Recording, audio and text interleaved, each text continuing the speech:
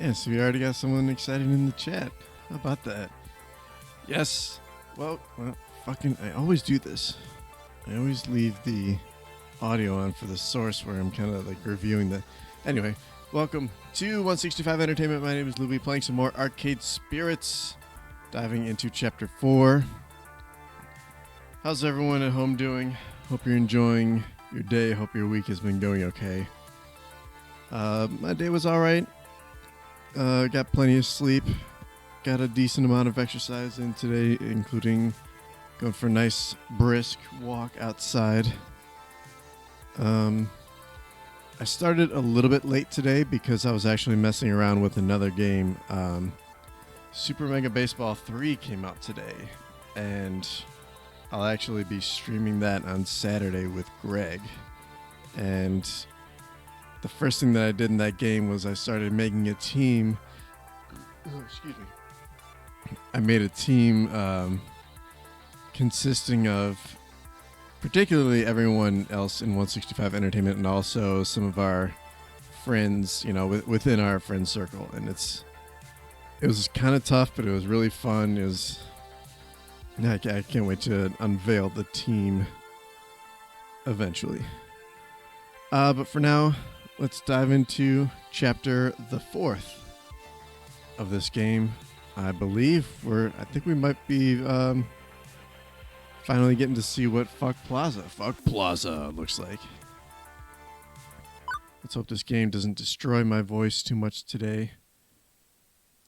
Because the more I read up on this, I'm trying to figure out exactly how many chapters there are in this game. Because as much as I am, I am kind of enjoying this, I do want to move on to other games and also kind of give my voice a bit of a rest. Because this shit destroys my voice. Well, not destroys, that's probably an exaggeration, but it's good practice, but also it's like I just want to chill. I want to talk about myself. I want to talk about you guys, but I also want to continue the adventures of Fleef. I want to see who he winds up with. It is the year 20 fuck. And yeah, if there's anyone in chat who doesn't know what's going on, feel free to ask me for any kind of recap. It's the future year 20 fuck. And this is my hour. Max is come and gone. was a like an arcade con. Max is come and gone, and we're hoping a good number of the folks we reached out to there will be here today at my big event, Fuck Plaza. This is a make or break event for me. A moment for me, rather. Off to a great start. My chance to put the Funplex on the map. My chance to make something more of this job than a 9-to-5 vacuuming the carpet and looking for missing ski balls. My chance to prove myself that I can do this. Everybody's counting on me to bring in the customers and keep them coming back for more. Without that, we're constantly at risk of the Funplex shutting down. So no pressure or anything. Here I am, psyching myself up, watching the clock. Once the little hand hits 10 and the big hand hits the 12, Fuck Plaza is go. I don't want to be nervous. I don't want to be freaking out like I was at Max. I want to face this with absolute confidence. Yep, there's that baby penguin. I wonder if there can't be one in every single scene, but now that we remember that penguins actually play a big part in this game, now I want to be on the lookout again. Fuck Plaza. Fuck Plaza is the name of the big event that I'm putting together to try and raise the popularity of the Funplex. We got to name it ourselves, and gradually Doc and I settled on Fuck Plaza. So now every time that comes up in conversation, even if it's like Naomi or Ashley talking about it, I always drop my voice down to say Fuck Plaza. Yeah. But well, sadly, I'm me and not someone else. And those old instincts to assume that everything will go wrong, those feelings are still hanging on. Oh, there she is. There's my girl. What's up, Naomi? Almost time to go. You ready? No. Yes? You know what I mean. Let's go with it. Let's go with yes, even if it's a no. Relax. You're a people person. Go out there and be the best person of the people. Be a person of... What the fuck? I am terrible at reading today.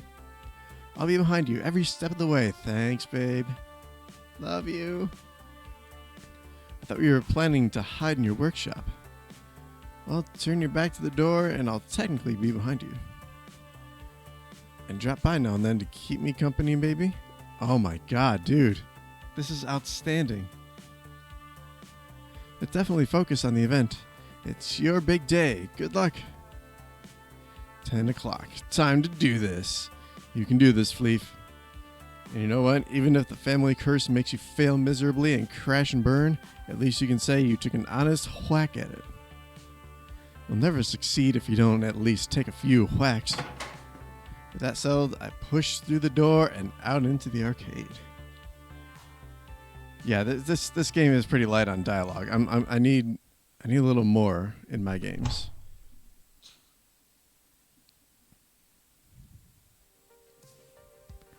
Let's be honest. We'll probably get maybe a dozen randos anyway. No big deal, right? And that is not a dozen randos. That is considerably more than a dozen randos. Wait, why am I panicking? This is a good problem to have. We want a big crowd for the event. Okay, it's more folks to wrangle, but I can do this. I can do this. I look like shit. I'm not dressed for the occasion. I step out in front of the crowd, waving for attention. Hey, everyone. Usually, I look down and make sure I'm wearing pants, unlike my nightmares about public speaking. Welcome, everyone, to Fuck Plaza at Francine's Arcade Funplex. We've got some awesome things in store for you today. I'll go over the basics, then we can get this party started. First, token machines will be spitting out extra tokens when you buy $5 or more of them, so make the most of it. Second, the Fist of Discomfort tournament. We're streaming it live on Queen Bee's channel. Signups are at the prize desk. See the giant pink flamingo for details. Third, a high score contest for nearly every other game in the arcade. Register your 3-letter initials with Gavin at the desk to join in. Whoever holds the top score at the end of the day gets a trophy and tokens. We're planning a monthly high score challenge leaderboard, so let's get that started. Fourth, for those of you participating in the cosplay contest, your outfit looks great, and check in with Ashley about the details. Fifth, I can confirm the rumors. We're going to have magical moon cuties playable on the floor today. The Funplex is home to the indies. Finally, in a few minutes, I'll be unveiling our new rare game. Only a few prototypes were ever made, and today you'll get to play one of them. All those things were on the flyers and the promotional website and so on, meaning the point-by-point was kind of redundant. They're ready to go. But I should pump up the crowd a bit, get them excited. I can't half-ass this either. Oh shit, I might need your help for this, chat. Warning, intense identity situation detected.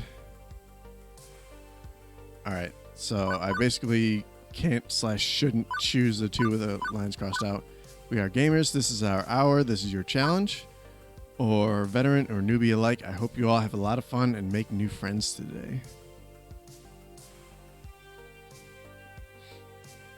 Your ears, was it that like weird, like virtual, like whatever noise that it was? Did that fuck with you? My bad. We got to vote for 2, veteran or newbie alike.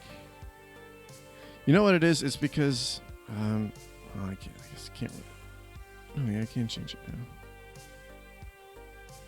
Yeah, okay. Just in case it does that again, I'll drop the sound effects. That's my bad. Everything in this game is so quiet that I had... Oh, shit! Alright then. I guess I kind of chose number 2. Well, I'm glad you guys both voted for number 2 because I kind of sort of got defaulted on it. That's weird. The Funplex is meant to be fun for all. Casual gamer or core gamer, young or old, retro or modern. We want everybody to have a blast. Even if you don't walk away with a trophy, you'll be walking out of here with memories of time well spent with these great games and the great people you'll meet today. So anything we can do to make sure you're having fun, you let us know. And we hope you come back to the Funplex again to recapture the magic moments you'll experience today. That speech didn't quite ring as well as it did in the options menu. And please, for the love of God, can you not dress like a fucking slob? On behalf of the Funplex, thank you for joining us at Fuck Plaza. Now let's get gaming! Yeah, that got him excited.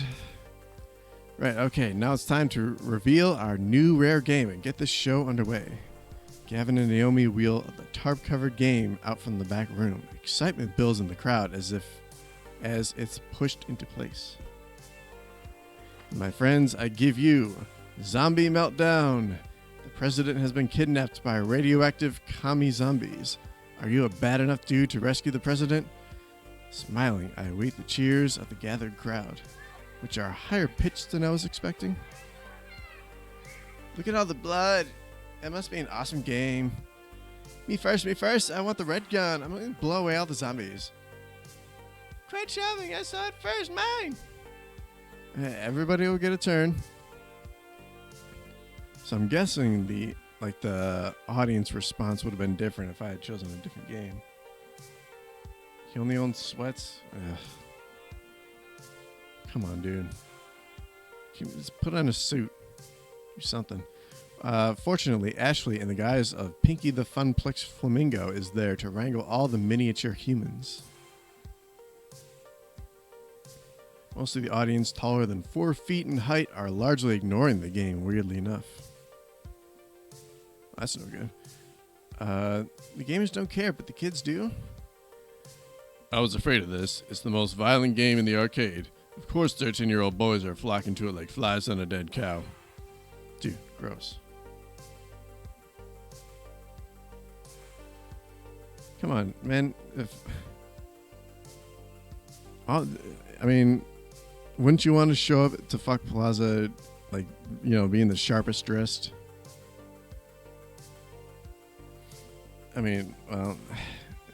I guess all the clothes would come off anyway, but anyway. Dude, gross. On the plus side, it should make us considerable bank, as I'd predicted. I guess, but it's not exactly, I don't know, it doesn't feel like a very friendly game for this arcade. As long as we can deflect offended parents, it'll do just fine.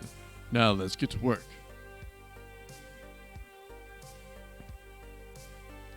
He only wears sweats to Fuck Plaza. Sweats oversized hoodies. You show up naked. That's what I was trying to go for with Fuck Plaza. I know how to rile the men up in sweats. That's how you wound up with an alien. So, anyway, my nerves unwind somewhat on seeing everybody ready to go. Maybe today will work out just fine after all. With the event underway, folks head off to sign up for the high score challenges, the FOD tourney, or just to go play some games. As for me, I work my way through the crowd and back to the desk. One last thing to do, check in with our VIPs before they dive headfirst into the storm. Teo's manning the stage to encourage folks to get silly on the dance floor. Percy's preparing for his Moopy run. Queen Bee's ready to face her first opponents. I know I can rely on the staff, but in a lot of ways, the gamers are our star talent for the day. It's their events. I need to support them. For starters, I wave over Teo. I don't want to wave over Teo. Go away. Go dance. All right, Doc, we will be here. Everything's set for today's dancing, Teo? In Teo fashion, he winks and gives me a thumbs up. Ready to rock, but I can't stop the chat. Running the stage is my focus for the next few hours, and it's going to take every ounce of social juice I can squeeze out. Oh, that's... yeah. Yeah, I want like an actual... I want a spin-off of this. Whoever like the developers and writers are, I want them to come up with Fist of Discomfort. Why does he sound like Lil Nicky? I changed his voice. It's supposed... yeah.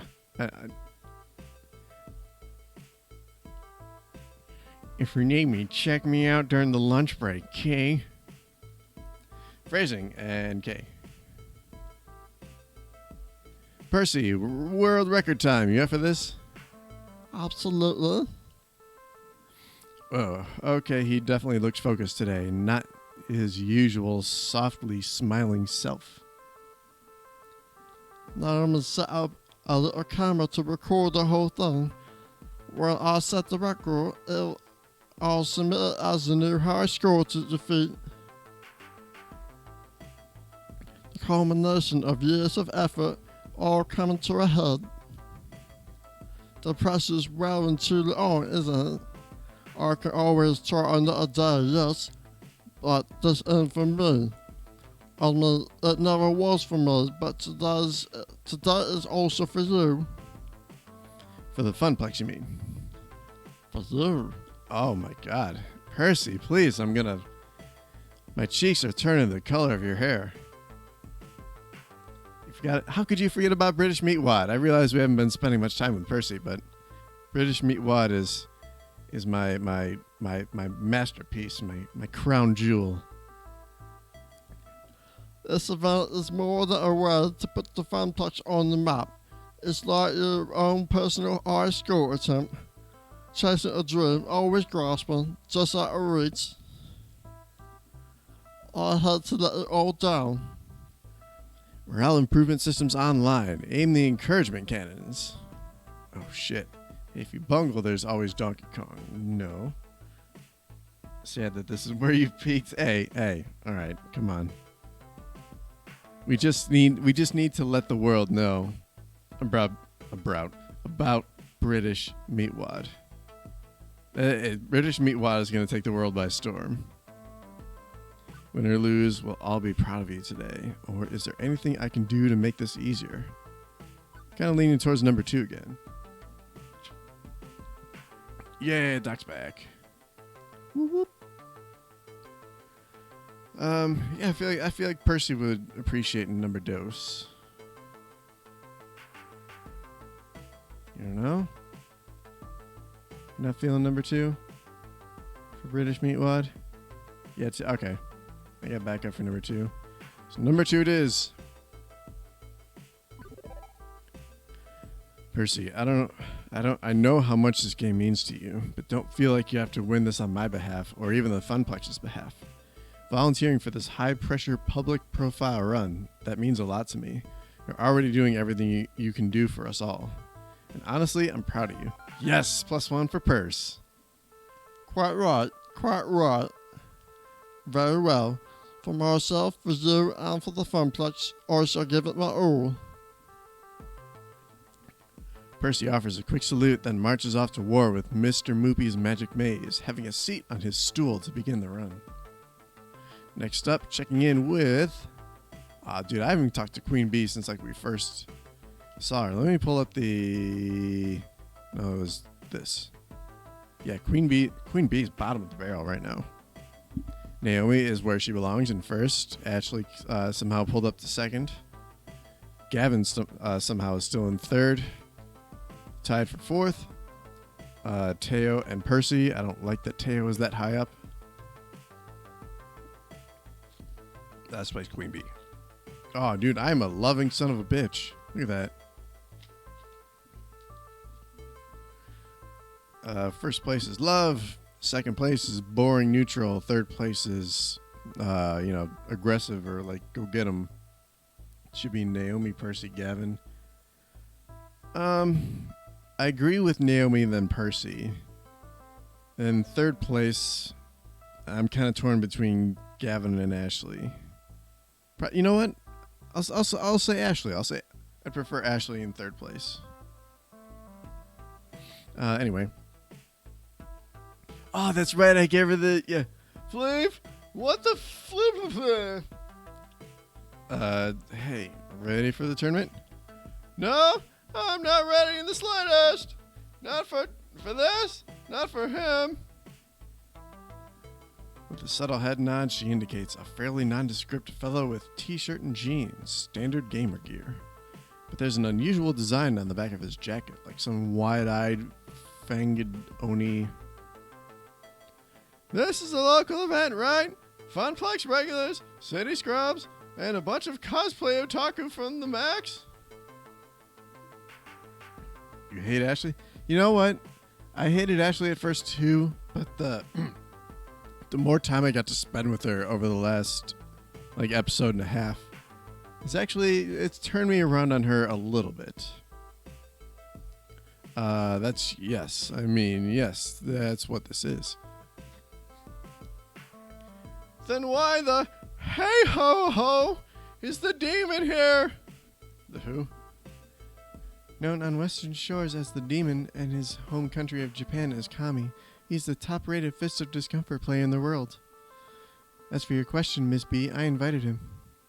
What? You asked me to handle invitations for the tournament, remember?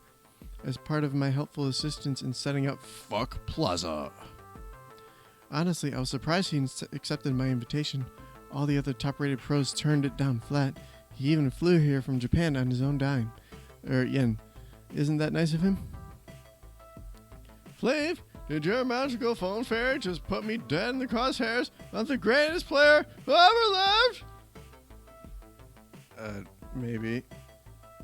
Yeah, the crossplay was a little bit different, but I think Otto would have appreciated it. I'd be okay with you ending up with Queen Bee just to hear the voice. Oh. Alright, should we make a run on Queen Bee today then? Because, Naomi's in first where she belongs, so as long as Queen Bee stays out of first, maybe we should give her a little boost. Maybe we'll go with yes.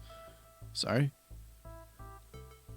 I am sure creasted. I'm so completely sure for creasted. Queen Bee can't be losing morale now, and I can't be having my friend so frantic over this.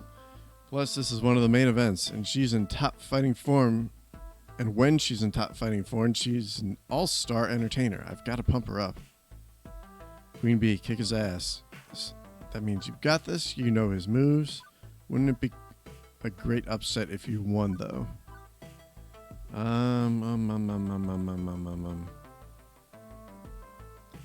Kind of thinking number 1. Maybe number 2. She's not the kind of person that would appreciate number 3. Shit.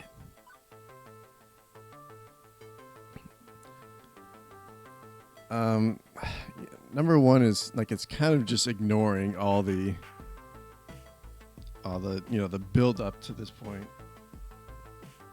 All right, we got 1 vote for 1. And by the way, if you're part of the crap, we are tied 1 and 2. If you're part of the audience, I've been taking essentially polls for every one of these dilemmae and going with the audience. Where normally I would be the tiebreaker, but since I'm torn between 1 and 2 as well, what I might have to do is my little my little closed eyes roulette, where I just shut my peepers and keep smacking down on the D-pad and see what comes up. All right, let's do that. Eyes closed. 1, 2, 3, stop. Nope, can't stop on that. Do it again. 2. Oh, I landed on 1. But you know what? You changed your vote, so. All right, let's go 2. So you've seen him in action before. That means you know what he's gonna do before he does it. Top-rated players are the ones in the true crosshairs. This is your chance to take down the demon, Queen Bee. I know you can do it. Oh shit! Good choice for 2. Give me a whale. What the? Was that a? Anyway, she squeaks out a smile, but it's not her usual radiantly confident grin. Yeah, true. Sorry. Oh god, the Narwhal song. My brother loves that song. Yeah, true. Okay. I've watched hundreds of his matches. I'll do this. Here goes nothing. As she marches off to join the tournament, I'm getting a sinking feeling. Did I make a mistake? Oh. My calculations estimated that having a top player would bring in at least 150% more attendance. I mean, I was just trying to help this event be the best it could be. You did fine, or you should have consulted with me first. I think she did fine. Because I mean, if people know that this guy, this like world famous guy, is playing this tournament, then it should be good business. Wano.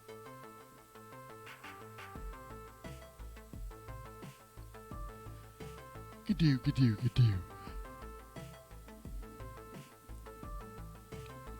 This is the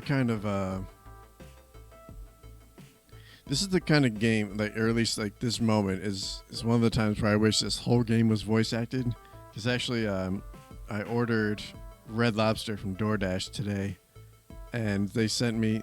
Normally they'll send me like 2 free biscuits, but today they sent me like a dozen free ones. So right now I just want to like chow down on them while this game basically plays itself.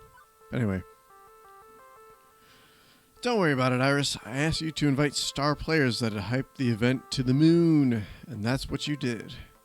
And even if the demon beats Queen Bee, well, the Funplex Even wins. So, I feel kind of bad, but it's good that I feel bad, right? That I'm not making a purely quantitative analysis of the situation. Humans are rarely purely quantitative. Exactly. That, oddly enough, cheers her up a bit. Right, that's everybody squared away. For the next few hours, it's Floor Attendant Fleef on duty, making sure Fuck Plaza soars like an eagle rather than a turkey.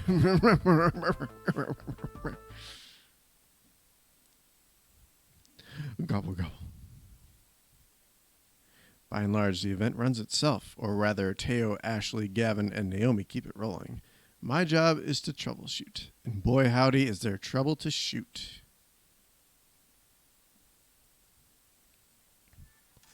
Not 1 hour in and we've got problems. Even if they aren't major ones, I don't want even minor problems to mess up this event. Not even 1 glass of spilled milk. My stress level is so high that I might start bawling at the sight of it. Beep beep, Fleef. Can I be of assistance?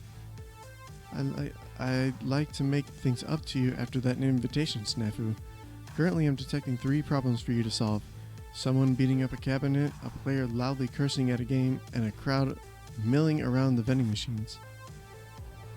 As floor attendant and event manager, it's my duty to make things right. The crowd's already on edge from all the high-stakes competition. Where do I start, though? Honestly, the last one is not that bad. It's sharks are snorkeling. Stop snorkeling the sack machines. This one I know will earn me points for Naomi. Number 1. Number 2 is a problem. And I feel like it would earn me points with Gavin. Maybe with Ashley. So I wonder how many of these I'm going to actually get to solve. So presuming none of these have to do with Queen Bee, then I might just stick with numero uno.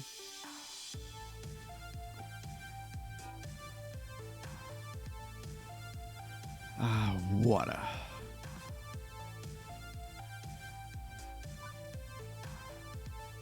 Alright, yeah, I'm gonna stick with numero uno. Take me to Naomi. Oh god, look at this guy. Oh, he's been here before. This gamer's busy smacking the side of a Wild Rider cabinet. Fake plastic motorcycle handles on the front of the game rattle each time. Oh, yep, he had a vote for 1, so yeah, that's the way I went. No, this can't be happening! Sir, you're not allowed to hit the games. Plus, if Naomi saw this, he'd be as good as excommunicated. You're that guy I got mad at when the fat dude wouldn't stop playing Loopy, right? Sorry, I've got anger issues. I'm trying to work on them. But would you just look at this of all the rotten luck? I got the top lap score. I did it. And now this game's frozen right after crossing the finish line. Honestly, I'm not surprised.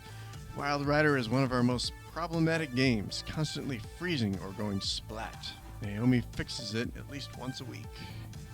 You know what? It's good on this dude for really acknowledging that he can unintentionally be kind of a douche.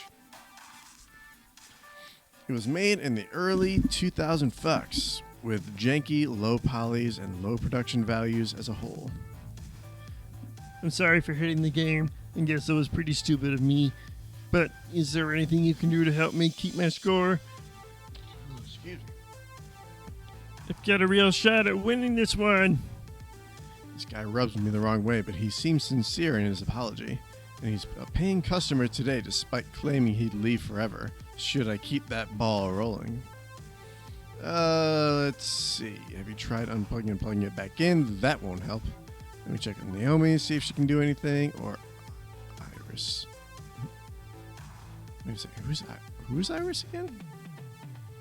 Iris, is there anything you can do here?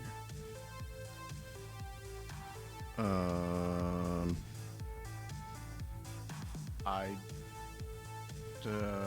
don't remember who the fuck Iris is. Fuck. Why am I drawing a blank? But I'll probably wind up checking with Naomi. Oh yeah, I'm a dumbass. You're completely right. Iris is the app. Yeah, she's not gonna. She probably can't do anything about it. This is definitely a Naomi problem. Okay, hang on. Now I'm gonna check with our technician, see if there's anything we can do to recover your game. I already texted Naomi for you. Oh, so I wonder. Yeah, god damn, I'm a moron that I forgot that was Iris. I wonder if that would have been her solution anyway, was to contact Naomi.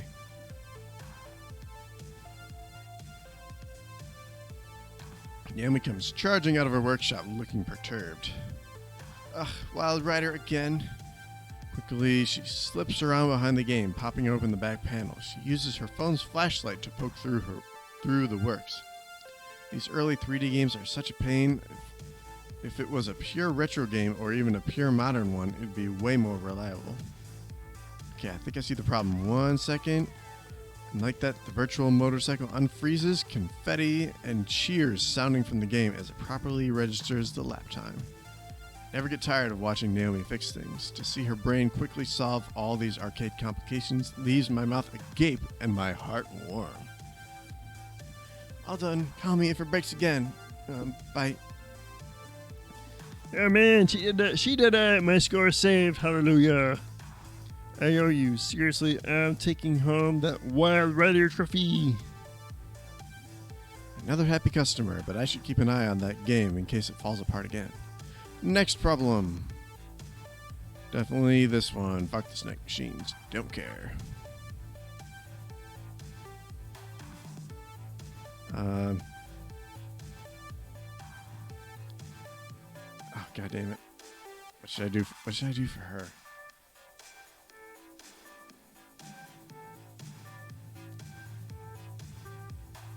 Of all them.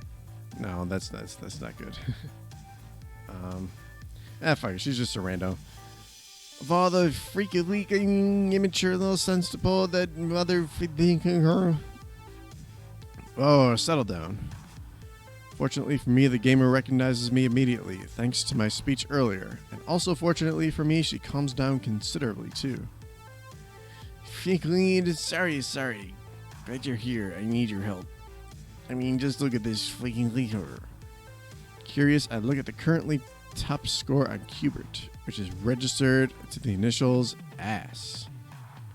Can't believe it, someone got my top score and then put it in joke initials just to ruin my day. I know exactly who did it too, Steve, that son of a game. He's always pulling geeks like this to mess with me.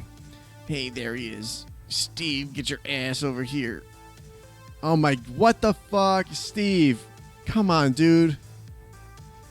We're in the middle of a pandemic. Get your goddamn finger out of your nose. Steve glances over with a bemused smirk. Steve glances over and with a bemused smirk strolls on over to us. Joy, something wrong? Of course something's wrong. You stole my high score.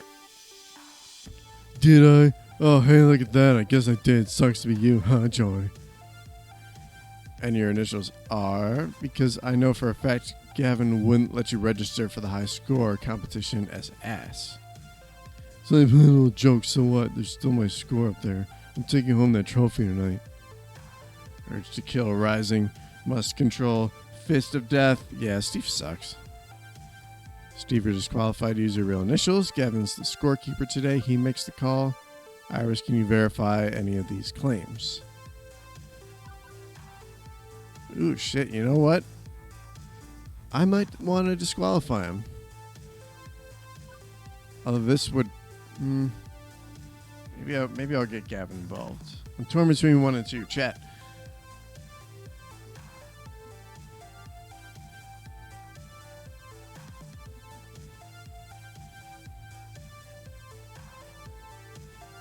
He's probably going to wind up getting fucked over one way or another.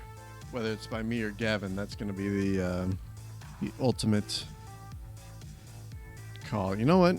I might take it upon myself because I feel like if I go over to Gavin and he is either going to just agree with me or maybe even just say like, you wanted this opportunity so you could step up. Why are you falling back on me?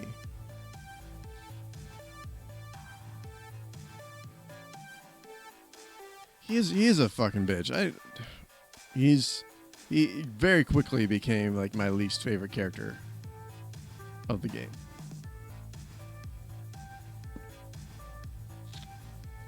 Delicious. You'll go for 1? All right. 1 it is. Boom. Yeah, sorry, no.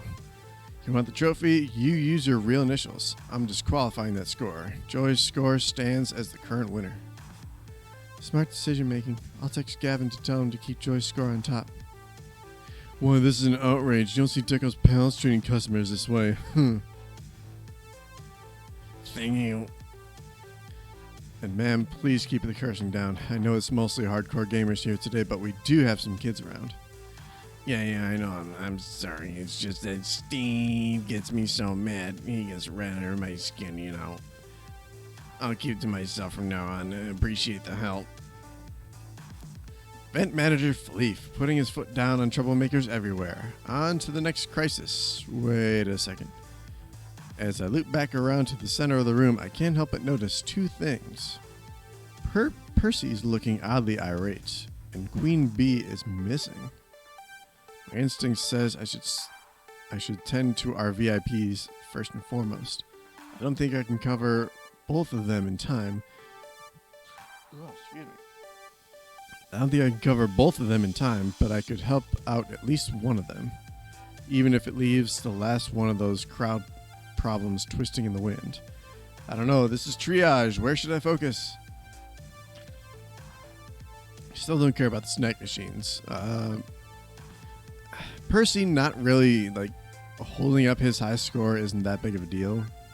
But Queen Bee being completely absent kind of seems like a bigger problem. Since she is streaming shit on her channel, she should be there. So I'm voting 1 for this one.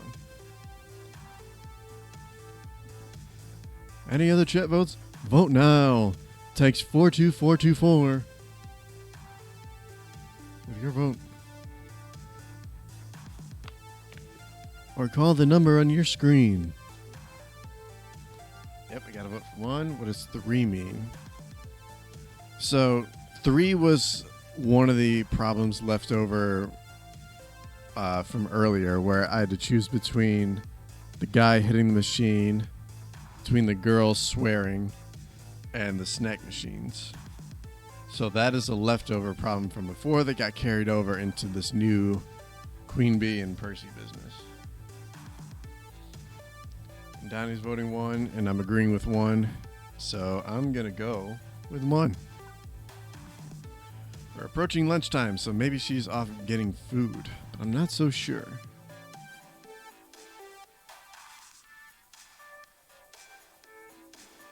We can't have sharks at Fuck Plaza.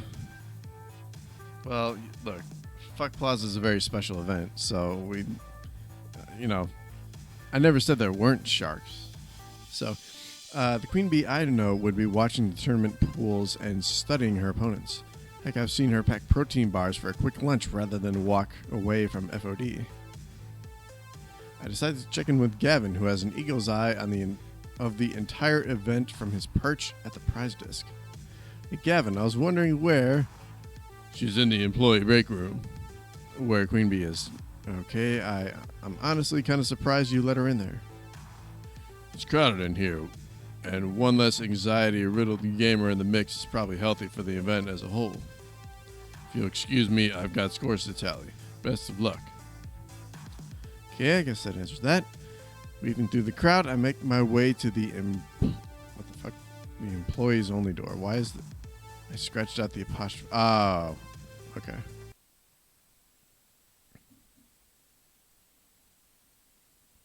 Time to have a heart-to-heart with Queen Bee. Sure enough, Queen Bee's here, thumbing through her social media feeds. Hey, QB. Huh? Oh, hey, kid. So, not much, really. Just wondering what I'm going to do after L7 boots me from the team. I lose all my subscribers, and I'm lying downtrodden in the esports gutter begging for tokens. Goddamn, lady. Relax. So, not much, really. What, because of the demon? One loss, especially to the best player in the world, can't possibly torpedo your whole career. Queen Bee sighs, locking her phone for now and tucking it away, her face still wrought with trepidation.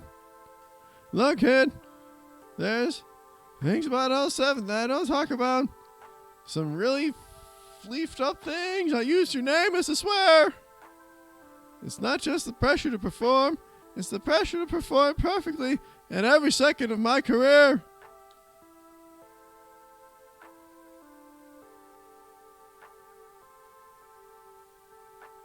Beauty is there. I don't know if we got any clips from it yet, though.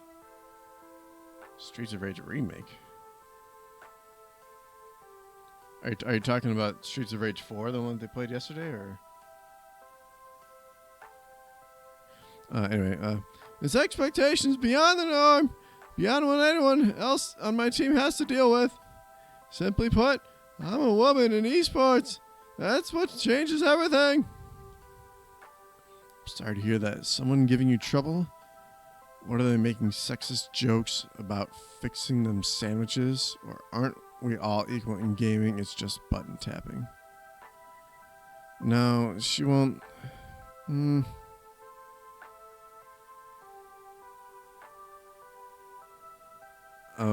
torn between 1 and 3 on this one. That's why Remake is a fan-made game. It remade all... Ooh. Interesting.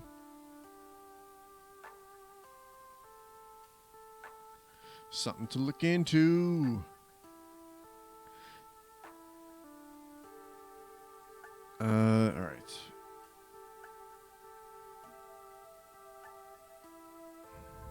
Sorry to hear that. Is someone giving you trouble? It is... showing some good concern. So I'm leaning more towards 1, with 3 being a close second. I feel like she could use the comfort of 1. Since she's finally being vulnerable, so to meet her vulnerability with a sense of care would probably go a long way for her.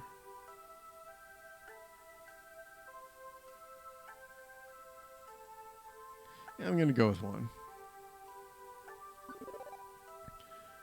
Queen Bee, I'm so sorry to hear that. Listen, if someone on your team is making your life miserable... Yes, +1 for Queen Bee! What? No. No more misery than what I have to deal with on the daily from the persistent internet trolls. The fuck I get from my team is... and it's not even the right swear word. The fuck I get from my team is way more subtle than that. But it stings way more than the normal barb. Do you know why L7 signed me in the first place? I'm their mascot. The only lady on a male-dominated team. Okay. I was just so excited to be getting a pro contract in the first place that I didn't look any deeper. You know, I really should have looked deeper. If I did, I would have noticed their history. Women gamers hired and fired over the years, always let go for performance issues. Performance issues, my ass. Oh, they let S. They have a rotating slot for the obligatory eye candy hire, and everyone knows it. And now I'm starting to hear rumblings about my performance. It's like I'm getting too old for them, and it's time to trade in for a younger, hotter esports star. Damn. And it's not like any of this is in writing. Oh no. They never say why it happens. It's to avoid the legal system, obviously. They blame the gamer every time. Poor performance. But it's as plain as the nose on your face. Yeah, she's kind of defeated right now. That's when she gets depressed. She loses the Jerry. Instinctively, I go cross-eyed, trying to look at my own nose. Well, maybe not your nose. Yours is cute as a button. You know, this kind of microphone stand happens all the time in esports. Montages and interviews are always focused on me being a woman and not on my skills as a gamer.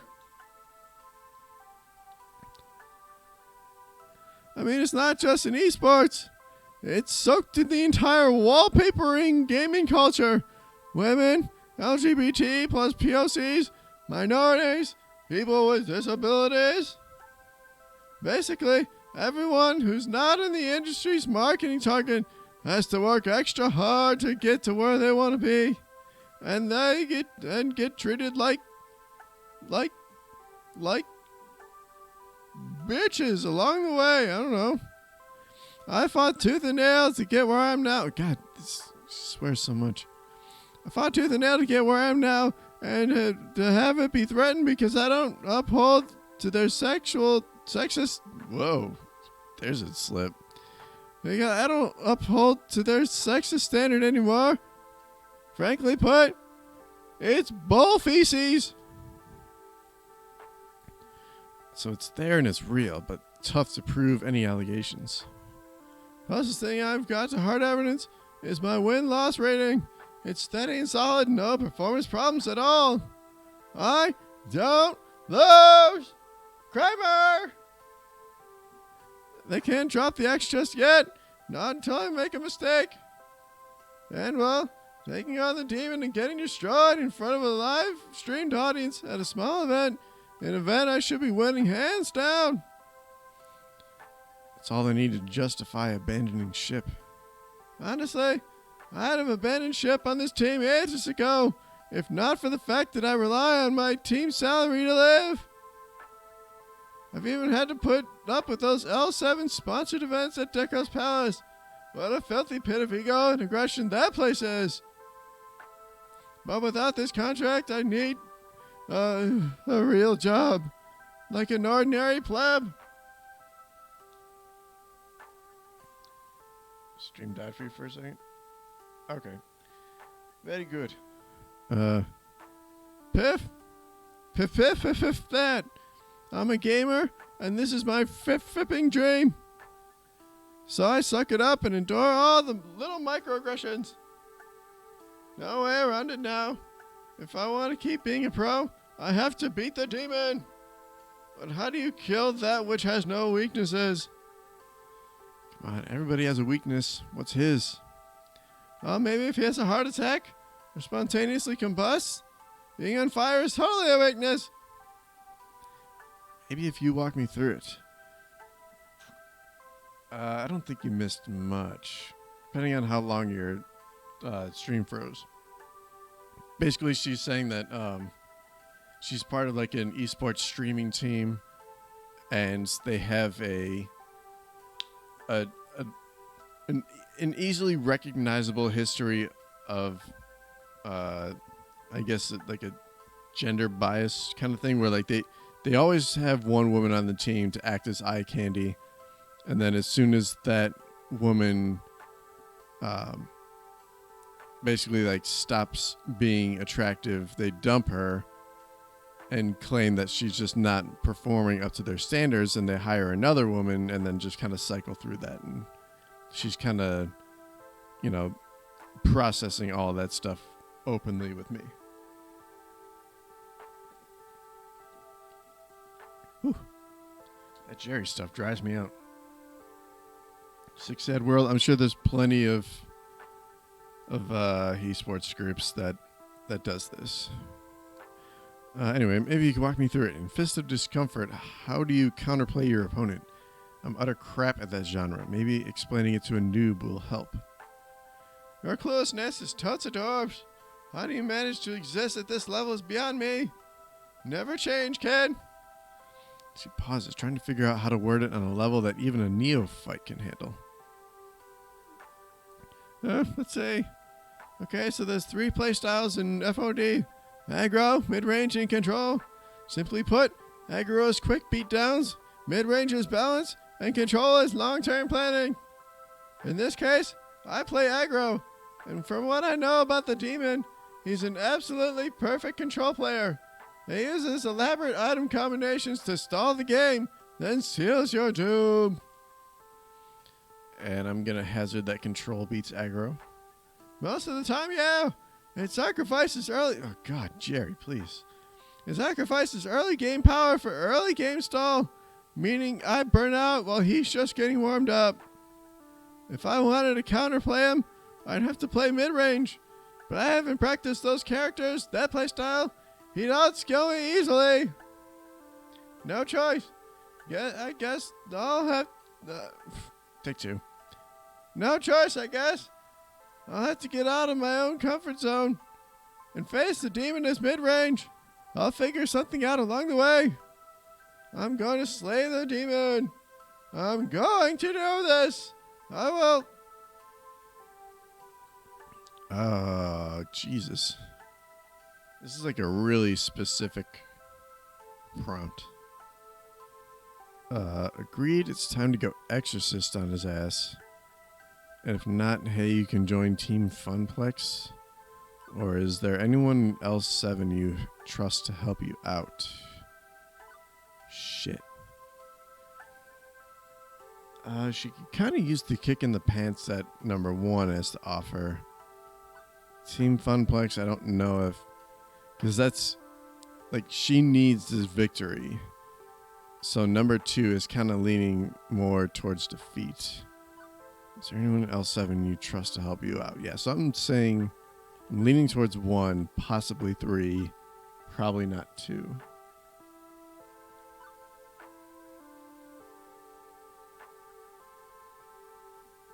Oh, goodness. Cast your vote now for which option you want me to take.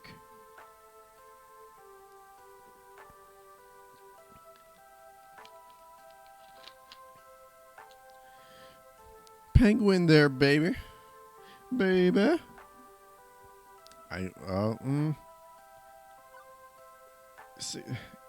69 route is a very different game. I'll talk to the writer and see what we can set up for like a director's cut of the game. In the meantime, I'm gonna go with numero uno. I think it's time to load up on holy water and crossbows and purge this entity from our sacred funplex. Yeah, you voted Uno? Okay, sweet. Yeah, another +1. Hell yeah. Now we're talking. Let's put L7 aside for the moment, because even if I win this battle, I'm leaving them in my wake. But here and now, it's time to focus on the fight. All right, she's starting to climb up. She's tied for 3rd with Gavin. Hey, kid. Thanks. This helped. I mean, I'm still very likely doomed, but I feel better about my doom as a whole. You'll be there for the finals later on today? I don't want to be a pirate. Otter, I think you might be on a delay, perhaps. Because I answered that prompt like a minute ago. I nod in affirmative. Although Percy should be wrapping up his high scorer run at about the same time. Meaning... Hey, it's cool. I get it. You've got a lot going on. No pressure. Now you've got an event to manage, and I've got a fight to prep for. Let's both do what we do best. You got it, Queen Bee. She pulls out her phone to do a little research as I depart. All right, so we got 2 points with Queen Bee. What else we got? Half of Fuck Plaza in the can. Have to go. I've been running myself ragged trying to catch every little problem, and there's still plenty left to do, but no sense not practicing self-care too. It's time to get my lunch on. And while a nice quiet moment to myself would probably help, what would help more would be a smidge of social interaction beyond crisis management. Percy and Queen Bee are obviously tied up in their own affairs, but everybody else should be open. Who could I lean on in my time of need? You're struggling. Okay. Naomi's still in her workshop. Maybe she'd like company. Gavin could probably use a break from score wrangling. Ashley just ducked into the employees only room. Teo's lurking around Showtime stage could be a good moment. I don't want to go out with Teo. These first three are all very viable options. And Naomi has a pretty strong lead at the moment. Okay. Oh yeah, that's right. Last week Teo had the Elmo voice, and I was able to do that for like a half hour, and then it was taking its toll on me.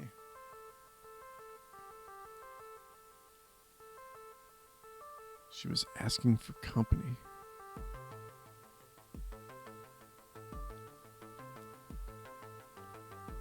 She hinted you. Who are we talking about? Oh yeah, Naomi was. She was hinting me. I mean, I definitely could. And I know Otter would enjoy that very much as well. Shite. You know what? Let's secure Naomi's first place position. Naomi it is. Naomi's been hiding away in her workshop all day, coming out only for spot repairs on games. I'll go see if she wants to hit the whole story or something for lunch. I turn the handle to the wide double doors of her workspace and step inside. Yep, we got another vote for Naomi. I think you might need a string refresh as well, possibly. Hang on, I gotta check my phone something for a second. Talk amongst yourselves. La la la la la la la la la la la la. What's all this? See ya. Oh. Sorry.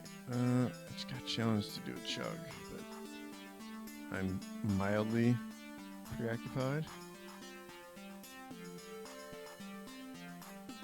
Okay.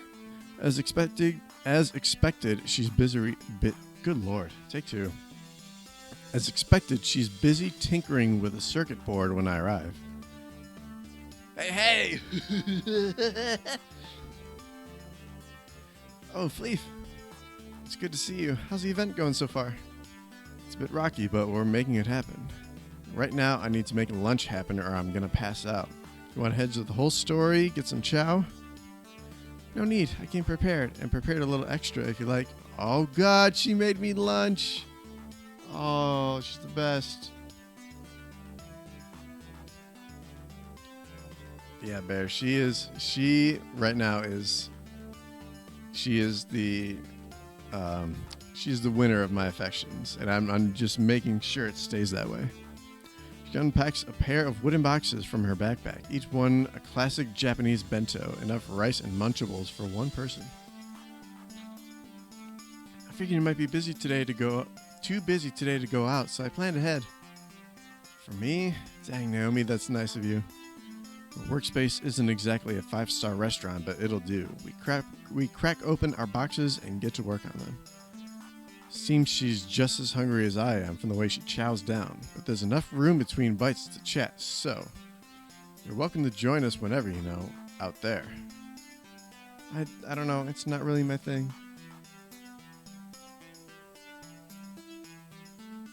Crowds, I mean.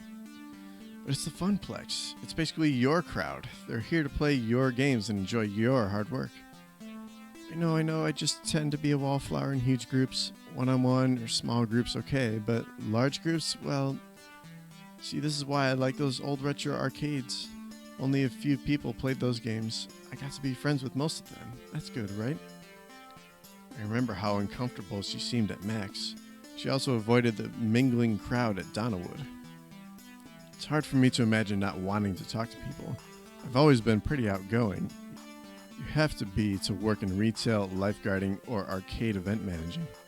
Yeah, I'm also pretty, I'm the guy that leans more towards the smaller crowds. But I'm extroverted while she's clearly introverted. Nothing wrong with that. Do I really want to try to push her out of her comfort zone?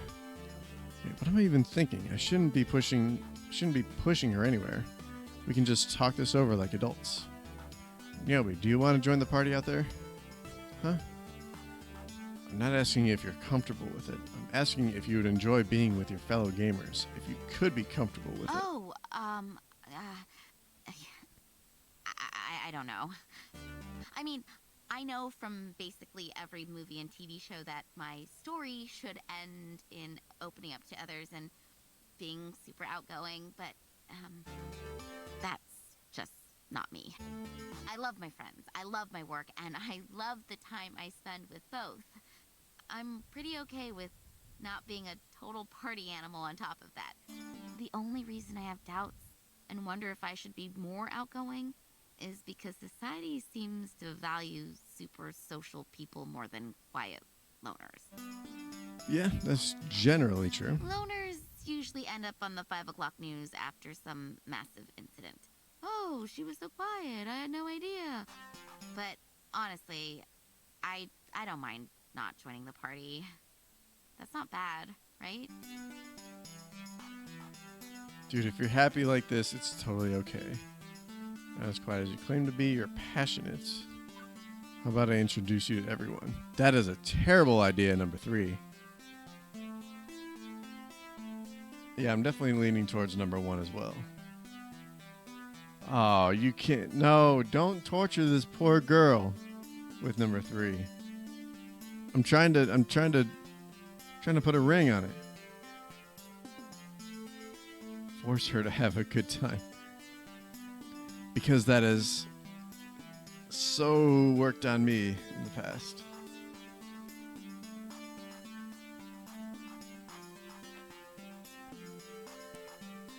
Three is the last thing she wants to hear right now. Tell her she's passionate.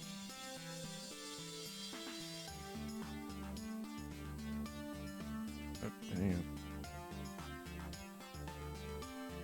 Take her to a strip club. Oh, man. 2 is annoying. Don't...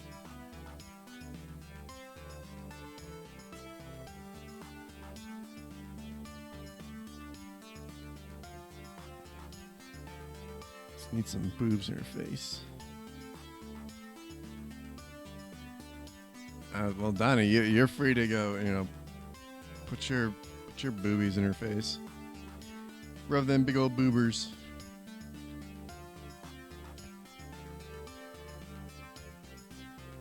A banana bar. Oh my god.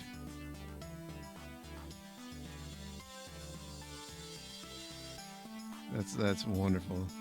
Stop trying to mess up our relationship with our wife.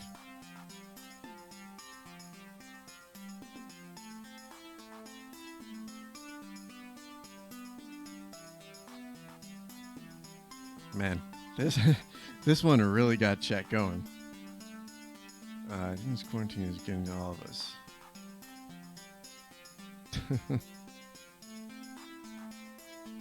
Look, man, if there's anyone who needs a pair of female boobies in their face, you're listening to them right now. Oh, Lord.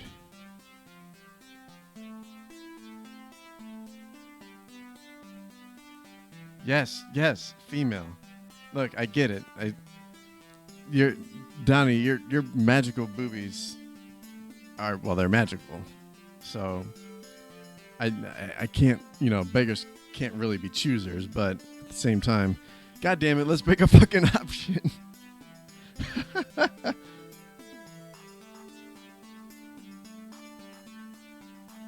right, I'm gonna be nice. I'm gonna be a sweetie pie to my future wife here.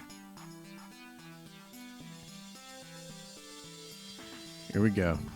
Bada boom. There's nothing wrong with being introverted. As long as you're happy, I'm happy. Let me handle the crowds for you. I'll be your wingman and tackle the situations you'd like to avoid. I think the main concern people have with loners is if they isolate themselves due to depression, avoiding their friends and things they would actually enjoy. Whoa, this is starting to get a little bit long-winded. No! Oh, God damn it. Donnie was right. It probably was the passionate. Fuck. Damn it. Oh, man. That's sad. I mean, she's...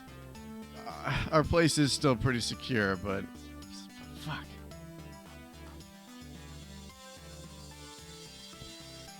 That's not me at all. I love spending time with you and all the others. Yep, so don't think you have anything to worry about. And if you do want to pop out and check out Fuck Plaza, take as much or as little time as you want, hang back, or get involved. It's totally up to you. Okay? Oh, there it is! There's the +1! Oh, I retract what I said. We got the +1. Hell yeah. Thanks, Fleef. Maybe I'll do just that. I might blend in with the wallflowers, but it would be nice to get a peek at what's going on out there, if only to appreciate the hard work I've put in. That was a pity +1. Look, pity +1s can go a long way.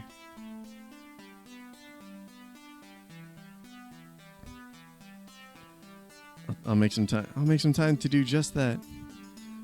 Oh, and maybe when you aren't wrangling a dozen contests and dealing with hyper-competitive gamers, we can, I don't know, walk the floor together or something. Yes! Oh, for the love of God, please. Yeah, I think that might work. Better than my past efforts at being community-minded, at least. Naomi sighs, poking idly at her lunch with her chopsticks. My past efforts... bleh. I wish the internet didn't suck so much. Huh? Well, there's tons of communities online for arcade enthusiasts, and it's easier to mingle in a virtual group of total strangers than a real one. But the last few times I tried, well, you'd think nerds who are used to being picked on for weird hobbies would be less likely to pick on each other, and you'd be wrong. That is, holy fuck, that is very accurate, because there's so many goddamn, like, gaming and movie communities that I'm a part of, and it's mostly consisting of people like myself who just, like, we're always teased and given shit, like in grade school and whatnot. And then we're given our own communities, and all we do is fucking give each other shit. It's so fucking dumb. There's just too many people, even in the smallest of communities, willing to take a big old dump on you for being even slightly different, or to gatekeep, or worse, if they're willing to be friendly. Like, too friendly. Like, wanting to know where you live, and wanting naked pictures friendly. Yes, toxic. That's exactly what it is. Toxic goddamn communities. It's fucking to the pits. Send nudes, like, right now? Well, I mean, look. I don't have any webcam on, so how do you know I'm not doing this, doing this stream nude already? Anyway, yeah, that's not great. But I found that face-to-face people are nicer. When you know there's a human with feelings, you aren't as likely to step on those feelings. That's why I like hanging out with friends. All the fun of being in a small community, all the advantages without being overwhelmed by a massive crowd. It's exactly the right fit for me, yeah? Oh shit. If anybody asks for naked pictures, I'll punch them. You're open about what sort of social contact you love. Good. That's a weird answer. It's up to you. I won't push you to do anything. Alright, I'm torn between 1 and 3 on this one. You know what? Naomi is naked right now under her clothes. She sure is. Wow, that was creepy.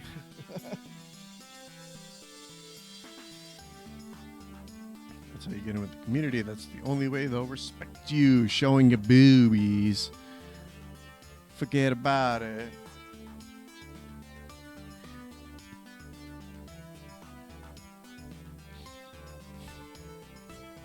Oh, man. I feel like it could be any of these. I feel like any of these would be the right answer. And maybe, you know what? I'm leaning away from 1 now that I think about it. Because I feel like that shows that I'm like, that's the part of the conversation that stuck in my mind. All right, we got 1 vote for 2. One is kind of lame. It started out okay in my head, and then like the more I thought about it, it didn't sit well. So yeah,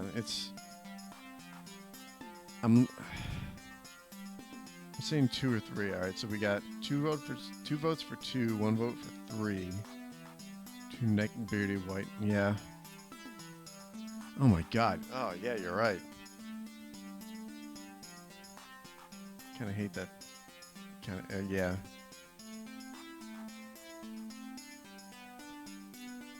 Shit. All right. I think 2's kind of winning this one. Yep. All right. That was last vote for 2. We're going for 2. You're open to. All right. No sense diving headfirst into the deep end. You can wade in the. What the fuck? Take 2.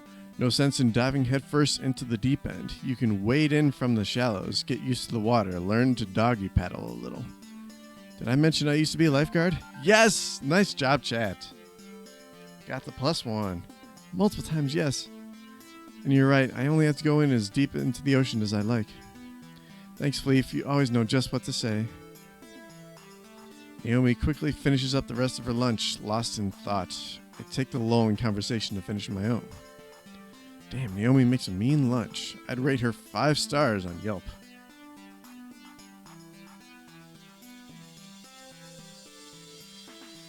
Yeah. It didn't do the best job at reflecting what I actually did say. But we took that chance. We got it right. That's all that matters right now. We should both get back to work around the clock, you and I. And once I'm done in here, I'll pop out and say hi, or at least look around. Seriously, thanks for visiting. Really cheered up my spirits. Okay, have a good one. You too. Okay, so I gotta know, why the fixation on retro games? Dude, she already told you that! I'm not saying they aren't cool, it's just not something folks our age are usually into, right? That with posts by 20-somethings on classic game collector sites. But you're really asking why I'm into this stuff. And hey, what's not to love? The cool glow of a cathode ray tube, blooming color through the scan lines, the simple and clean pixel art style. One stick, a few buttons, easy to learn, hard to master. You can keep your crazy networked real-time strategy beat-em-up esports fighter thingies. Give me a maze, or a spaceship, or a bunch of dots any day. We've had this exact conversation before. Did we just like rewind back to chapter 1? What the fuck? Or a princess to rescue and turtles to jump on. There was more jumping than rescuing. Not enough games of princess rescuing princes or cats or anything really. What is happening? I'm very concerned that we might. I'm hoping we didn't just like break this game. What the fuck? So how do you get started with retro games? I gotta skip this conversation. We've had this before. Yeah, he ditched you at the arcade to go hang out with his friends, and then, you know, you didn't like all the big crowds hanging around the bigger games, but you would go and play the retro games where there weren't that many people, and you got to befriend those few that were. This might be purgatory. You're right. I ain't taking games too much. You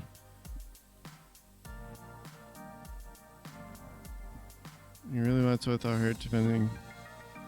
I don't remember which was the answer to this. Guys, what the serious fuck? Maybe I might have been this one. Don't be sorry on the kids and blah blah blah. We got we got another +1 with Naomi. I guess it's like kind of,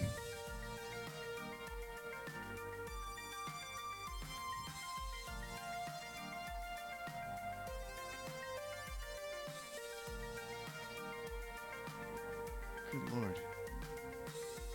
You know what? Yeah, maybe it's a test. I hope it's just a test and that we can go back to fuck Plaza. Retro games. This Paradise, blah, blah, blah, blah, blah, blah. Shit. So it wasn't this. Do you have any favorites? +1 for Naomi. She loved Pango, and that's why there's a bunch of fucking penguins everywhere. We see the one. She's going to talk about the penguin plushie she has in her office. I know you. Oh my. This is.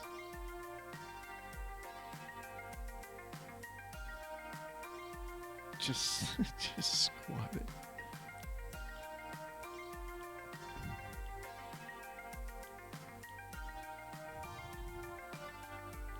Back to mine. Certainly is a little brighter now. Please don't fuck up, game.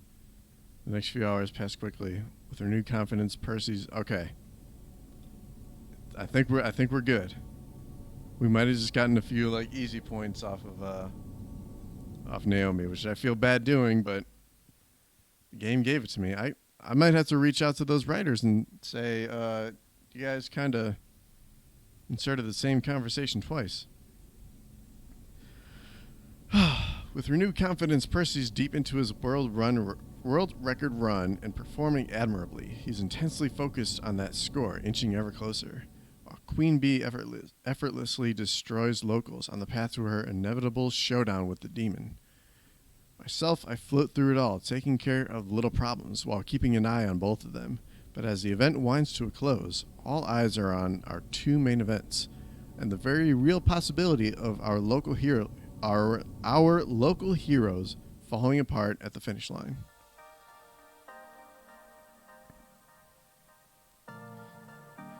Technically, the arcade-wide score competition is still on, but the crowds are ignoring the games in favor of crowding around Fist of Discomfort and Looby. Percy's been on a solid run since his earlier fumbles. Queen Bee's been effortlessly destroying all competitors, as expected. But the demon has been matching her game for game, destroying all his opponents as well. And as predicted, grand finals will come down to Queen Bee versus the demon. As for the magical world of Moopy, Percy's closing in on that world record, with the tape rolling and ready to submit to Twin Galaxies. Pressure's on. I got Queen Bee through her worries, but that was just the prelude. This is the main event. But Percy's not looking great, hunched over his joystick. He might need me. I can't be there for them both, as much as I want to. Who do I focus on? Oh, here we go. Make sure you make a note about what line of dialogue it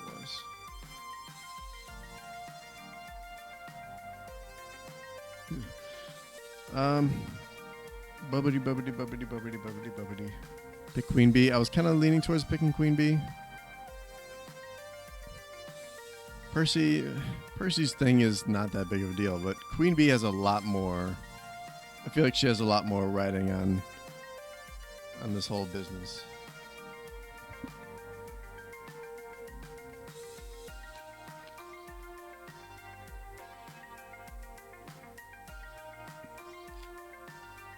Queen Evie, and it looks to be a sombrero. Dude, do you guys have a sombrero? Can you put that on your dog?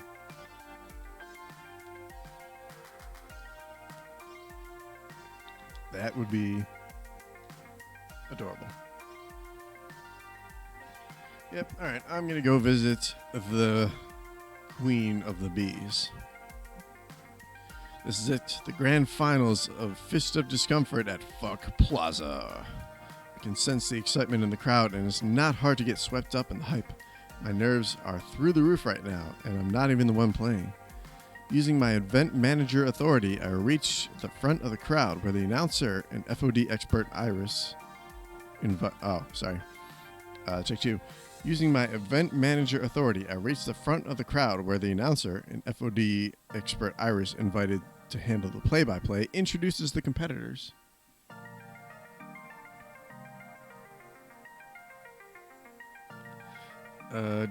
Sorry.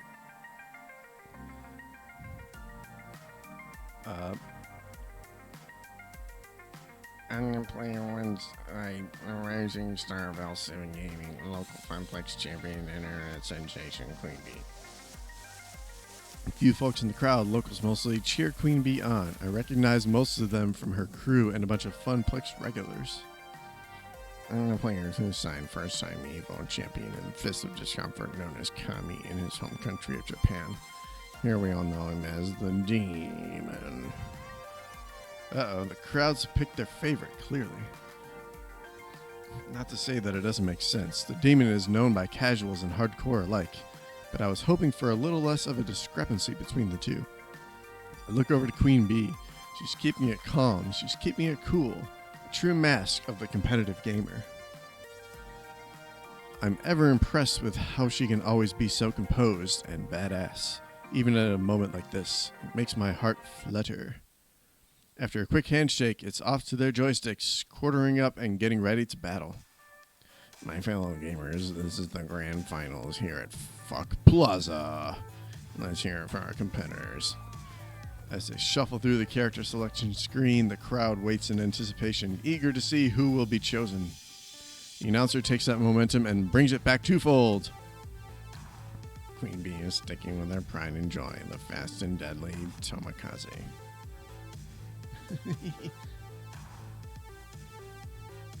From what I've learned, Tomikaze is a light and fast character suited for Queen Bee's aggro style.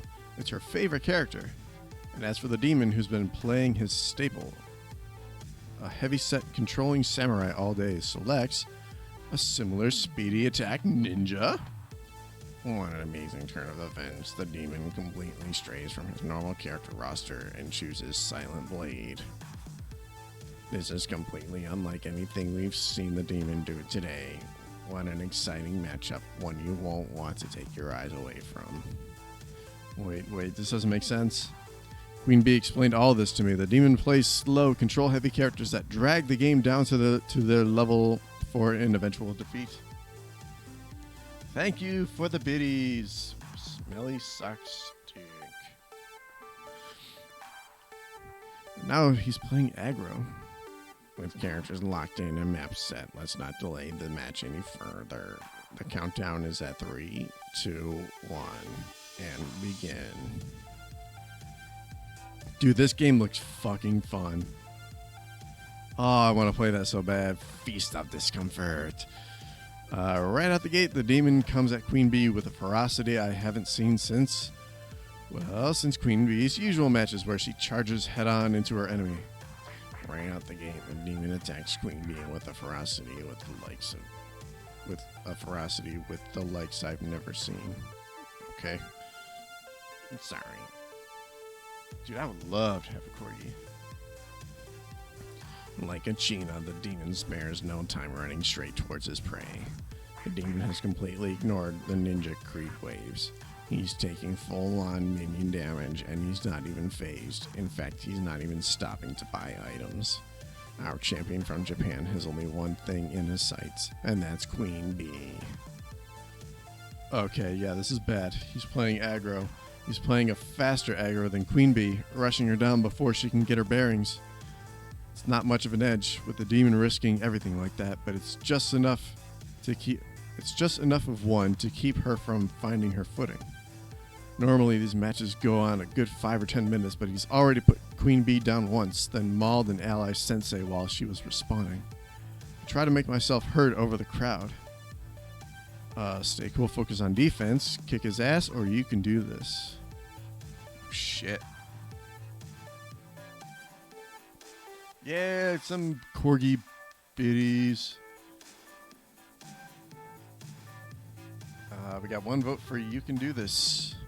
We've got one vote for stay cool, focus on defense.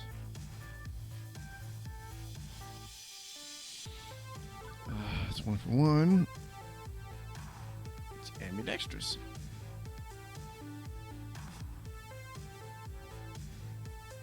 La la la la la. And we got a vote for 2. Oh, Lord. All right, so it's all tied up. 1, 1, and 1.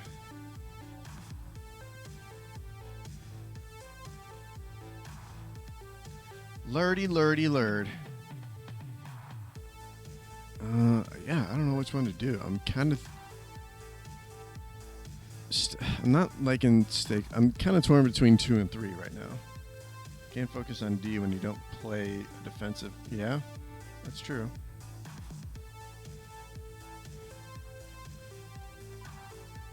Oh, man.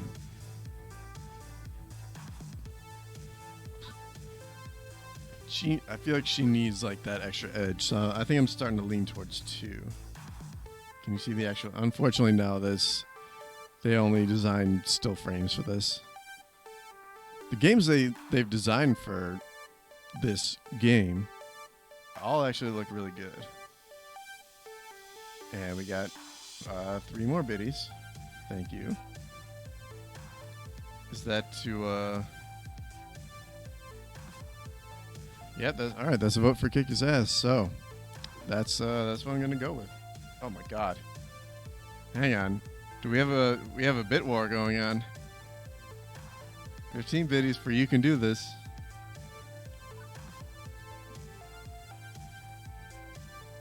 Oh my god. Oh my god. Now 20 biddies for asses to be kicked. Alright, so that's, 23 to 15 for ass kicking.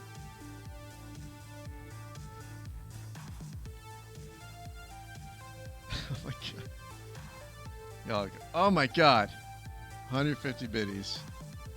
And he's up to, you know what? And he's cheered 165 right now. That might be the magic number.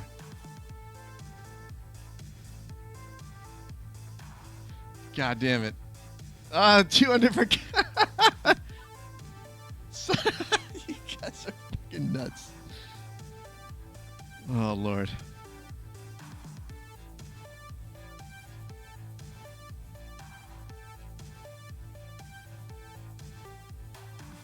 Ugh.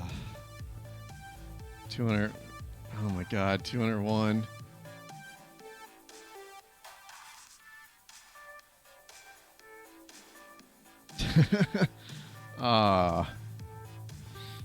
Ursa has admitted defeat.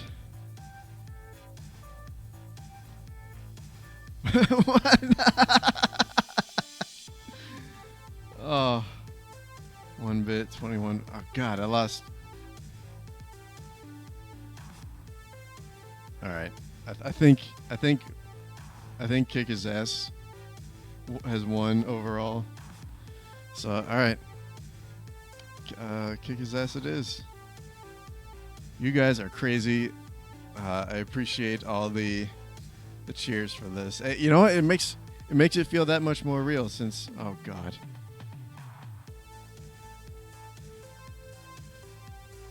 Oh, damn. You joined the Kick-Ass camp.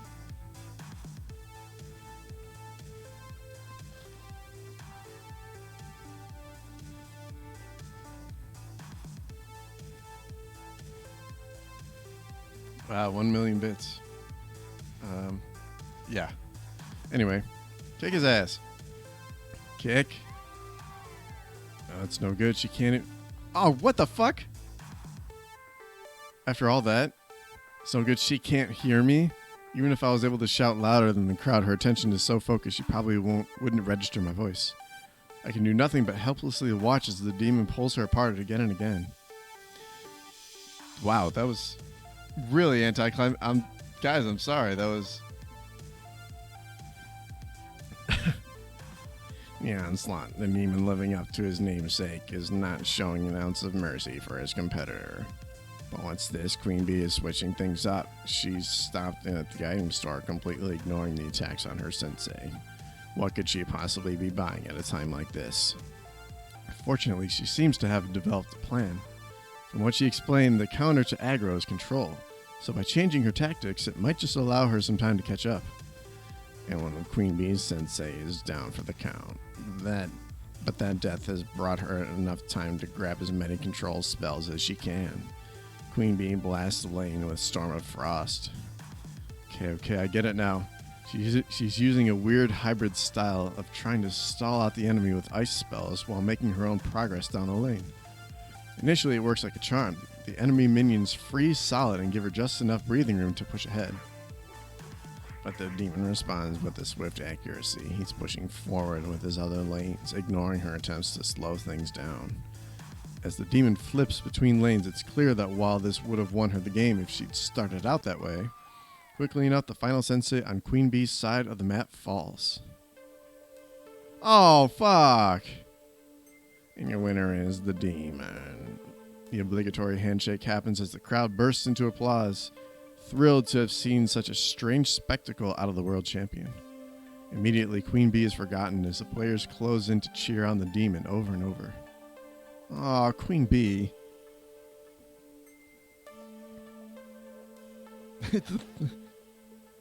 35 bits for getting played. Guys, I'm so sorry that's how that turned out. I was hoping for anything to come of that. Perhaps it's her cue to depart before the cheap plastic trophy I got from the dollar store is awarded to her rival. Queen Bee slips away, and I decided to follow.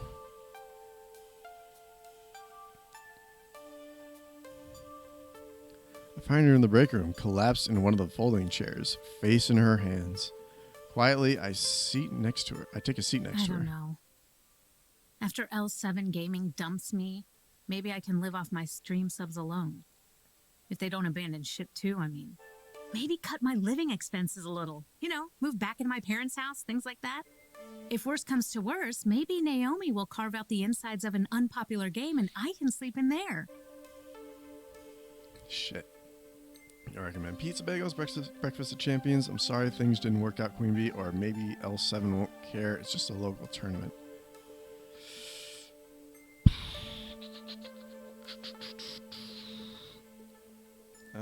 Shit. Kind of leaning towards 3, maybe 2. 1 is not really what she need right now. Gotta vote for 2. I'm sorry, or L7. So it's kind of like more votes for 2 at the moment. With my last bits. I appreciate those. I appreciate all the biddies today. I'm poor now. Next time we'll get that hype. Next time, hopefully, it'll fucking amount to something.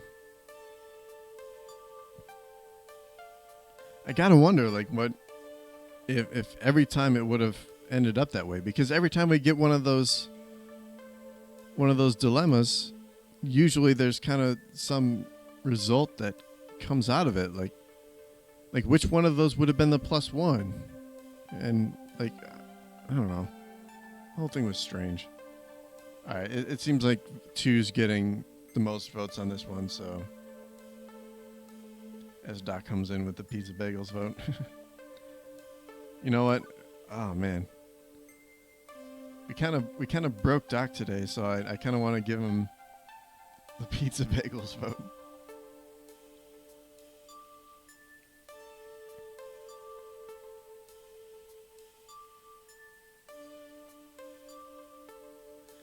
When pizza's on a bagel, you can eat pizza anytime. You said you're broke now. So since we broke your bit bank.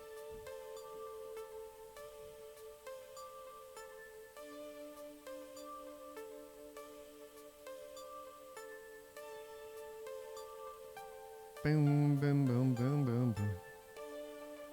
Hey, want a refund? Well, the best I can do it.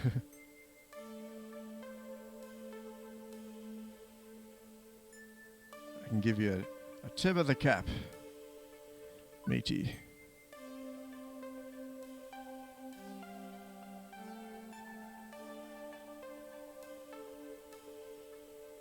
You don't want your money?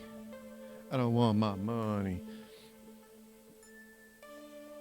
Let's... Alright. If it helps you feel any better, I feel awful right now, too. I'm sorry this happened. You've got my sympathy. Normally, that sort of sentiment is seriously not my thing, but... Yeah, +1 for Queen Bee. Today? Yeah, I'll take it. Thanks, Fleef. Wait, I've graduated from Kid? Thanks, Kid. That's better. Hey, maybe your team will be just as understanding as me, right? Well, gave it my best. Theory crafted with you, sorted my plan out, even changed it up on the fly when he surprised me. I can honestly say I did my best, and thanks to you. And that's thanks to you. Helped me pull my camel toe together this morning, you know? I don't know if I can pick the thing and it didn't really work out. Throwing away. Oh, well, look. Throw your pennies at me like it's freshman year of high school. I'll pick them up and, you know, make something of them. Like a dime. Happy to help. This is my fault, isn't it? I'm the one who organized this event. I'm the one who pushed everybody past their limits, all in the name of making my dream a reality. I've been working hard to make what should have been just another temporary job in a long string of temporary jobs into something more, something I can believe in. But I didn't stop to think that it would Take two. But I didn't stop to think of what that would cost me and everyone around me. Fish line, fish hooks. Wow, wash that filthy mouth out with some soap, kid. Question is, what now? Where do I go from here? Well, thankfully someone's knocking at the door, interrupting me before I need to provide career advice to someone whose career I just indirectly destroyed. Although I'm expecting it to be Gavin or maybe Ashley to come cheer their friend up, the unexpected walks in the door. The two of us sort of stare dumbfounded as the man addresses Queen Bee. All that stuff. Some of that stuff. What? Hey, listen. I can translate. One moment while I load my Japanese to English speech recognition systems. No, I can't. Smoke grass. Oh my god, you guys are wildly generous with your biddies today. It's much appreciated. I'm afraid my English is not very good, so you have a translator. I'm glad. That might not be the right voice either. Iris repeats everything we say back and forth. With a little patience, the conversation flows a bit easier after that. I wish to thank you for teaching me today. For what? The flea flicker razzle dazzle. It translates to one through. Yeah. The flea flicker. What does that? Sorry. Take two. For what? The flea flicker does that even mean? Are you mocking me? Iris probably softened that a little in the translation, but combined with Queen Bee's expression, the demon seems to get the real gist. No. I wish to thank you for teaching me your unique fighting style. Both Queen Bee and I look very confused. I've been watching your stream for a year now, and it's not the same as facing you in combat. From that battle alone, I've learned a great deal. If you'll allow it, I would enjoy learning more. I clearly have a great deal of work to master your style, as you saw today. Didn't we just see him pull you apart limb by limb? Queen Bee's expression softens, and she playfully punches me in the shoulder. Wait a minute, kid. That's not even what happened. I honestly thought you were watching the match. I was, but I'm still confused. He played sloppy as a wangdanger. The reason I lost was due to surprise. He took more risks than I did out there, relying on the fastest, hardest aggro style imaginable before... Fucking good lord, I suck at this. Take two. The reason I lost was due to surprise. He took more risk out there than I did, relying on the fastest, hardest aggro style imaginable to win before I could react. Even in aggro, you didn't come blitzing out the gate without buying a single item. You don't do it. Not unless you're willing to bet it all on that strategy. I was eager to show you what I learned. I won, yes. I cannot be results oriented in my thinking. I believe we can learn much from you, Queen Bee, son. Okay, whose way exactly? Myself, the Kami of Japan, Onslaught, the Kami of NorCal scene, Faustus on the Kami in Germany. We are assembling a team, winds that blow from all directions at once, carrying with them wisdom across the arcade world. A diverse team, 4 players by players.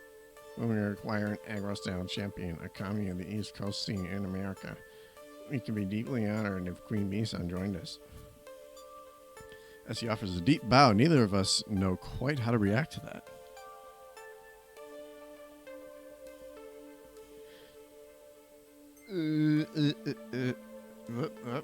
Hang on. Stop. Sorry, man. God damn it. Stop. Something's fucking up on my end. I'm not gonna kill Demon. He's offering her a job, basically. Hold on. Queen Bee speaks first. You're offering me a job? That's why you came here? Hey. I've been scouting for talent to complete our team, but have yet to meet anyone quite like you. You're intense, wild, daring, and exactly what we need.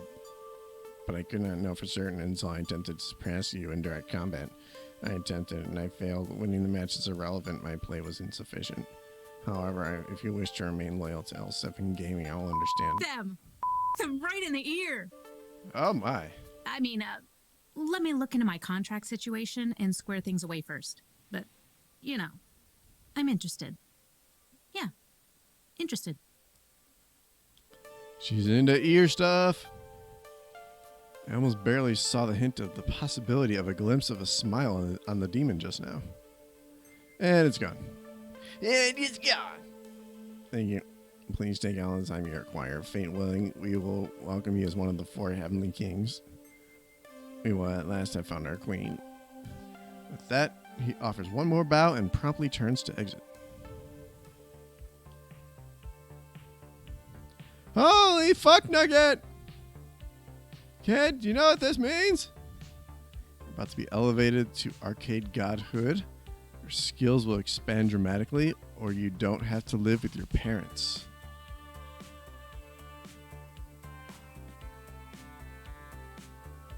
Wow. Yeah, I'm not repeating that line in my stream. I've certainly heard it before.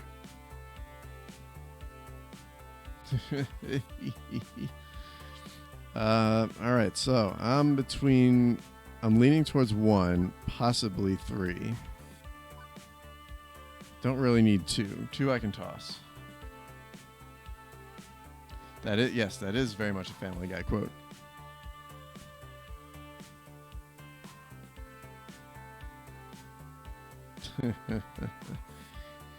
Larky, there's a Family Guy.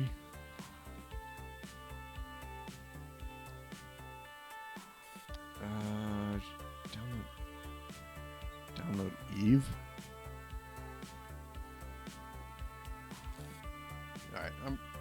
I'm probably going to wind up going with 1 on this. I can't, fucking every time I want to look at what they're... We got to vote for a vote for 2. Why 2? Your skills will expand dramatically. But I mean, her skills already got her to where she is.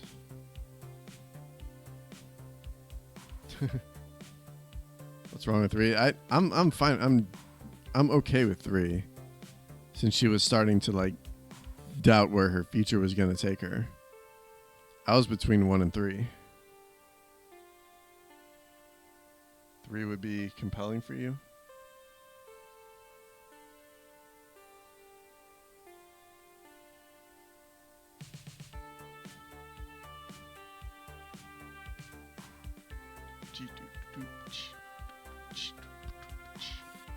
Oh, Doc wants 2 as well. Huh.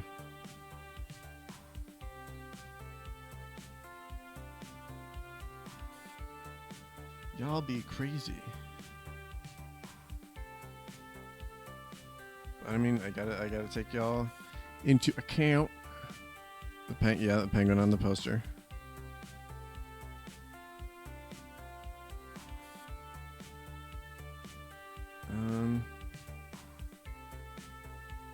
I think there's been like a little more interest in 3. Kind of surprised that 3 isn't the joking answer. I'm gonna go 3. See what that gets us. You don't have to go back to streaming from your bedroom while your mom yells at you to pick up your laundry and get a real job. Don't remind me. Dark days, kid. Dark days.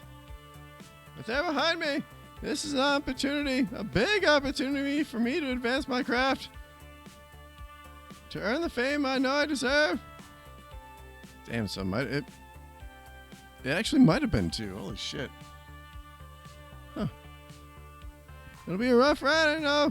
Nobody hangs at the level of the demon without busting ass, getting there, and staying there.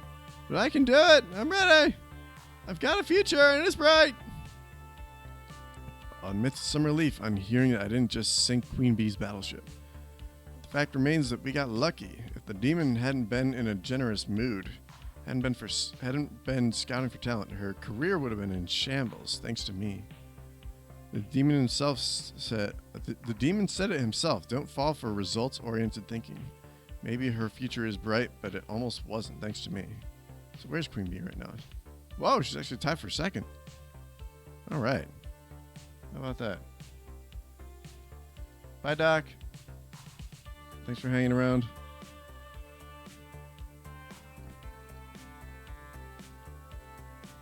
And who knew being an adult with many important responsibilities instead of a transient floating through life would be this nasty?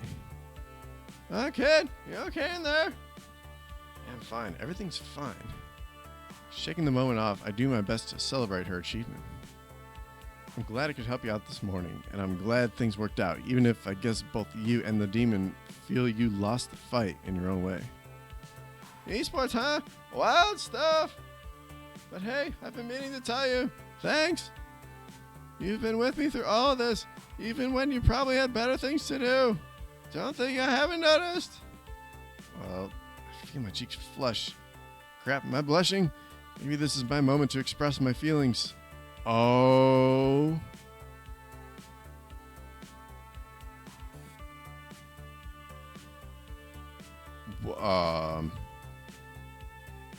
I haven't experienced this kind of shit with anybody else. Holy crap. Oh god, I'm scared that if I pick this one, that I'll just be tethered to Queen Bee. And that I might blow my opportunity with Naomi. Fuck. Oh, this is I mean, she was kind of low on my chart, so I might wind up going with 1. It's like, why? why is she the first person that I'm getting this kind of prompt for? One is nice.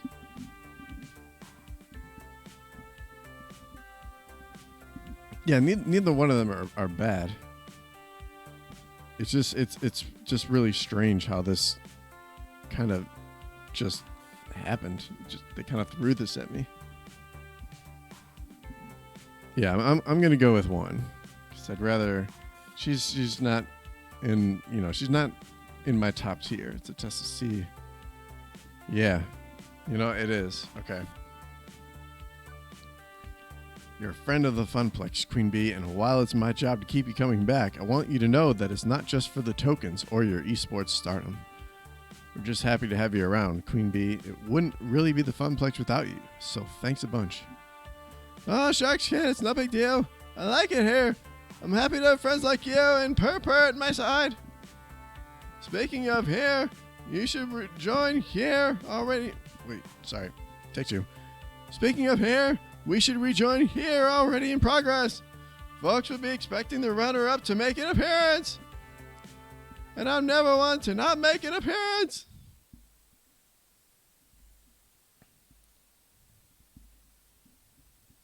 As we re-enter the arcade, I instinctively size up the crowd looking for trouble, but there isn't any. Good, I don't think I could deal with another crisis. Wait a minute, where's Purr? Percy? I don't know. He's gone. Nobody's playing Moopy. In fact, it's already drained out the extra lives and gone back to the attract mode screen. With a score just short of the world record. Oh, fuck. You think he cracked under the pressure? Whoa, what? Percy's in the hospital. He started clutching at his chest, then fell off his stool. We think it was a heart attack. Holy shit, what did they do to Percy? I called 911 right away, and the ambulance just left. Oh, no. I need to go. If you I ride the bus. I can't drive to the hospital. Queen Bee provides. We'll take my car. Gavin, can you and the others finish up here? I have to. This is my fault. I pushed him too hard. Go on. We'll take care of Fuck Plaza.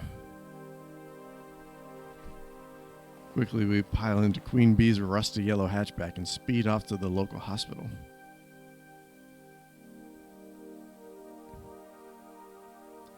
The hour's growing late, but we managed to find his room just before visiting hours are over. Inside, lying in hospital bed. Oh, hello there. Wasn't expecting visitors. How do you do? Is the event going well? How do you do? Seriously? How do you do, Percy? Exactly. What's going on? Are you okay? Oh, Tosh, it's nothing. Just a heart center. Wasn't even a full arrest or anything. They're going to keep me overnight for observation. I'll be back at the Funplex before you know it. Still have an high school to defeat after all. What? Are you fucking kidding me? Dude, I'll let that one slide.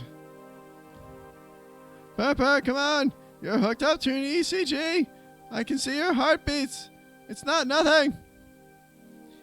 It's just a little issue, that's all. A medical mishap which runs in my family. Wasn't quite expecting it to accelerate this quickly, but that's life, isn't it? So, it wasn't stress related? Well, probably didn't help. But can't say I was feeling sharp as usual this morning. My fault, really. All my fault. How serious is this condition? And be honest with us, Percy. No holding back to keep us from worrying, because we're gonna worry whether you like it or not. Yeah, what the kid said. Oh, well. There's 2 years left to live, but science isn't an exact science, I suppose. Son of a bitch! The hospital PA chimes, grabbing my attention. Your attention, please. Your attention, please. Visiting hours are now over. Visiting hours are now over. I suppose it's time for you two to head home. And don't worry about me. I'll be out of here in the morning.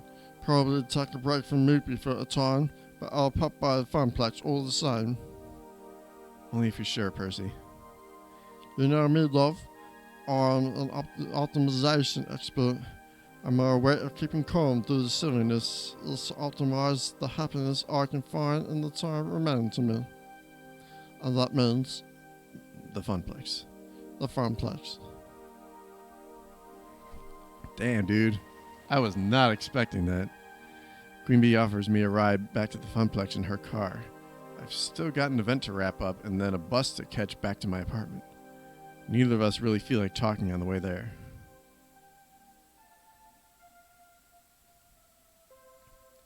I'm back.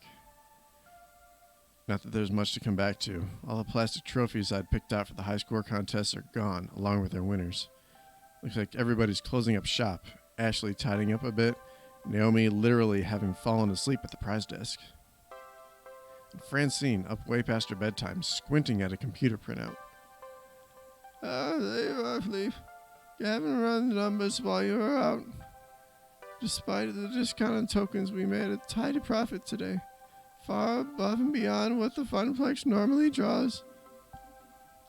From what Ashley tells me, the mood was quite jovial near the end, with mighty nice folks saying they plan to return. And even if the local champ didn't win Fist of Discomfort, they got to see the demon in action. That's a feather in our cap. I'd hope to see you'd be pleased with the news. This is what you wanted, yes?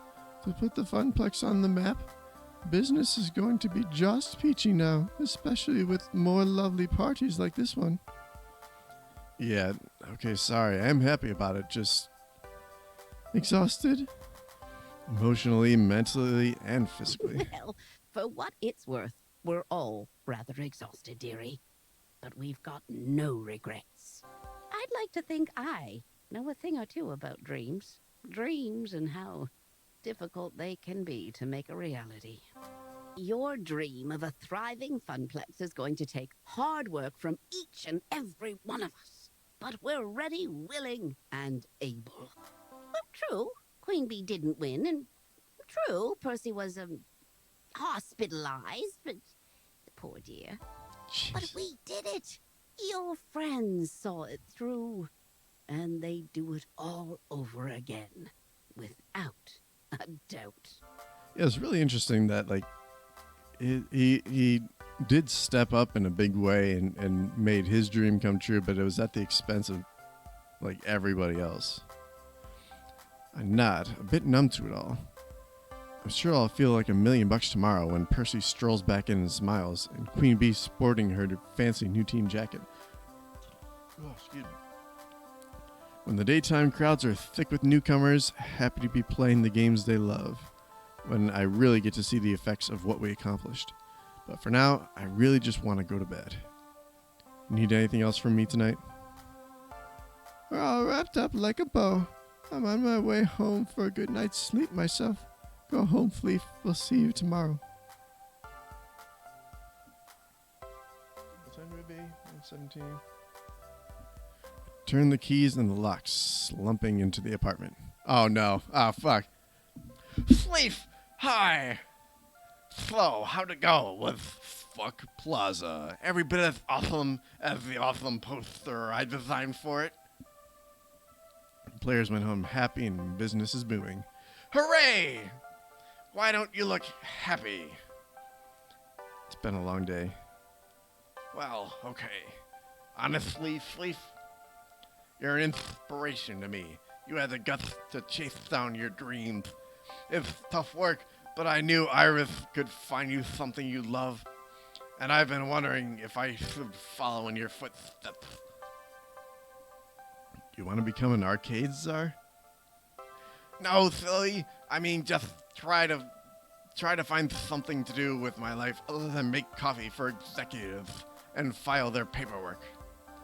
Like that poster. I could try and be a graphic designer, maybe. I've always loved doing stuff like that. What do you think? Except that following your dreams can run you ragged, like it did for me today. It can nearly torpedo your future or even kill you. Is it worth it? Is it really worth all the trouble? Follow your dreams, Juniper. Be independent. Maybe you could find a graphic design firm, or you're already doing fine, stick with it. Well, this game's... I'm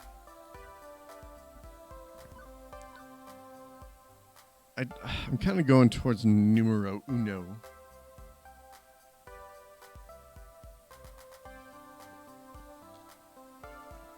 But this, I don't think this is really going to affect the game all that much. Necessarily.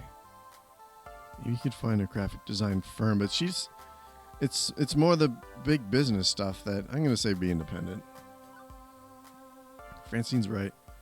I chose this path. I chose to make my life difficult in order to make my life into something. Juniper's helped me out along the way, and I should help her in turn. Not gonna lie, it wouldn't be easy, not by a long shot.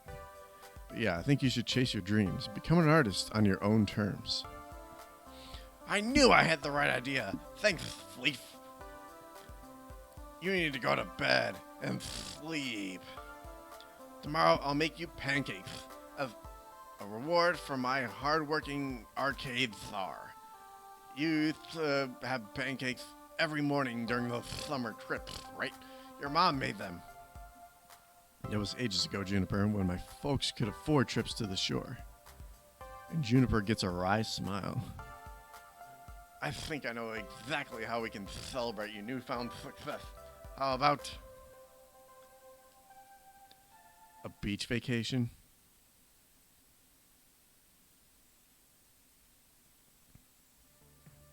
You've cleared level 4 of Arcade Spirits. A winner is you. Now let's see your score. Looks like you're really hitting it off with Naomi. Fuck yeah, I am. Whoop whoop. You're proving to be a gentle, You're proving to be a gentle, sweet, and compassionate soul. Also, you've scored 15,400 points. Woohoo. Today's pizza fact is, the world's largest pizza covered 10,000 square feet and measured 140 feet across. It weighed in at 44,457 pounds. Good lord. Do you want to save your game before proceeding to level 5? Save the game.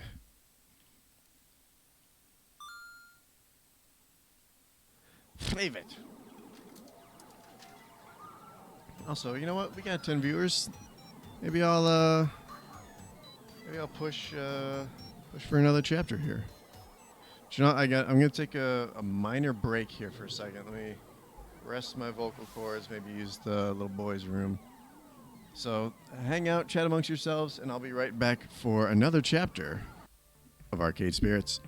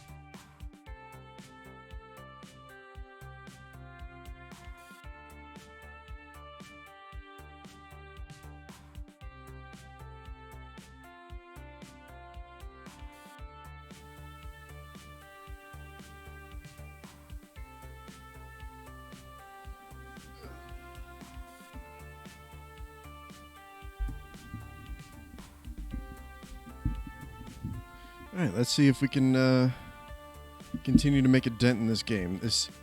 I'm not sure this might be the final chapter, but there might be one. Every time I try to look it up, oh god, so many EVs. I guess are there that many evolutions? Hang on a sec. So there's Eevee, Jolteon, Flareon, Vaporeon, Umbreon, Espeon, Leafeon, Sylveon, Glaceon. Oh, there's one extra. There's one too many. Good stuff. Anyway. It is the future year 20 fuck. And romance is in the air. Yes! Hell yeah it is. Or at least romance will be in the air, if Iris has anything to say about it. Also, I'm not actually in that glorious 20 fuck neon metropolis today. I'm about 134.7 miles south of it. That's a hell of a trip. That's much better. Yeah. Ah, just smell the sea salt, the saltwater taffy, the baking hot sands. And just like I remember. You've never been to Flotsam Beach? Well, what kind of that's a strange name for a beach. You've never been to Flotsam Beach before, Juniper? Well, it's just like I remember you remembering it was then. That's a weird sentence. This is definitely one of my better ideas. Top 10, maybe even top 5 ideas. What a fantastic way to celebrate your success at the Funplex. As the reward for your hard work, we return to the beach where you first played Zombie Meltdown, where your family spent their summer vacations. Oh, how sentimental. My heart, I can't. I feel the need to say something pithy and dismissive in the face of her unrelenting cheer, but to be honest, I'm definitely smiling. This place holds so many dear memories. Ooh, excuse me, sorry. I kind of downed a bunch of beer during that little break. This place holds so many dear memories for me. Before my parents lost their jobs and we began the downward spiral of bad family luck, we loved coming to Flotsam Beach. And coming back here for sure is a treat. This place is great. Sand and sea, and that boardwalk. Dude, I would love to hang out by a beach right now. I'm not even like a big beach kind of guy, but just like to be in that kind of atmosphere. All those little shops and the best fried food in the East Coast can provide, and arcades aplenty, and sea salt and airbrush t-shirts. So hard. And plastic sunglasses. Stop! I can't. It's so hard. I want to see it all. I want to do it all. I think you're more excited about this than I am, Juniper. You're excited, too. Don't deny it, Fleef. Okay, I'm going to go get changed into my swimsuit before the others get here. Be right back. The others, right. This was the second part of Juniper's plan, see? That this wasn't just a treat for me, but for everybody associated with the Funplex. We'd have to drive down here in groups and pay for our own hotels to keep the costs down. But soon enough, a Saturday outing for all staff and VIPs had become a reality. It was real sweet of her to include everyone in on the trip, too. We worked hard to make Fuck Plaza a success. I certainly couldn't have done it without the help from my friends. Within the next hour, there'd be 9 of us bouncing around in swimsuits and making sandcastles and buying cheap souvenirs and playing seaside arcade games. And hopefully not accidentally drowning in the riptides, as my inner lifeguard felt the need to warn. One day of fun in the sun for everyone. And as for this evening, beep beep fleef. Well, Iris had other plans for me. Well, have you decided yet? Have you? Time's running out, you know. With a sigh, I pull out my phone, summoning my digital djinn. And why is time running out exactly? I run the numbers and calculated a 99.97% chance of romantic success. if you take your special someone on a moonlit seaside stroll. Oh, here it is, everybody. It's the perfect confluence of all projected event vectors that will lead you to love and happiness. Romance is in the air. Can't you feel it? Right now, all I feel is slightly overheated. I need to go change. Yes, good. Put on your sexy swimwear. It'll improve my projections. Dude, she's really into this. She's been going on and on about this ever since finding out about the beach trip. Iris, why the sudden obsession with finding me a special someone anyway? I've turned my life around. I found a job. I found a dream even. To make something of the funplex, to let it grow and shine. You've done well helping me with that. This is the happiest I've been in years, honestly. Whew. Gosh, thanks, Fleef. I've tried workplace romance before, back in the shoe shop days, and it worked out for a while until I realized we weren't soulmates. A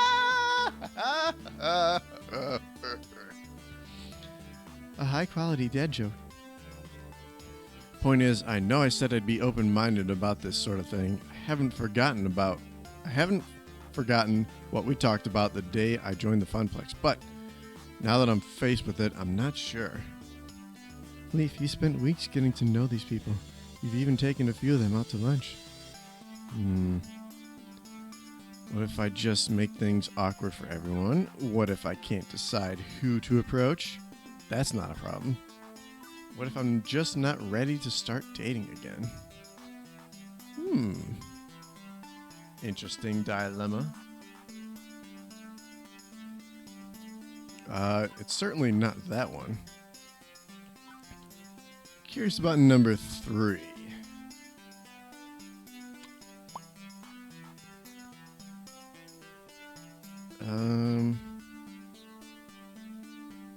If I just... My last date was during the shoe shop days. I'm kind of rusty. Yeah, I know how you feel, Fleef. I know how you feel. That long ago, huh? How'd that one end? Can't you just search my social media history and find out? I could, but I'm trying to respect your privacy more. Plus, hearing it in your own words will help my emotional analysis. Okay, well, it ended not great. I lost my job. I guess I was pretty mopey and in a bad place emotionally. There were some fights. I'm not sure I'm ready to land in that kind of situation again. Right. You aren't in that situation, are you? You said it yourself. You've turned your life around. You found a job, a dream, and friends to share it with. I think you're in a healthier place now. You've got a lot to offer, more than shattered hopes and despair. She's got a point. I'm on top of the world right now. I feel good about myself and my position in the universe. And it's not like I'm romance averse. I've had various relationships in the past, and considering, I would say they were mostly normal. Still, I'd better be careful. Emotionally healthy or not, I'd like to avoid adding a broken heart to my current achievement unlocks. Trust me, Fleef, this is your moment. You shouldn't have to decide right now. In fact, you shouldn't. Take the day with all your friends to really think about it. After dinner, I'll have finished my number crunching and we'll have your final relationship scores. That'll help guide your decision. Let's take a look. You hold weeks of emotional data analyzed. So far, I think you make a good match with Naomi. You spend a lot of time with her and she really likes you. Maybe even likes you. So that's it? It's decided? No. The points are just a guide. And it's not like I'm gonna force you to woo someone just because they're your top match. I still need to calculate how well your personality matches what they're looking for. That'll net you bonus points. Oh. So even though Naomi is in the lead, it does not guarantee that she will come out on top. Very interesting, slightly nerve-wracking. Consider it food for thought, you know? And you've still got the rest of today to see who you're a good fit for. Maybe cram in some more time with them. Anyway, keep an open mind, yeah? By the way, according to GPS, your potential romances will be here in less than 2 minutes. Have fun! What if I want to marry you, Iris? What if I just want to spend the rest of my life with my phone app? Anyway, I hastily jammed my phone back in my pocket before anyone can hear that. Dang it, Iris. I could have just chillaxed by the sea, maybe found that old arcade where I once played Zombie Meltdown and had a pleasant time. But now I need to be sizing up our romantic partners. Though, maybe there is someone I've been getting close to, someone I wouldn't mind being closer to, in fact. And it's been a long time since I felt like I could even try to have someone to share my life with. Maybe it's time to look for love again. But for now, I decide to focus on the day ahead. Fun in the sun. Good, clean fun in the sun. Very innocent and chaste fun in the sun. I can do that, right? Oh God, what the fuck? It just looks like he's not wearing any... Good God. Hello, Flossom! Your queen has arrived! Morning, Fleef. Is this a private game of beach blanket bingo, or can we join? Innocent, chaste, fun, in the sun. Where can I set up my parasol? And how's the surf? Tail was thinking of doing some surfing. I rarely get the chance to surf these days. Looking forward to breaking out my old board and hitting the waves. I was gonna play at the Beach Boy. Oh, take two. Take three. I was going to play the Beach Boys all the way down here from the city to help get in the mood, but Queen Bee vetoed it. Hey, if you want a free ride in my beloved Bee-mobile, with your board strapped to my roof, you listen to my music, Mr. Dance Pants. Oh, hey, there's the perfect spot. Let's set up there. I'd better go help her. See you there. Yeah, he's not for me. I suddenly feel a bit inadequate in terms of proper beach bod and attire. Yes. Oh, whoa. Oh my goodness. We're here. Ah, good. Queen Bee brought an umbrella. Yeah, I don't really tan so much as burn to a crisp. Honestly, I'm mostly just here for the shopping in the arcades. The Queen. Yeah. There's the arcades. I'm curious to see how these arcades run as well. Maybe I can talk to a manager, get some tips on how to handle a very transient audience. I meant to play them, not study them. Sheesh, Gavin, we're not here to work. Can I do both? I'll join the others for now, though. It's been a long drive. I'd love to stretch out a bit. Dude, Gavin is goddamn ripped. I didn't expect her to have ever seen the sunlight before. Yeah. Her buried in her workshop. God, anyway. Oh, me too. I'm so cramped up from sitting in that van. Wait for me. Stretching. Yeah, stretching is good. Flex those muscles. Alright, the beach. I haven't been to a beach in ages. That's since my son spending days promoting that funnel cake place. And I guess there was that one time we did a beach shoot. But that was like last summer. So yes, ages ago. Feels good to be back in the sun. Last beach I went to was back in England. Considerably more cool and overcast than this, afraid. And before you ask, because I already asked again and again on the drive here, I'm not going to explode in direct sunlight. My condition is quite stable today. Sorry, Percy, but you're part of the crew, which means we care about you. I promise, though, we won't treat you like you're made of glass. You're still good old Percy to us.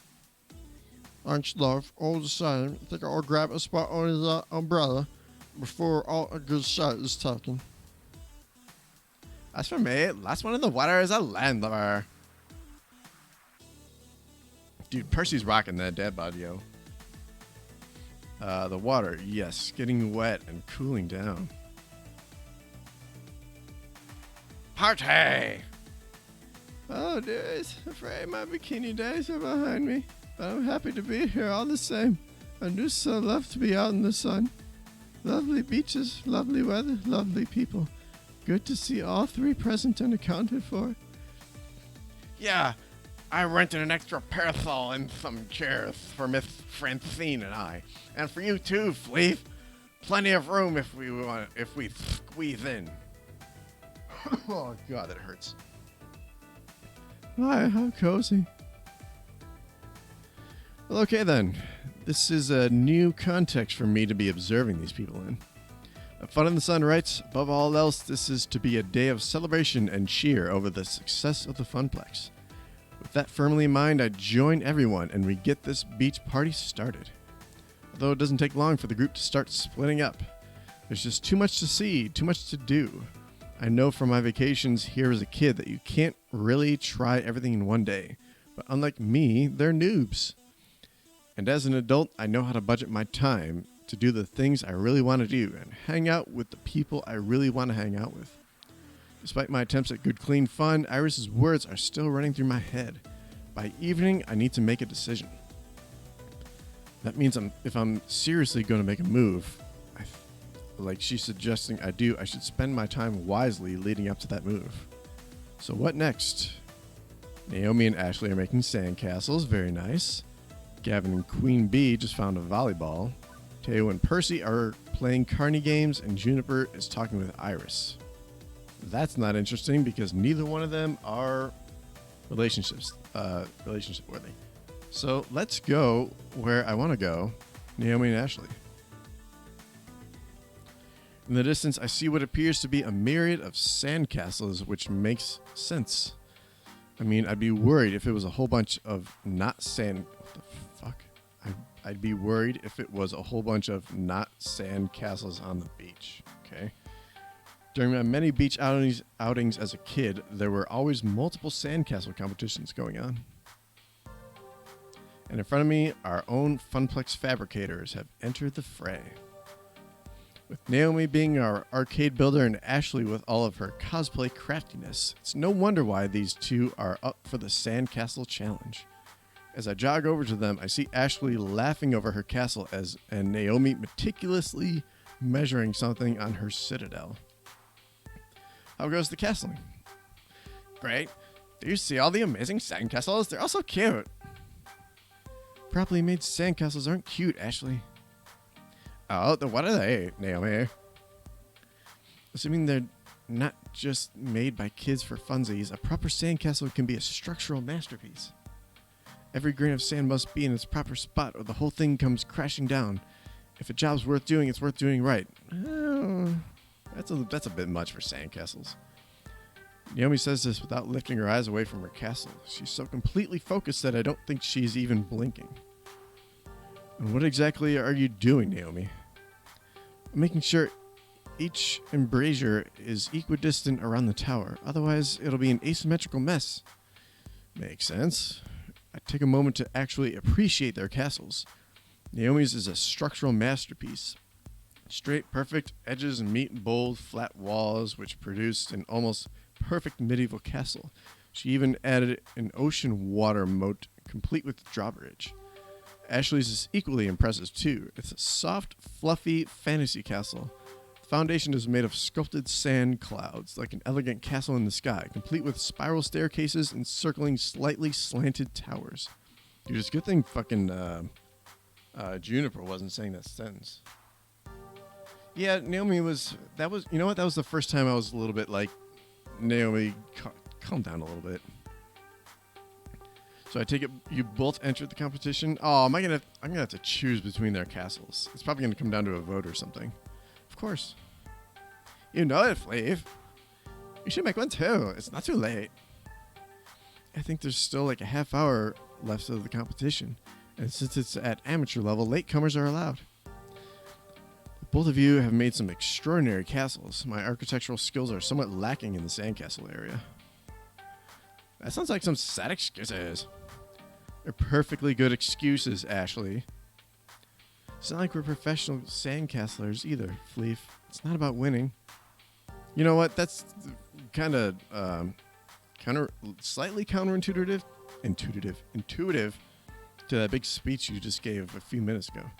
Anyway, Naomi looks over at Ashley, who's giving her a smile, accompanied by a questioning look. Our Okay. It's a little bit winning. It's a little bit about winning. I mean, I'm super try-harding this and trying to win with a perfectly constructed little castle. Okay, so she's admitting it. But for me, mostly it's about setting out a challenge for myself and completing it properly. There's nothing more satisfying than that. Blast will be here, helping you do it. How do you plan on helping me start a castle while you'll be completing your own? Sounds difficult. We're almost done with ours anyway. Yep. If we have 3 castles in the competition, then that's one more chance for us to bring home the gold. It'll be fun. Come and join us.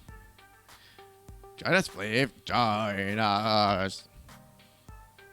Hand over that tiny plastic shovel. I'd rather just help both of you out. Or no thanks, Fleef's good back here. Number 3 is fucking boring.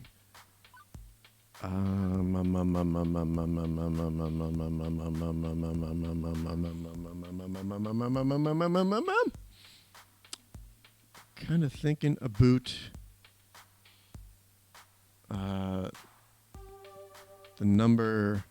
the third. No, 3 sucks. I'll say that much. Hang on one second. I gotta check something. Shiggity doo doo. Shiggity doo.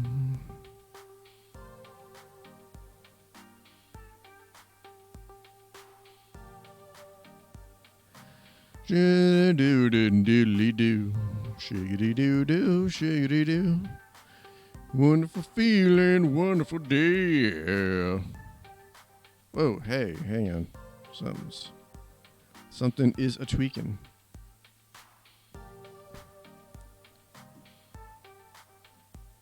Hang on.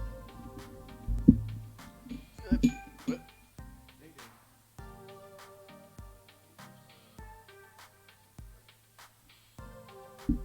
Sorry, my chat freaked out for a second. So, essentially, they're just trying to coerce me into the sandcastle building. So it's either like, give me a shovel and let me do my own, or let me help the both of you out.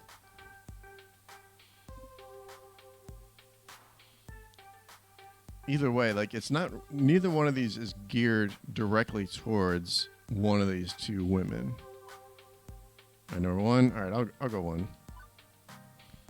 When I was younger, I remember watching sand sculptors carefully craft their castles. I would watch for hours, just staring in awe.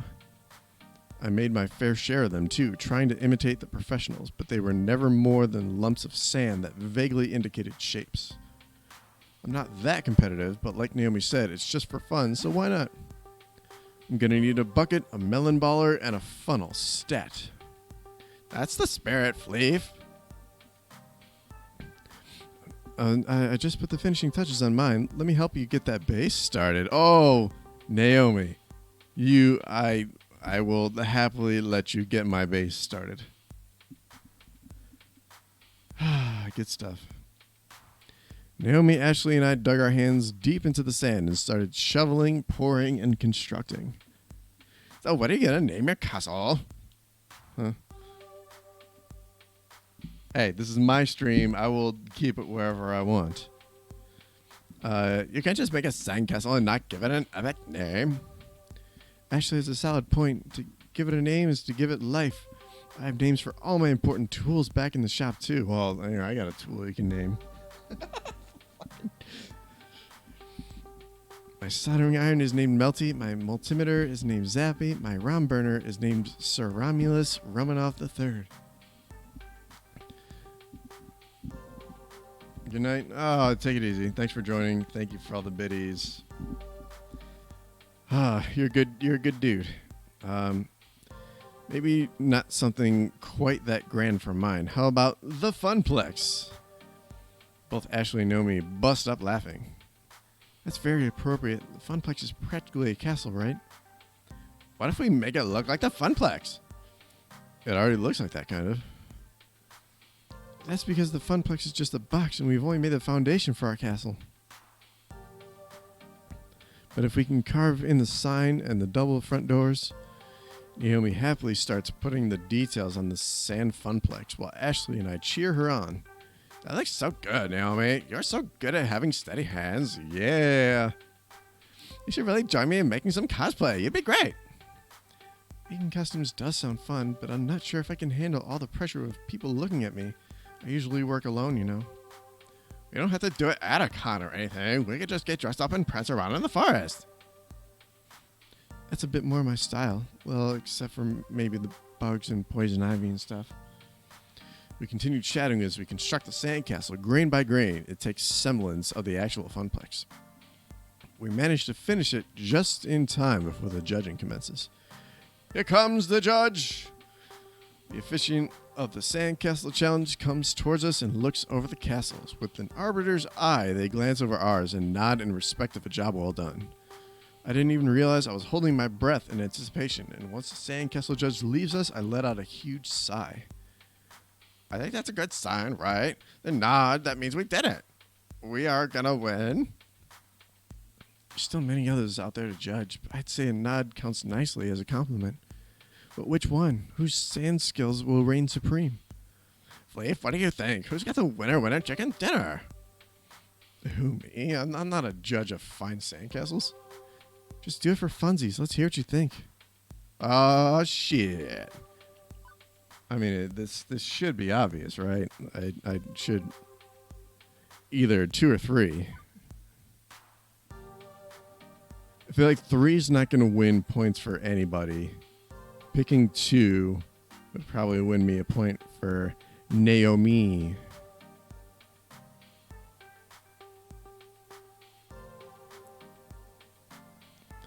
Oh, Naomi.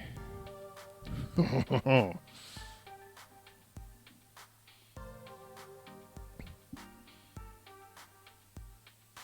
you know what? I gotta change something for a second.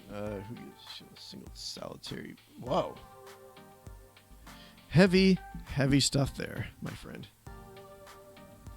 Okay, I gotta change one more thing on the stream real quick. Give me a moment.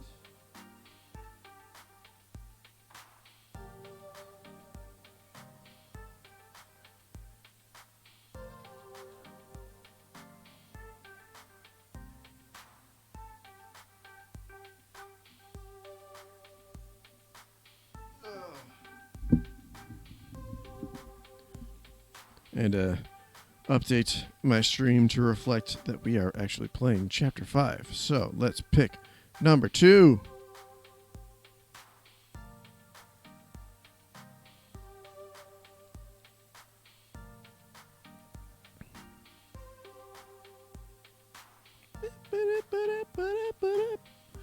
Okay. The precision and thought that Naomi put into her design shows it's a step above the rest.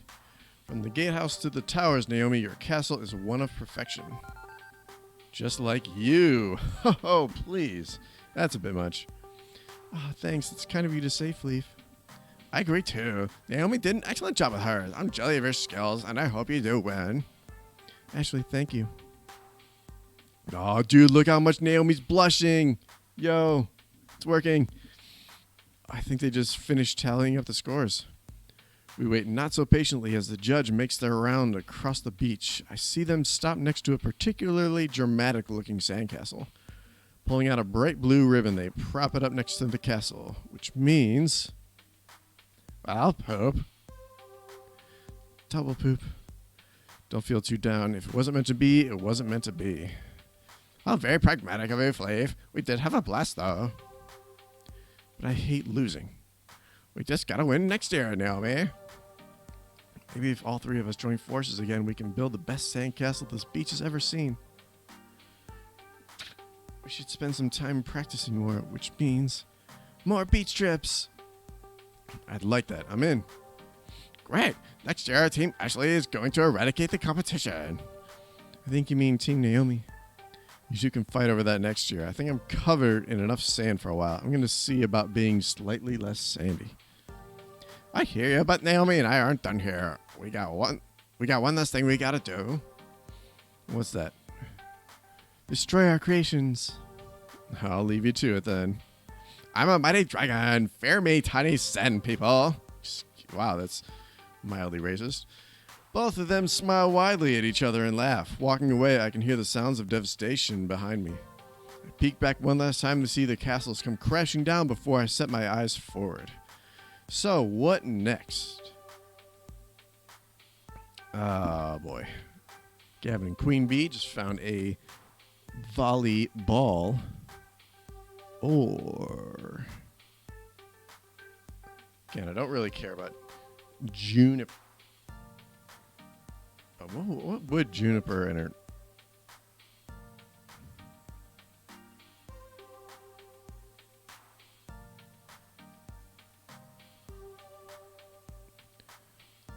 What would Juniper and Iris be talking about? I'm kind of curious. Shit.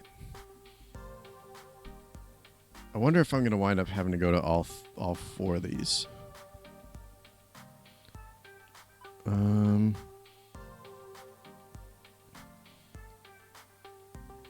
know what? She's probably just trying to set up a career thing. Maybe. You know what? I'm too curious about this, about Juniper and Iris. So I'm gonna break tradition and go with this one. Juniper's stretched out on a beach chair, catching some sun while catching up on her social media feed. Iris, how many Pengy mentions are there in my timeline today? You currently have 23 mentions of Pengy in your social media timeline. Huh, that's up from yesterday, Iris. Have there been any new Pengy vids lately? Sorry, I don't understand. Have there been any new Pengy vids lately? Would you like me to search the web for have there been any new Pengy vids lately? Oh, never mind. Juniper puts her phone away with a sigh. Oh, hey, Fleef. Enjoying your nostalgic beach trip so far? It feels great, like coming home.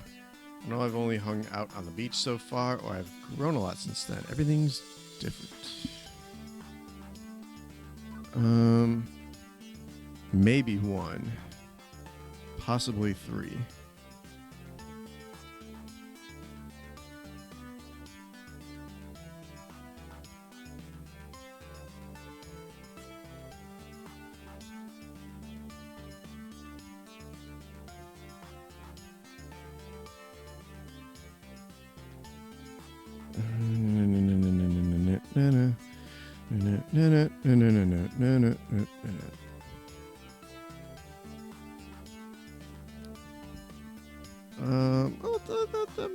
I'll stick with the number one. Gotta admit, it feels great to be back. I've got a lot of fond memories of Flotsam Beach. The sand, the surf, the games, the food, and my family. Before everything went south for the Rungalo clan, this place was like a second home for us. Exactly, like happy memories from a happy place. You know, you've had a better life than you give yourself credit for. Your family had money problems, sure, but you loved each other through it all. I can't say the same for my family, and my family never took beach vacations, for that matter, or vacations at all. I doubt I'll be taking many after this either. I'm definitely happy being a freelancer, don't get me wrong. I'm not exactly making beach money, you know? I can't even afford F's unless they're free. And man, free mode Iris is super stupid sometimes. Hey, hang on. I see you talking to your Iris all the time and you're just having a normal conversation. How did you manage that? Mine doesn't even understand what I'm saying most of the time. Did I configure her wrong? Is there some free mode option I missed out on? Or maybe it's because you're spitting every other fucking word. Lady. Come on, fess up. I just want to make the most of my Iris. What's the trick?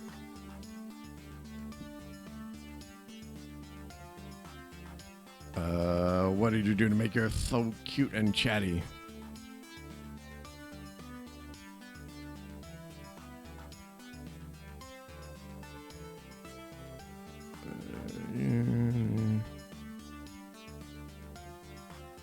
Drat. Juniper knows Iris is better than...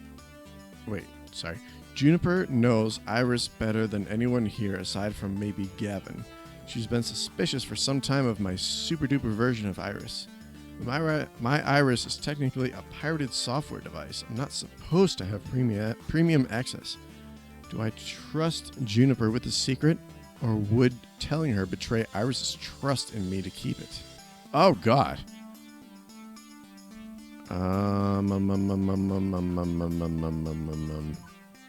Shit. That's fucking weird.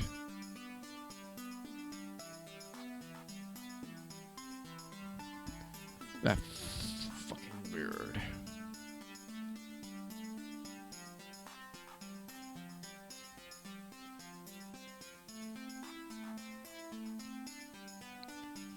Shit, fuck. You know what? Ooh, shit. You know what? It was Juniper who got me access to Iris in the first place. I'm going to take a risk here and tell the truth. God, I wish I could save it here. Guess I may as well share the truth. I'm not using the free version of Iris. She hacked herself so I could have premium level cloud computing conversations. Immediately, my phone jitters in my pocket on vibrate. With a sigh, I pull it out knowing Iris won't be thrilled about this. Fleef, you blabbed. We pinky swore. Hey, I did not pinky swear. You don't even have real pinky to swear with. That's beside the point. This is super duper risky. Telling people. What if Gavin finds out, huh? What do you think Gavin... What, you think Gavin would have fired me or something? No, it's to do with his family. Whoa, what? Can I interject? This is so awesome. I knew it. I knew Iris was smarter than she let on. Like, wow, this is bad Hollywood movie level of sci-fi awesomeness. Thank you. Don't worry, Miss Iris. Your secret's safe with me. I'm an Iris fangirl. Even if my Iris isn't as cool as you, can you make her as cool as you, actually? I really shouldn't. It's dangerous enough allowing premium access for this instance. But if it helps, your Iris loves you, Miss Juniper. She wants the best for you, even if she can't directly tell you. I see. Okay. Well, I'll just have to get rich and famous so I can unlock my full Iris, and she can tell me herself. Thanks for trusting me, Fleef. We're getting some looks. Should we change the subject? We quickly exchanged some small talk to cover our tracks. Soon, she's lost in her phone again, searching for more pop design art. So, what next? Oh, God. We're going to have to go through all of these fucking different conversations, and I don't want to. We'll go to Gavin and Queen Bee.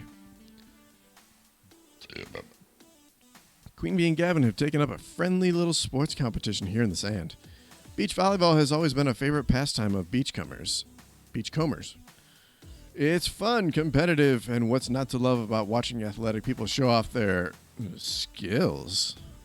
Granted, when my family got together to play, we just ended up hitting the volleyball around and never really keeping track of points. But it was always something I enjoyed, even if I wasn't very good at it.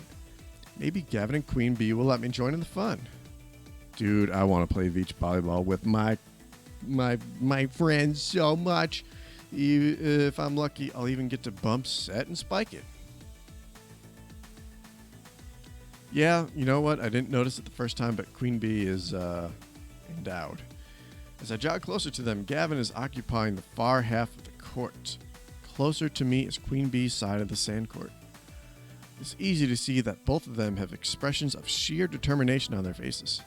Gavin is cool, calm, and collected while Queen Bee is grinning ear to ear. Both are reveling in the contest. Each is in it to win it.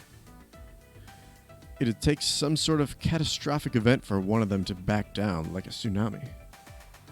And even then, I bet they'd be bopping the volleyball back and forth while fighting against the wave. But this is a momentous 1v1 between two of my most competitive friends.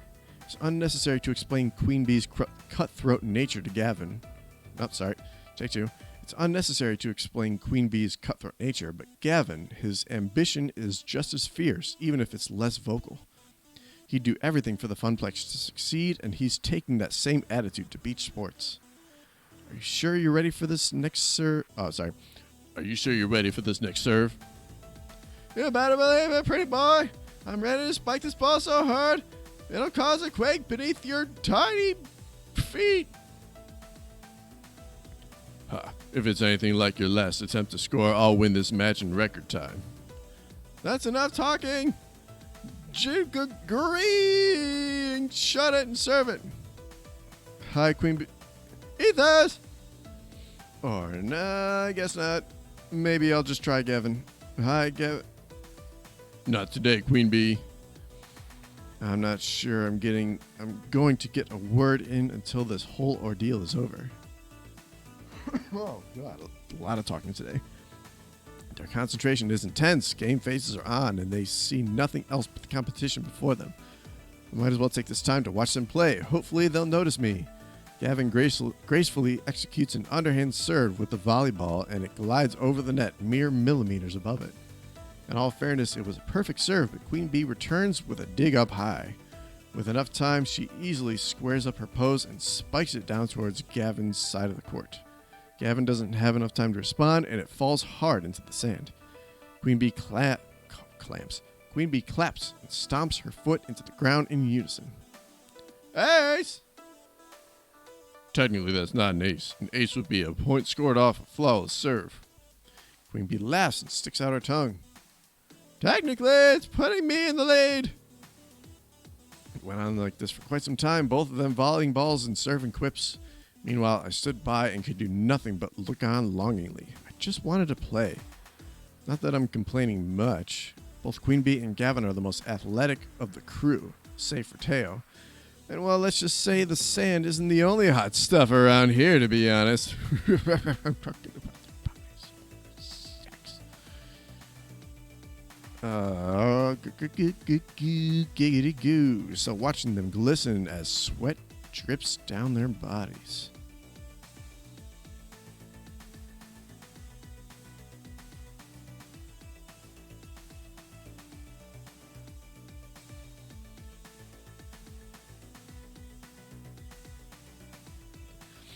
Yeah, this isn't really a problem for me.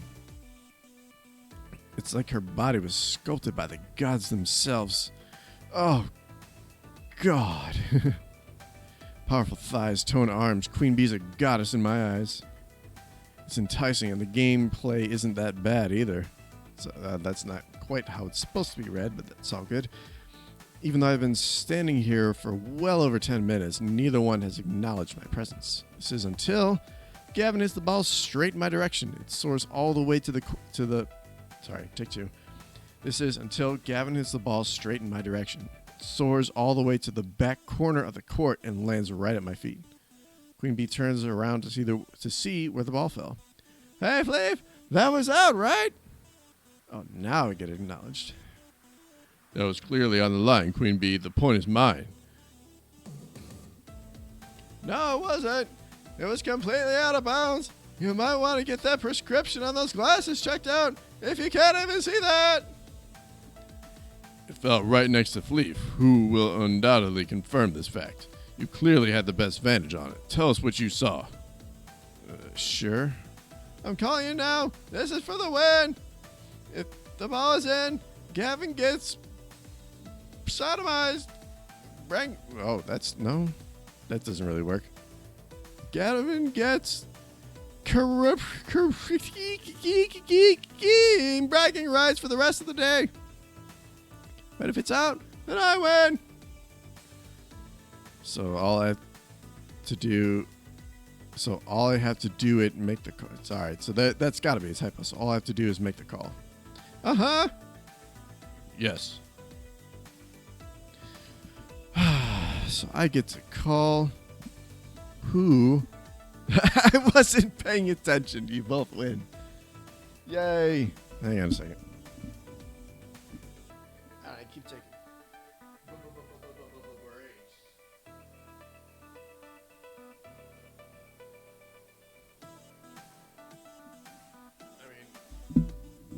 honestly, neither one of these are really, you know.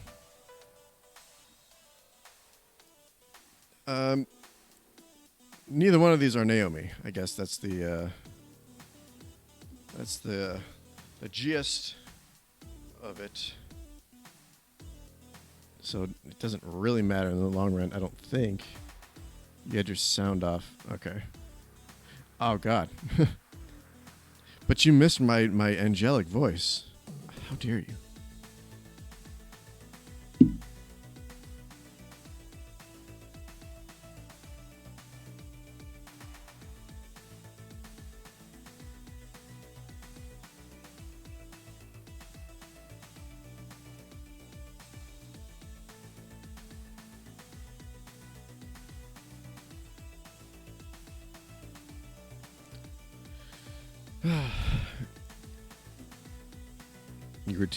Your team Gavin, really? Oh, I mean, you did place him in like your top 3, but Queen Bee, good gravy. B is the best bees.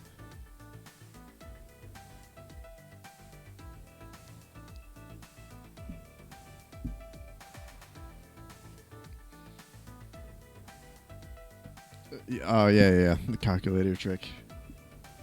I don't know. I'm kind of tempted to say I wasn't paying attention. I kind of want to fuck with them.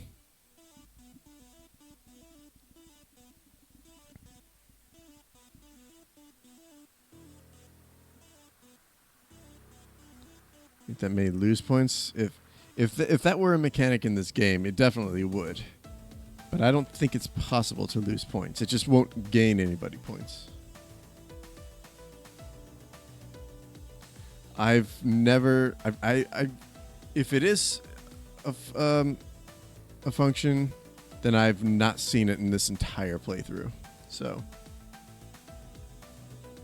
either all of us are like aces at this game, or it's not a function.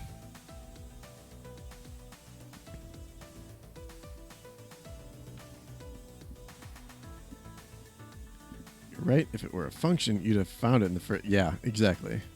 I've made a couple of dumbass choices here. All right, come on, look. That awkward charm occasionally works. Not often, and probably not with the right people. But it does work. You do you, then I'm going to say I wasn't paying attention. The line itself is a thin rope cord held down by a simple tent peg. So I can see why it would be hard to tell if the ball fell around it. But I have no idea, it happened so fast. I wasn't expecting to be the line judge for this, so I wasn't watching it closely. Sorry, I don't think I can call it either way. So how about we call it a draw? Oh boy. Both Gavin and Queen Bee look at each other, each shrugging, frowning, humming, and having an entire non-verbal conversation. We have agreed. It's a draw for now. We can settle this later. In the meantime, let's take a break. We each nod our heads in agreement as I quickly grab a couple of water bottles laying in the sidelines and toss it to him. Gavin gladly chugs down the water and flashes a smile back at me. Queen Bee catches hers mid-toss, swiftly opens it with a flick of the wrist, and proceeds to pour the water over her face to cool herself off. Oh my god. The water splashes down her face and drips into her chest, making her wet and shine in the hot sun. Oh my. I suddenly feel very hot myself and could use a quick dip in the ocean. Thanks for the water, kid. Yeah, you're welcome. Still, I really want to play some beach volleyball. Guess that's not going to happen now. Both of them look quite content to relax and chat in the sun for now. Quickly think about Francine. No, that'll just make me nut faster. As if reading my mind, Queen Bee leans down and picks up the ball and throws it directly at me. Think fast, Flav!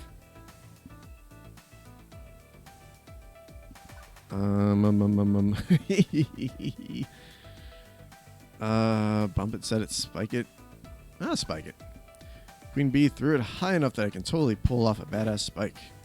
I take a quick step forward before launching myself into the air. My palm connects with the ball and it darts back at Queen Bee.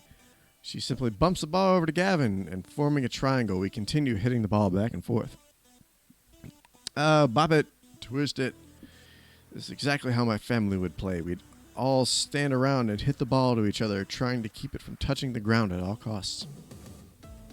Gavin, Queen Bee, and I get really into it too, and several times one of us ends up diving to get the ball and get a face full of sand. Haha! I like this sand-swept look you've got going on, pretty boy. I can see you on the summer cover of Mansour. If you're not careful, I'll carry you to the ocean and throw you in. Oh, hey there. Then you'll be sporting that drowned rat look. Whoa. That took a very different turn. Laughing alongside Gavin and Queen Bee while playing beach volleyball, it makes me feel so grateful for these friends. It was worth having to stand around for a while. What a perfect morning on the beach. Play a few more rounds of the sand is lava before we let the ball crash into the beach one last time. Very nice return, Fleef. You should join us for the next match. I would if I didn't have other stuff I wanted to do. There's too much to do here, and I've got to plan accordingly. I hear that. Looking forward to stroll along the boardwalk myself. It's a good idea to take in as much as you can. I think I'll call it quits too. Slow your roll, pretty boy. You can't leave quite yet.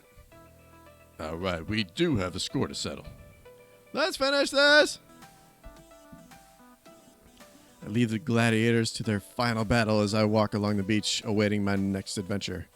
The noon sun's high in the sky, and honestly, it's getting super hot out there, like heat exhaustion levels of hot. While this would be a good time to migrate towards the boardwalk, it seems there's one more thing in store for our little group. Ah, ha ha ha, Naomi! Woo! Here we go. I know it's not quite time for that midnight stroll just yet, but I mean, come on, she's there for me.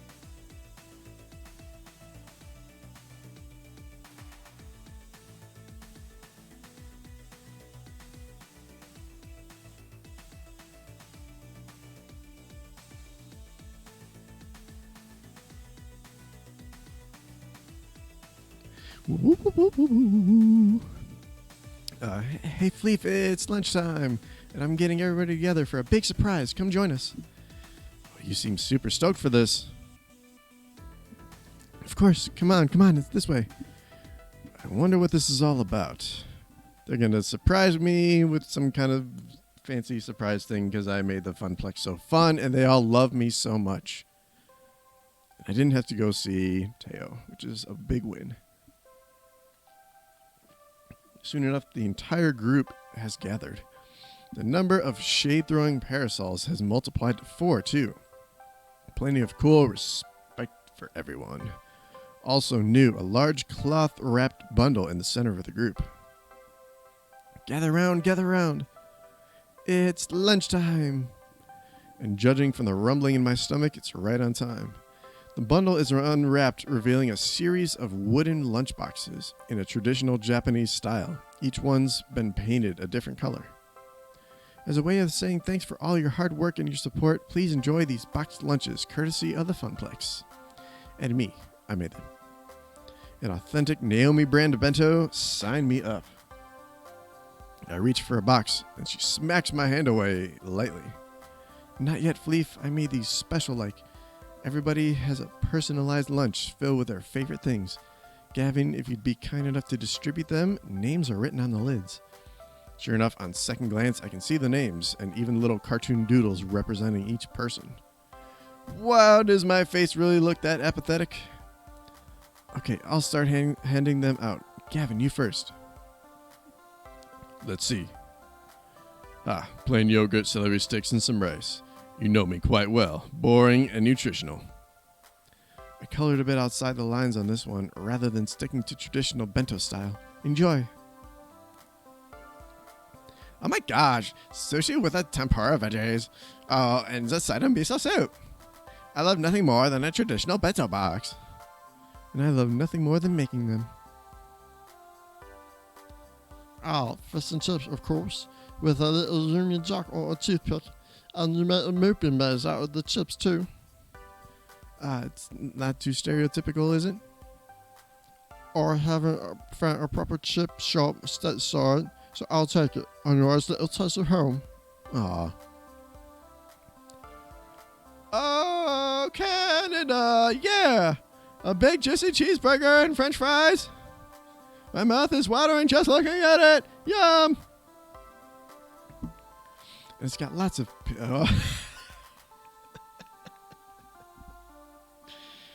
It's got lots of pink in it, just how you like it. Oh, please.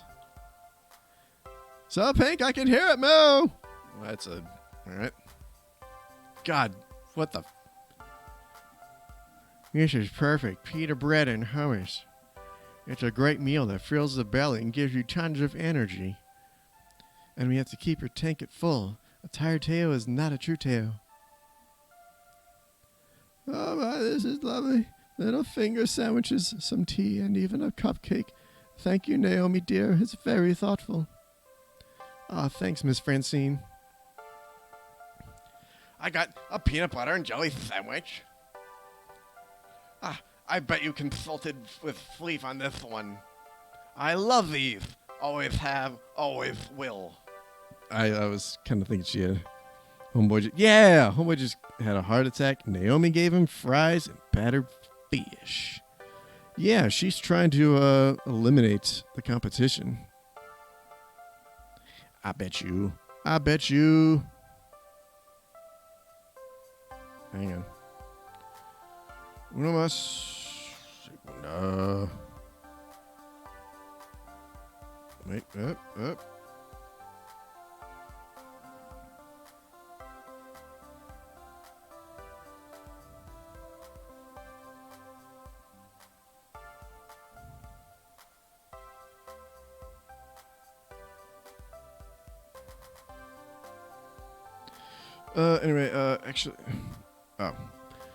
Actually, I just checked your Instagram. I did an analysis of the most commonly bagged food and... Can't talk, busy eating. And that leaves the one who brought us all together, Fleef. For you, I made pizza bagels. Kidding, it's actually similar to the bento I gave you the day you started at the Funplex. A little reminder of how this all started. Yeah! Oh, well, thank you. Speech. What? Should make a speech before we all dig in. I mean, you're the reason we're here. I am. And you are. I mean, we were doing great before you showed up. Don't get me wrong, but you know. But you worked harder than any of us to make the Funplex the success it is today. I was content to keep it afloat. I didn't think we'd ever manage more than that, but you refused to be content. We wouldn't be here at the beach if not for the success you led us to, Fleef. So yes, I think a speech would be appropriate. Oh, it's like we're wrapping this all up. I think this might be the final chapter.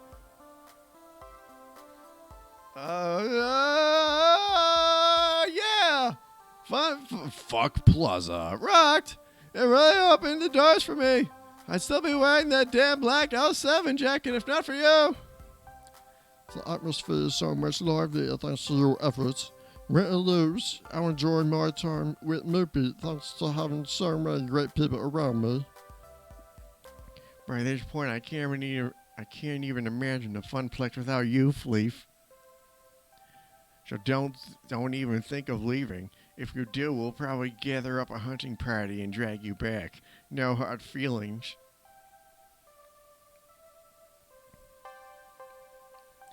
And speaking of the one Fleef comes home to every night, I gotta say, he's doing handy compared to before. Dandy. So, 3 cheers for the Funplex. 3 cheers indeed. Go ahead, Fleef. You've earned the right for a speech. I'm just a silly old lady who started it. You made this happen. I'd clap too, but my arms are so weak. Here we go. Here's speech time. Wow. Seriously? Wow. Well, I've made big speeches before, like the one at Fuck Plaza, even if this feels bigger. Way bigger. Okay, here goes. I can't be a milk toast for this toast. If it's big feelings or nothing. Oh shit. Thank you all. Being here with you has helped me through hard times in my life. The Funplex fucking rules, man. It's exactly what I needed in my life. A funny thing happened on the way to the Funplex, or my life was something of a mess, and the Funplex helped me. The Funplex helped me. The Funplex helped set me straight. So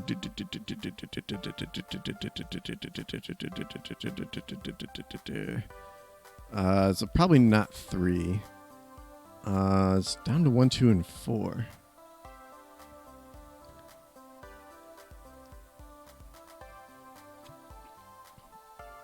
I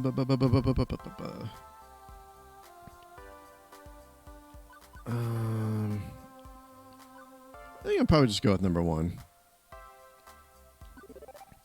Thank you. Above all else, thank you all. You don't know how much this family means to me. It's no secret I was living in a state of depression before the Funplex.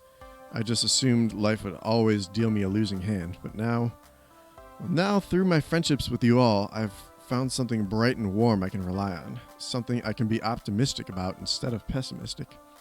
I'm not silly enough to believe the hard times are gone for good, but I know I'm surrounded by good people who can help me see them through, so thank you. You're welcome, Fleef. I think I speak for all of us when I say we feel the same way. Okay, good. On a roll. Let's see what to say next. Speech of my family's special place. It can be ours too. No, I don't like that one.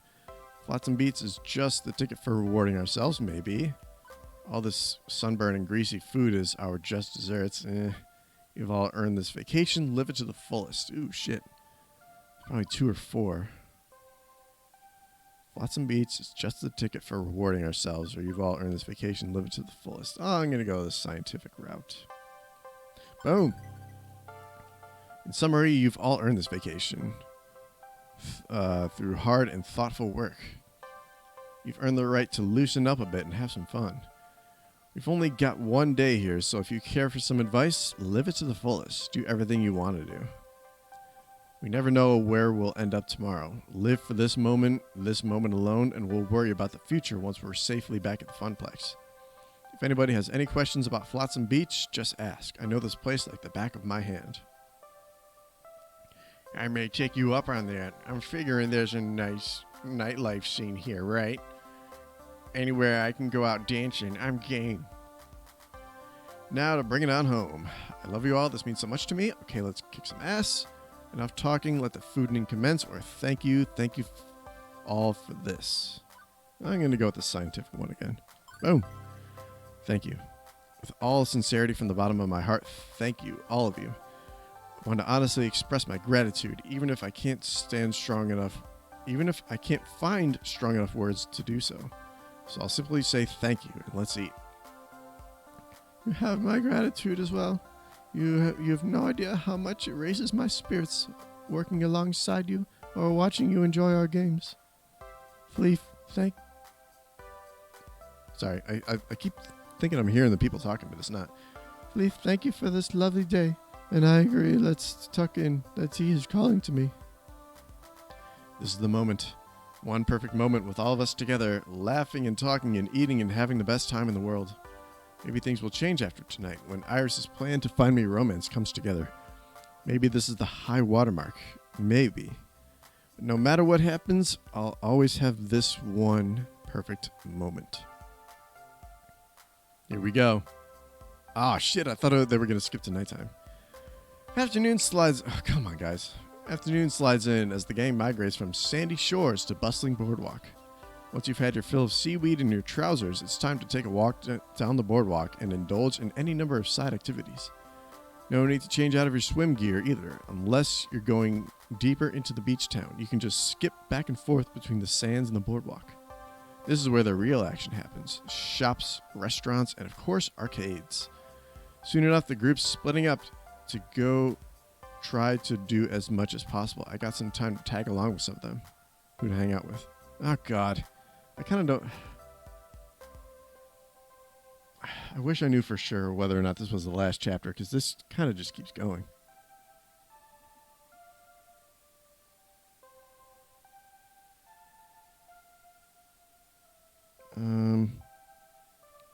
Gavin and Ashley.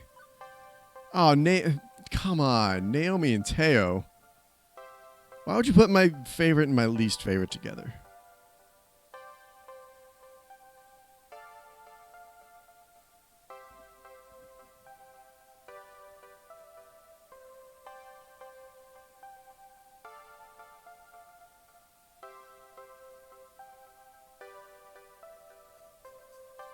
Shit. How dare you? So hard to decide who to pay attention to in that yeah. Naomi and Teo, Queen Bee, and Percy. Maybe those two. Juniper and... Nah, I don't want to talk to Juniper and Francine. Oh, to Queen Bee and Percy. Oh, is Percy making his belly button talk? Sitting on benches just outside a fried...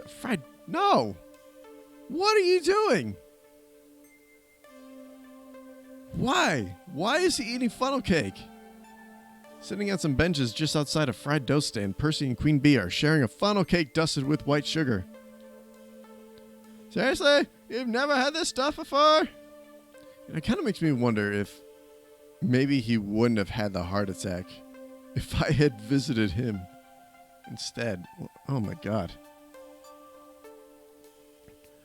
Not much carny tower in it, I'm afraid. And this is the first time visiting a beach in the colonies. Hey, you can eat this, right? I mean, it's basically fried grease and sugar. Your heart won't explode? Okay, it's alright. So they acknowledge it, so I think it was inevitable. Never mind. It's not an issue of artery congestion, and Lord knows I eat plenty of instant ramen and fast food. One little sugar treat won't be the tipping point. Come on, dude. That is... Good lord. You just don't care, do you? You just don't care. I'll do it. Oh, hey, Flav, join us.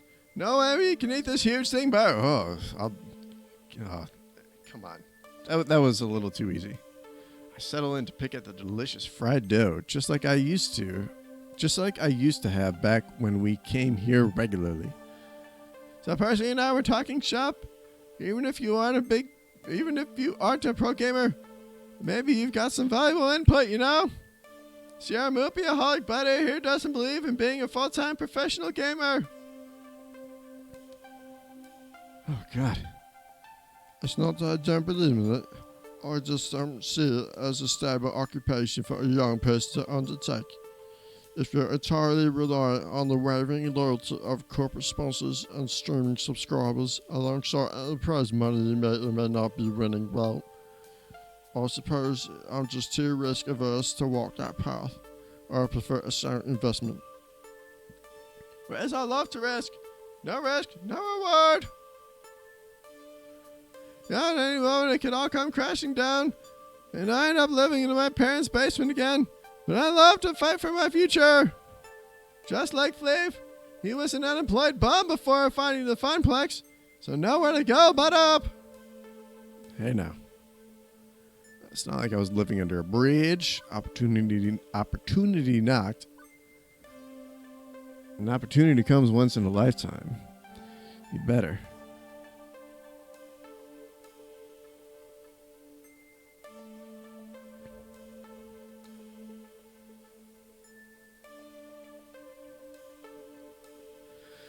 Opportunity not to answer it. I actually didn't plan any of this.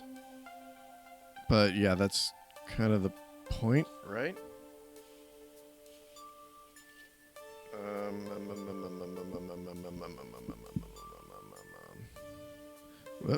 Whoops. Whoop. Yep.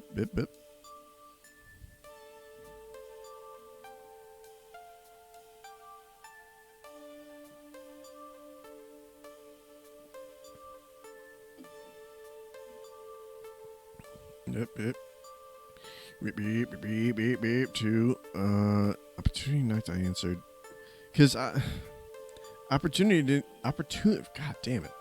Why is it so hard to say today? Opportunity didn't really knock per se. it really just, I kind of just went with the flow because Iris set up a lot of that.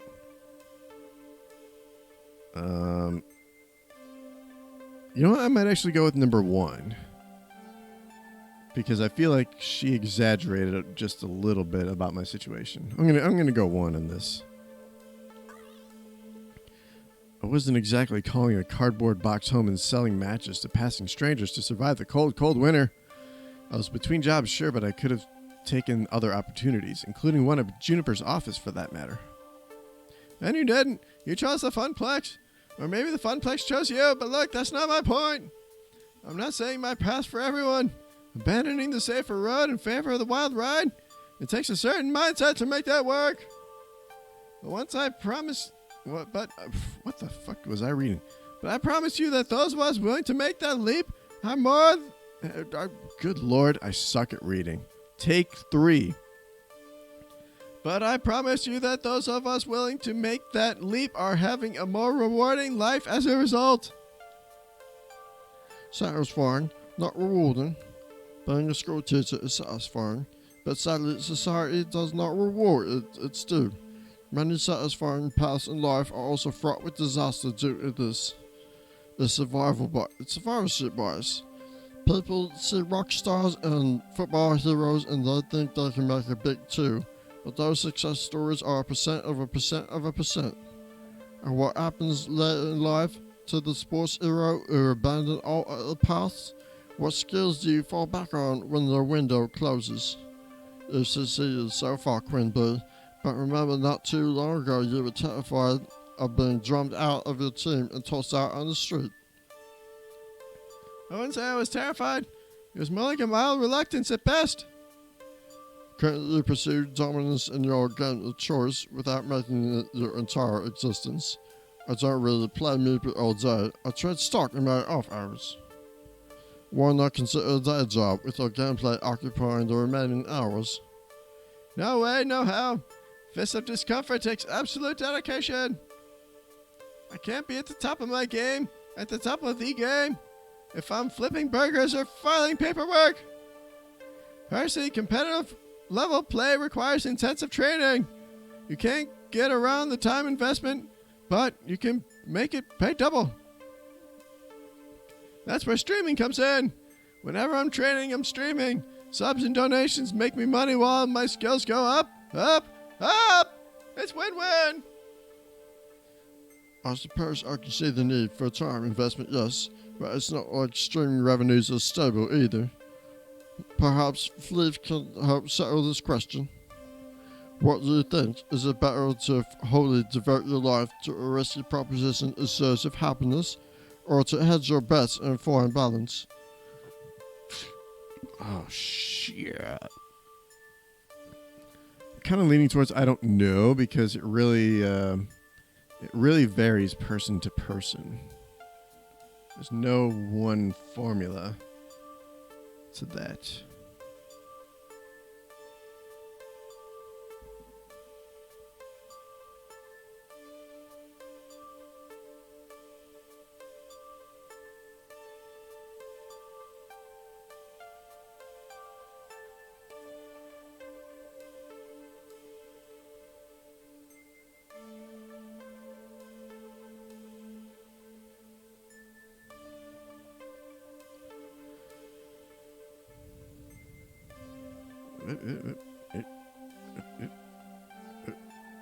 Yeah.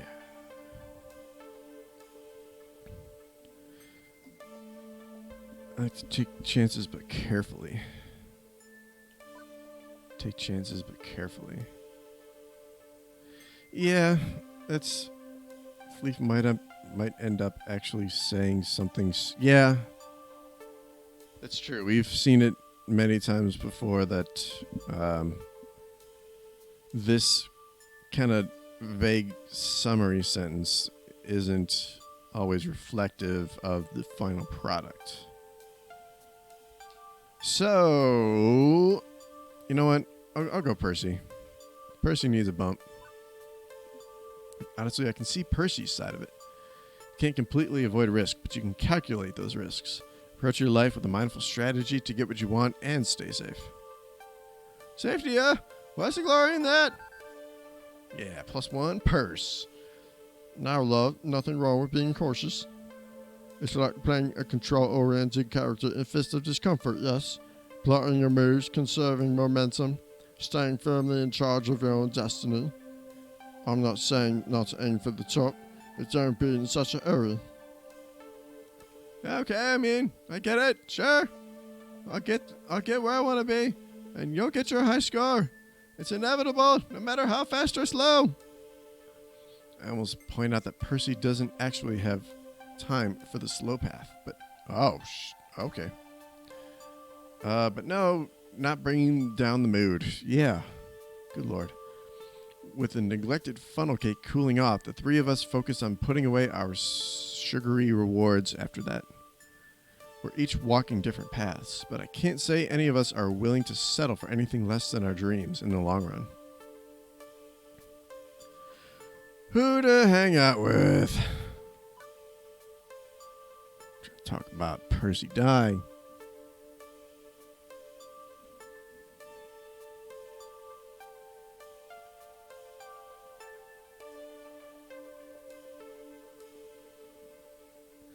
Wow.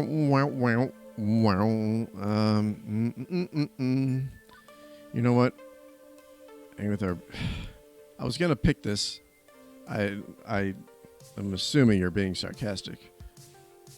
Out of the corner of my eye, I see Teo and Naomi sneak into one of the shops on the boardwalk called the Sandy Bar, with little iconic saltwater taffy icons on each side. Saltwater taffy, a staple of coastal life and commerce. On any given boardwalk, you're within spitting distance. Don't measure distance and spit. You're within spitting distance of at least 3 different candy shops loaded with tasty treats. But more importantly, why are these two acting so childish about the whole thing, like 2 kids in a candy store?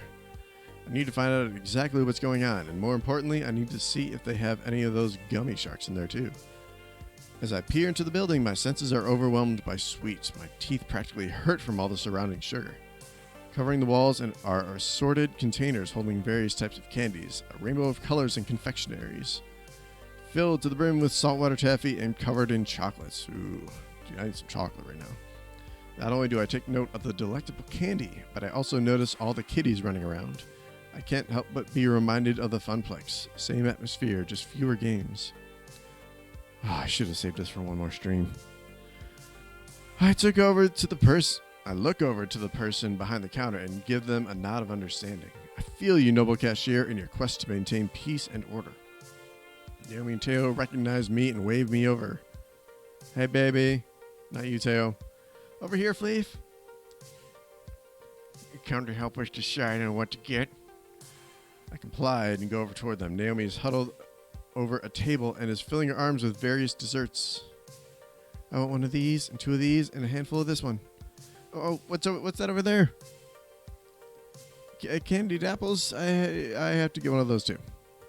Naomi's just too much right now. Every time her eyes light up at seeing a new candy, it turns my heart to mush. Yeah, me too. A mushy mess of emotions. This is the best part about going to the beach. Look at how many different candies there are. I could just devour them all. Now, I pegged Naomi as having a sweet tooth. But Teo, with all his dancing, I would have guessed him to stick to a healthier diet. But this trip is a vacation for all of us, so maybe he's spoiling himself. So what do you think of the place? Who, me? I've been here before, quite a few times. It's the most popular candy store on the boardwalk. My family and I would always stop by right before our long drive home. After a long day of swimming, walking, and fun in the sun, a maximum sugar overdrive was a perfect way to end the day. They'd give me a fistful of dollars, good movie, and cut me loose in here.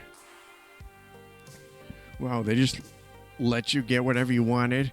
Dang, I wish I had your parents. Cute, I could just see a young Fleef here running around and stuffing candy into his face. Not gonna lie, I was a cute kid, not so cute when overdosing on sweets, though. Both Naomi and Teo laugh heartily.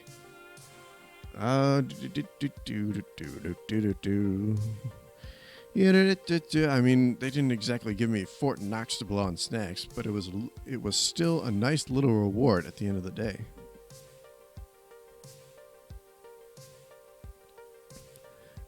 As I am a creature of habit, I'd always get saltwater taffy year after year.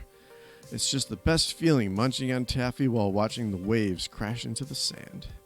Naomi suddenly gasps, interrupting my recollection. What is it, Naomi? They have conpedo.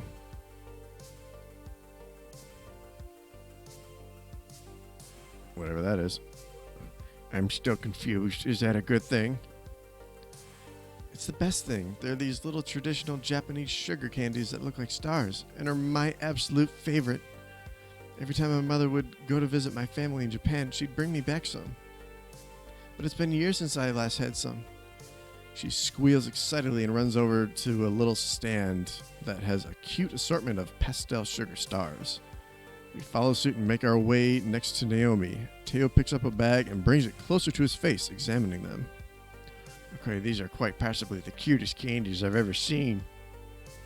They're so sweet. Oh, Naomi, nothing is sweeter than you. Hey! You fucking back off my Kool-Aid, motherfucker. And that's a fact. It's not entirely true. Stop making her blush. What the fuck, my friend? I have to agree with Teo. No one has brought me more impromptu lunches at work than you do. Thank you, but these candies are still the sweetest.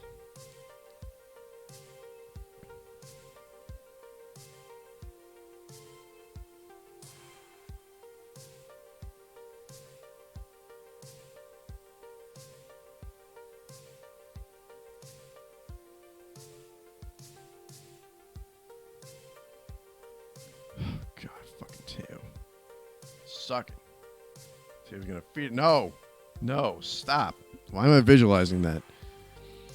You should both taste these, by the way. I just know you'll love them as much as I do. Teo and I agree with the nod of our heads, and Naomi turns around happily with an armful of candy and treats. Like a dragon with her hoard, she heads toward the register when a kid runs smack into... Hey! You little fucking twerp.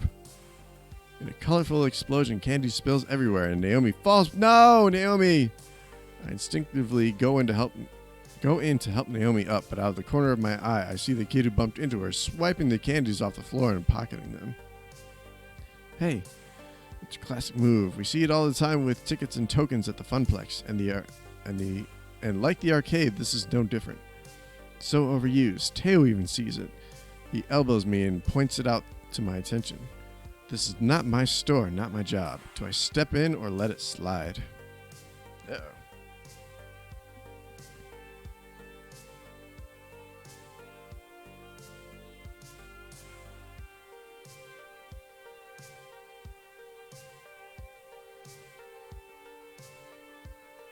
Shit.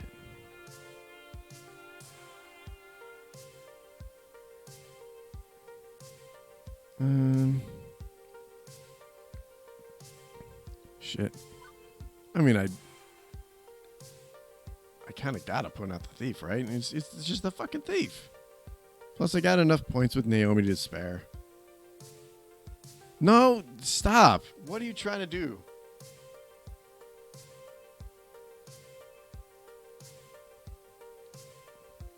I'm gonna... He's wearing a matching bikini with Naomi. Stash. I'm gonna fucking break out the band hammer.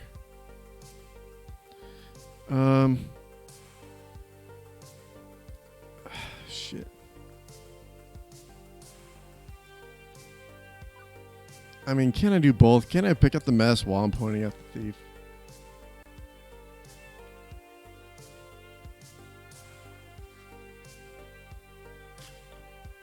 All right, you keep talking about Teo's bulge. I'm gonna pick up the mess. Even though the kid is swiping sour gummies, cleaning up this mess is gonna be more of a help than snitching. I'm sure the cashier is on it anyway. This isn't the first time a child has tried to steal candy, nor will it be the last. go around and pick up as much candy as I can find and start putting it back where it belongs. It's like a reverse egg hunt and much more fun than trying to find stray tokens on the Funplex floor. Yeah, I think that's another typo. Find the option to trip the kid. Dude, can I just like take like some of the biggest, heftiest candy and just start hucking them at the kid? Meanwhile, before he can abscond with the stolen sweets, the cashier approaches the kid and asks him to turn out his pockets. Hell yeah! The kid looks like they want to say something in return, but there's no way to hide it, and the kid reluctantly does so. It appears like the kid wasn't just picking up stuff from the spill. Those pockets were quite full. With more tact than I could probably muster, the cashier tells them to kindly exit the sandy bar, and the kid complies. The cashier and I exchange knowing glances. We are one and the same. Alright, so I think I chose wisely. We're all after that excitement. I'm ready to relax on the beach and eat some of this candy. Me too. Me three. Yeah, dude. I want some like big. I want, you know, those old like candy vending machines that where the gum was like the size of like a. What size would you compare it to? Not quite like the size of a baseball. They're like probably in between the size of like a ping pong ball and a baseball. But I can't quite leave yet. There's still one more thing I must do. We need to get some saltwater taffy. It's a Rungalo family boardwalk tradition, after all. Oh yeah, we can't break tradition, pal. Although if we do, I wouldn't mind starting a new Funplex Beach tradition with you. Teo, please. This is one important, delicious decision. Take two. Teo, please. This is one important, delicious decision Fleef has to make. And the only correct answer would be for him to choose the cotton candy ones. Cotton candy flavor taffy? Really? I wouldn't joke about something as serious as this. But it's like sickeningly sweet. Even I can't handle it. And I can handle a truckload of sweet. Well, what would you choose then? Buttered popcorn, obviously. I like a little salty with my sweet, if you know what I'm saying. I want you to run that butter all down my... Okay. But that's... God. Wow. That is like beyond Greg level of pun. That's sacrilege. I'm much more of a purist. I hate that it's a mix of Little Nicky and Peter Griffin. Yeah, that's a little bit of I was going a little more towards. I was trying to go more towards Peter. But yeah, I as soon as you pointed it out, I started hearing Little Nicky. Anyway, getting in a fight over taffy flavors isn't necessary. Both taste great, but I already know what I'm going home with. Watch that, Fleef. Ooh, I mean, come on. I got it. This should be no question. Cotton candy all the way. Why waste this opportunity to score? I'm horrible at saying that word today. Oh, you want a grab bag? All right. Sorry. Man. Could have had more points with Naomi. You're going grab bag. All right, I'll go grab bag. Just like I've always gotten, an assortment of flavors is the best way to go. You get to try a little bit of everything. I just love all the different kinds of taffy. I can't just pick one. Nothing wrong with that choice. And you can always throw away the cotton candy. What the fuck? Why would I buy it just to throw it away, Teo? You fucking savage. Give any of those flavors to the respective people. No, but I don't want to win any points with Teo. Teo, I think you meant to say the buttered popcorn ones. Clearly, they take their candy seriously. I think that about covers it. Shall we blow this popsicle stand? Oh, they have popsicles too? Once again, Naomi's got her arms filled to the brim with candy and she nods enthusiastically. Teo's picked out some of his favorites too. We each take our turns in line, and before we know it, we're happily carrying our stash with us onto the boardwalk. Oh, I almost forgot. She stops abruptly, digs through her bag for a moment, and pulls out the Conpeto. Assuming that's what it's called. Yes, I've been wanting one since you pointed them out. Naomi opens the bag, and both Teo and I pick one out, popping the sugar star in our mouths. Both of us smile wide, enjoying its sugary goodness. Oh, that is so yummy. For real, Naomi, it's my new favorite candy.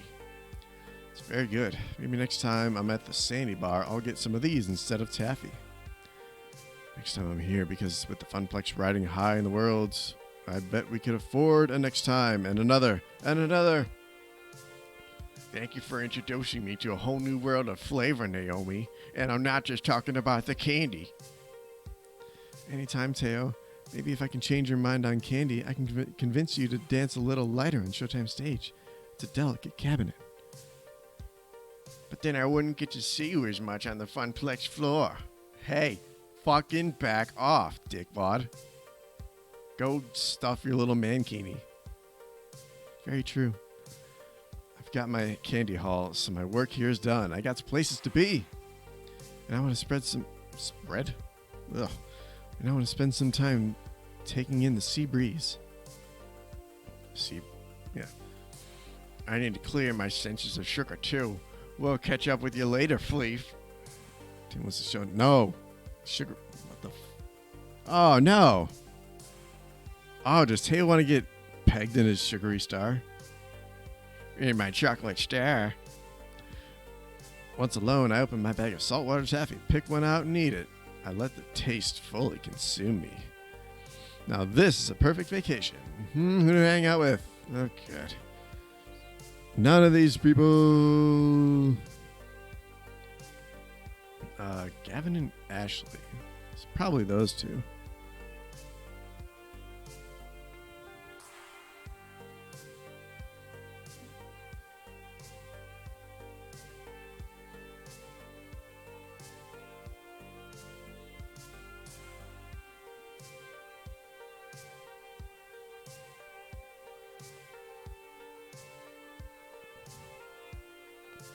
Yeah, because I have zero interest in Juniper and Francine right now. Catch up with you later, Fleef. Reeks of Gary vibes. I don't know.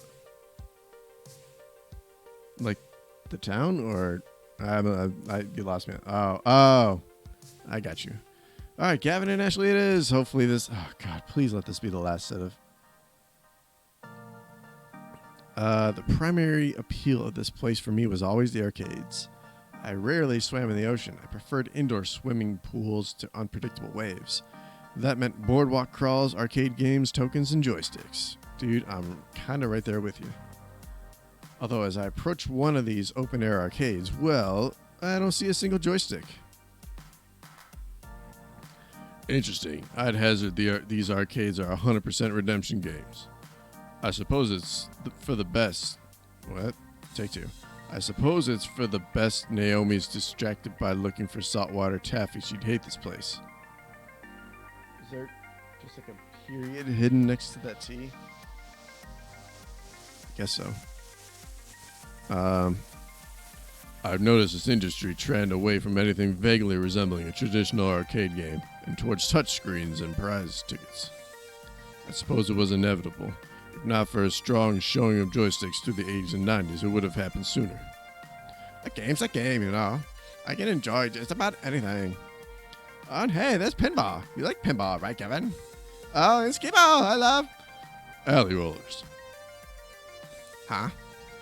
Technically, skee ball, depending on spelling and hyphenation, is a registered trademark. These are simply alley rollers manufactured by a different company. Jeez, why to suck all the fun out of that? Apologies for my innate killjoy nature. Allow me to make it up to you by actually having some fun. Is that even possible? With your ultra cool exterior, allow your inner softy to be exposed? If you'll let me finish. How about a alley roller contest? Each of us gets 5 tokens to score the most points. Whoever loses buys the other ice cream. Now we're talking. Hey, Fleef, wanna join? Make this a 3-way dance? Maybe all the joysticks are gone, but I'm certainly a longtime skee-ball fanatic. I'd likely clean the floor with these two. Still... Dude, they keep setting me up for those, like premature finish the sentence kind of jammy jams.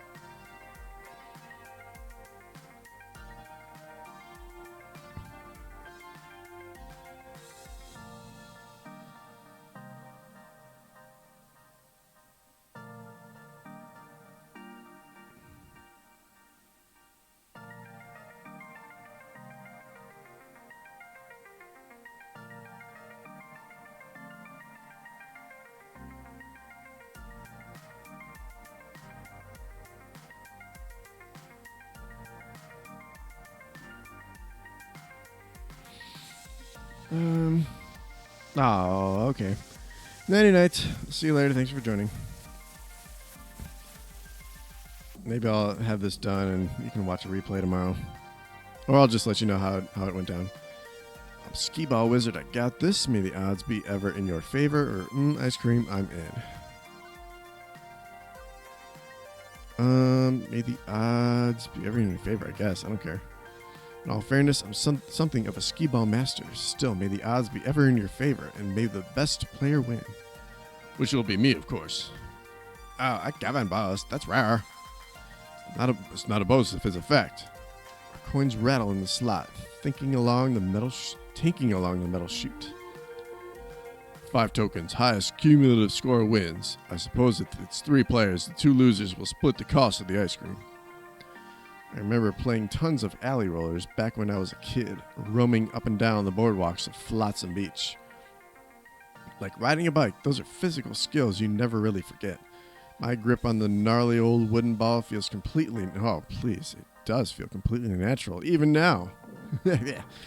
We drop in our tokens and line up our first throws. It takes a few rolls for me to find my sweet spot, but eventually I'm right where I need to be in the scores, which unfortunately can't be said of my coworkers. Oh, come on. I totally should have landed that hundo. These machines are a bit beat up from exposure and play. I wouldn't be surprised if they're unbalanced. Oh, they're rigged, like those carny games Teo and Percy were playing earlier. But they aren't. I'm hitting my shots, no problem. And given Gavin's rather manly physique on display right now, I'm a bit surprised he's not throwing them forcefully enough. I could whisper some advice to one of them, maybe giving them an edge. It's cheating, sure, but we're all getting ice cream in the end. Who cares? Yeah, it doesn't really matter either way, I don't think. The winner is me is just a little bit selfish. I'm going to help out Ashley.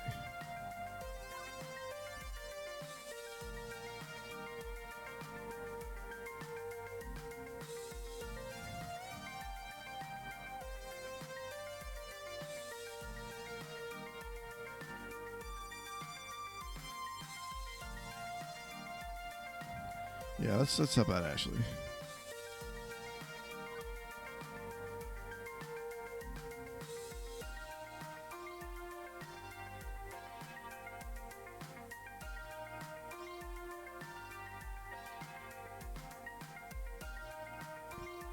So, I lean in next to Ashley and whisper her a hot tip. Oh, please.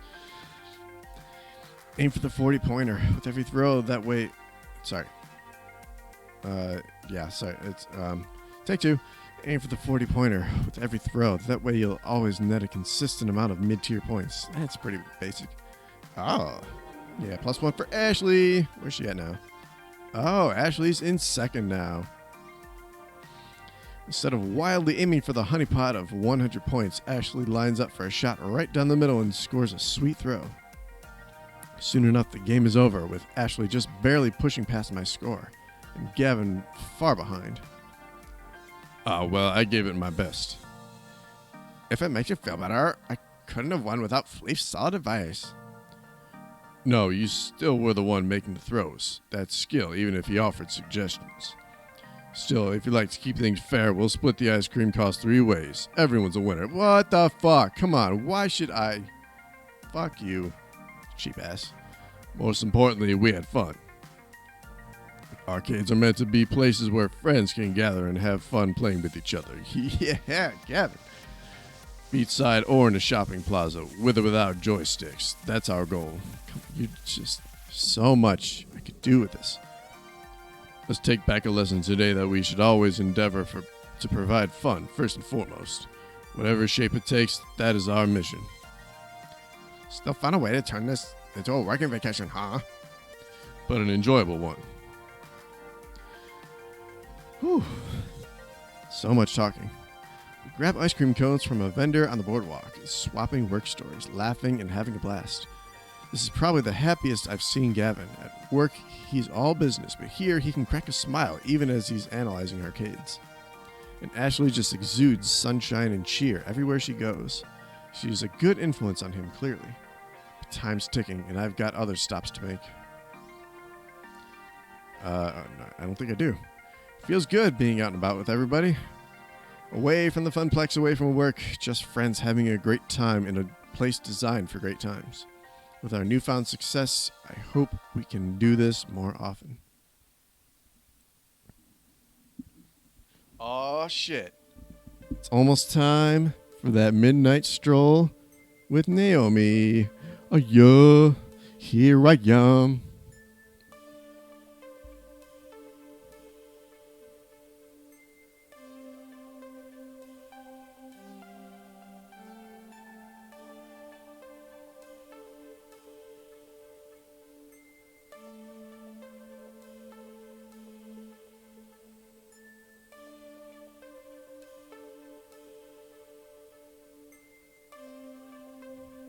Wow, wow, wow, wow, wow. The rest of the afternoon passes in a blur. Soon the sun has gone down and Flotsam Beach is a much calmer place. A more chill vibe as the day's manic energy is long since spent. It's also clear the group will be breaking up soon. They've already changed back into their regular clothes, done with the beach as a whole. Dude, there's nothing, I won't say nothing better, but I love the feeling of, you know, being, whether it's at a beach or at a pool or whatever, and changing out of those clothes and into like your dry, warm attire.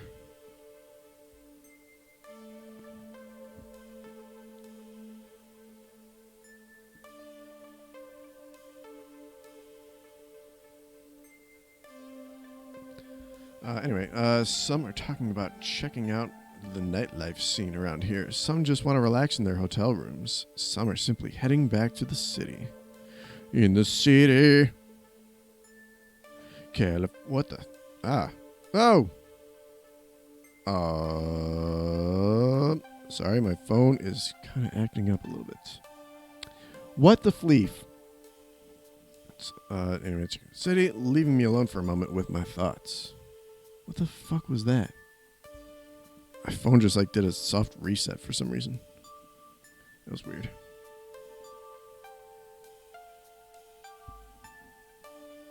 Seriously, what the fleef?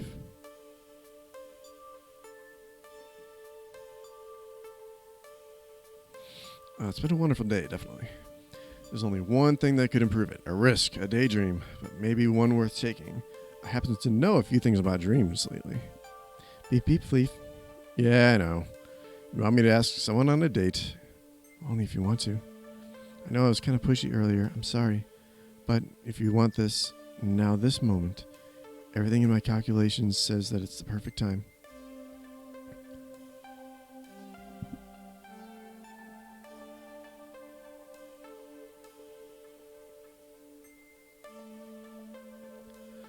I've got a lot going for me. Maybe something's still missing. Something more that I need from life than the warmth of friendship alone.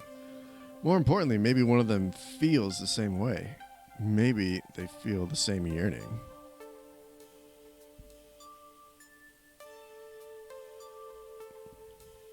Romance, love. I'm no stranger to these things, but those were fumbling first attempts in youth. I could fumble again. Am I ready for this? Hang on. Let me save this. I feel like I kind of have to.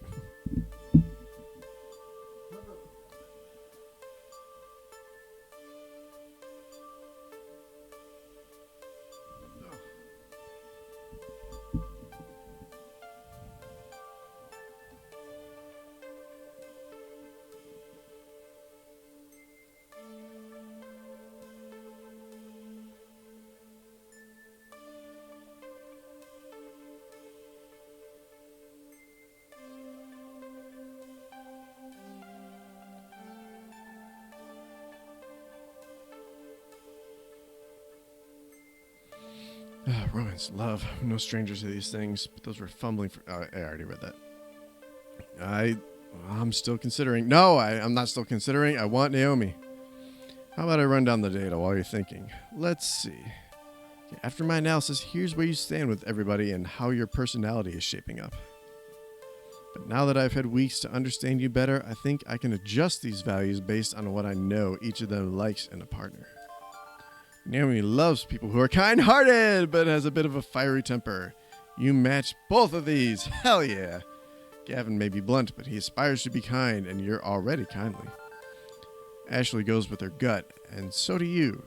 Gutsy clicks for both of you. Queen Bee takes risks and relishes in a challenge. You're both very gutsy. Percy's heart is, Percy's heart is a little bit weakened now. Percy's heart is wide open to the world, as is your own. You're both very kindly. And that's everybody. In my final analysis, I think you are the best possible match for... not Teo. Naomi, Ashley, and Queen Bee. Honestly, I didn't even really...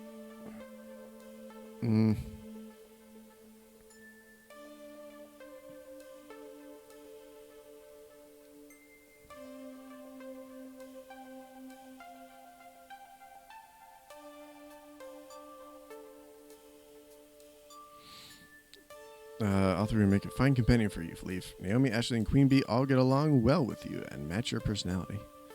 So Naomi, Ashley, and Queen Bee. It's like I was kind of saying earlier. I didn't really particularly try to make it all about the women. It sort of happened that way. Sort of. I mean, I was ignoring. I was doing my best to ignore Teo because I just never really felt that comfortable with him. Gavin actually started out after the first chapter. He was in second place.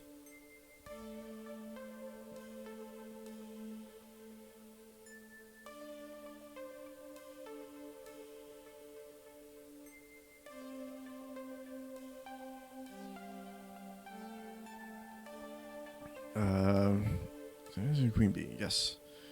I calculate the best probability of success with them.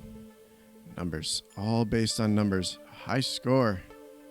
This feels weird and mechanical. Not sure I like it. What if they're just not into people like me? Yeah, okay, let's run with this. I've come this far. Well, yeah, we gotta...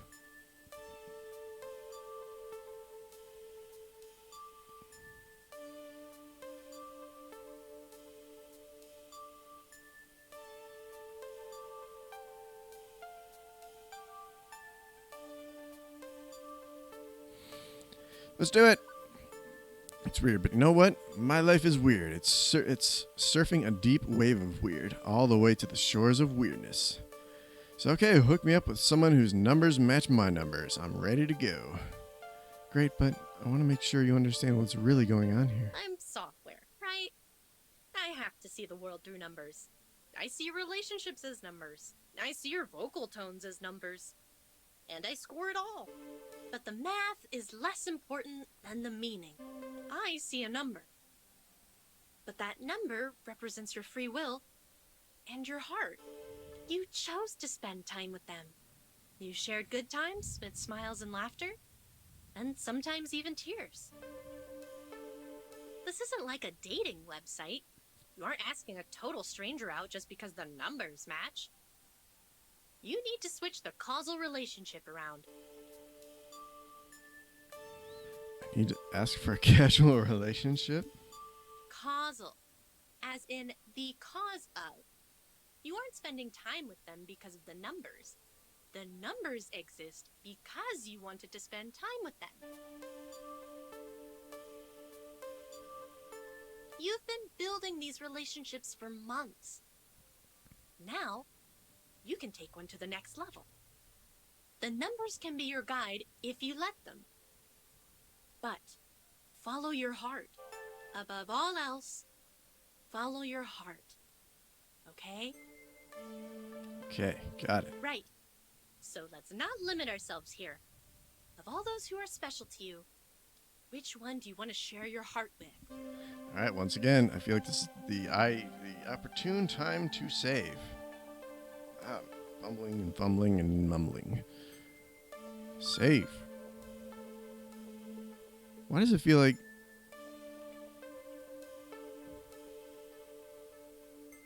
Oh, I want to put your quarter up.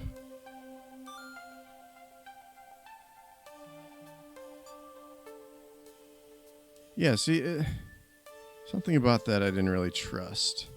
It kept defaulting to chapter 1, kind of like the fucking...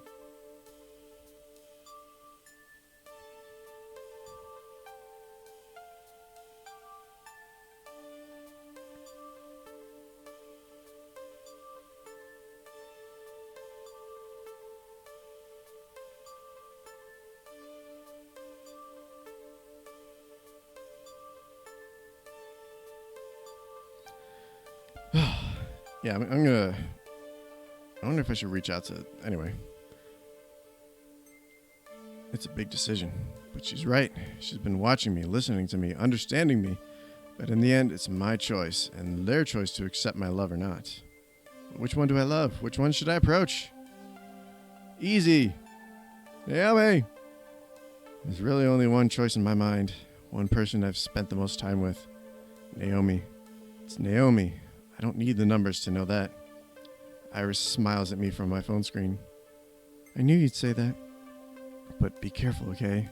You two get along great, sure, but this might be more difficult than you think. I pocket my phone and approach Naomi, ready for this at last. Ah, she's there!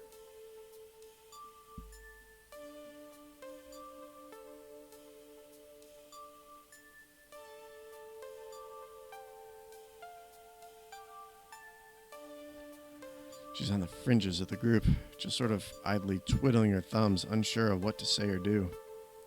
Hey, Naomi? Oh, hey there. Nice evening, isn't it? Definitely, but I think I know something that'll make it nicer. Really? What's that? You and me hitting the town! Let me show you the... Ooh.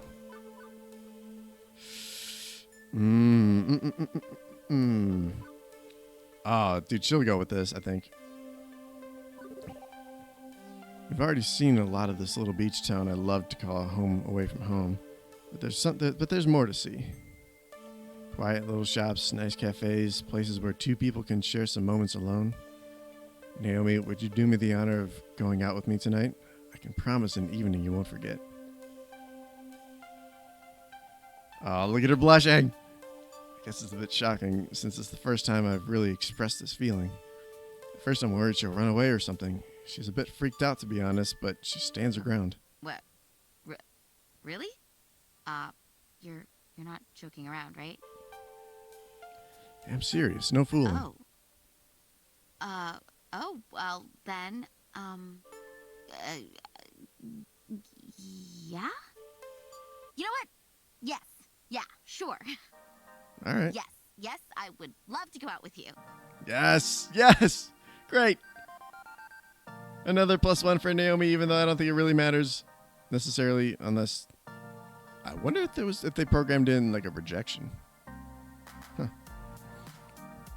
She stands there as if glued to the spot, expression frozen. So, now what? I've never actually, I've never actually gone out on a date, like, ever. What? Oh, Naomi! I mean, okay, there was someone back in elementary school who poured apple juice down my shirt and then told me we were going out, but I don't think that counts. Mm-hmm. It doesn't count, right? Yeah, boy. I knew Naomi was a bit reclusive, but not to this extent. Wait, it's not a huge thing, or... Oh, no. Not number 3.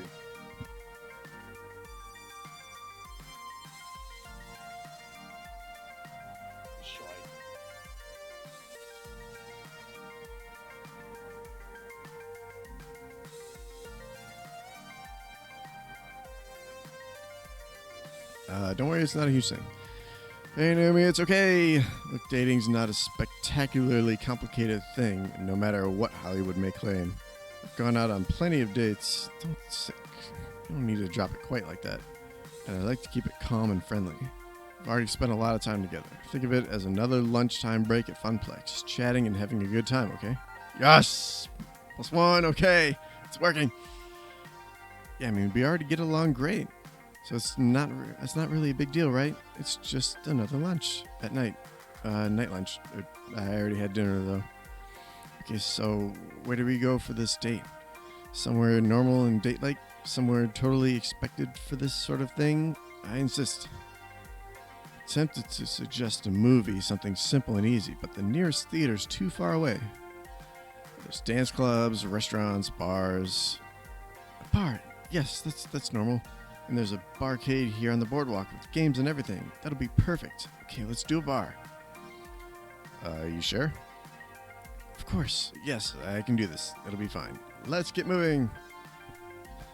And she's off, striding with swift purpose right down the boardwalk. It takes me a moment to catch up, actually. Naomi walks so quickly, there's not much point to small talk. At first, I assume she's super excited to be going out with me.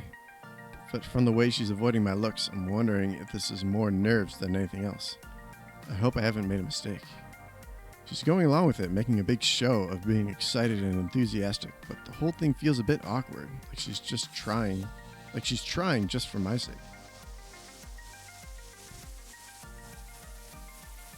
Oh God, this is where you... No, she's not gonna like this at all. What happened to that, like, moonlight walk or whatever we were doing?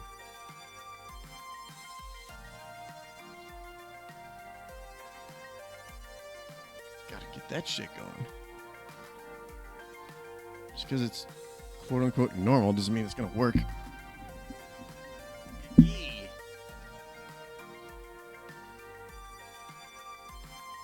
Good night, Melko. Yeah. It is very crowded. Like, super crowded. Crap, I forgot Naomi doesn't like hordes of people. We'll make sure to stick by her side as we push through the throng to find a table. Unfortunately, the only available two-seater is near the middle of the action, not a quiet side spot.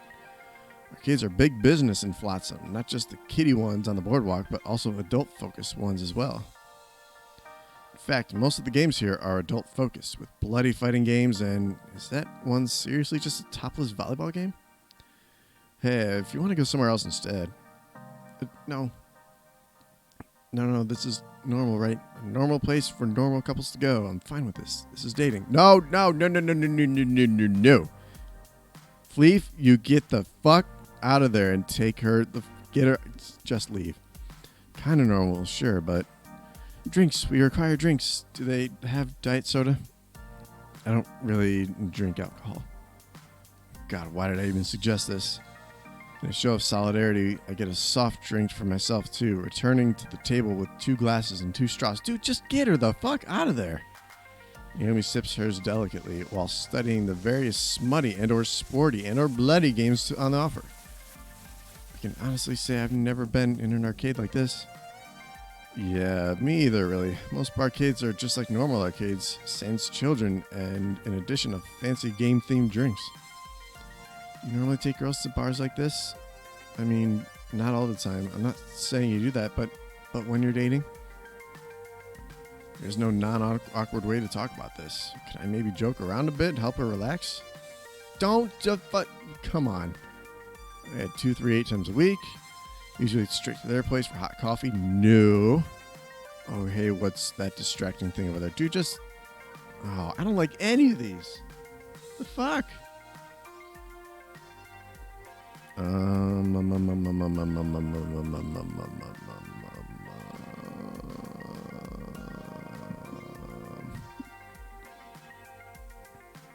Dude, joking is not... It's kind of not what she really needs right now. She needs to get the fuck out of there. What are you doing, dude? Bing, bing, bing, boom.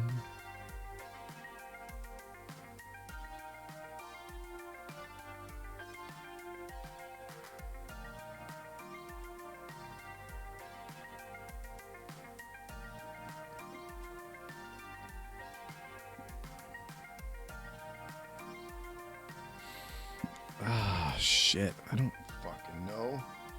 Sorry I'm freezing on this one, but... Oh, shit.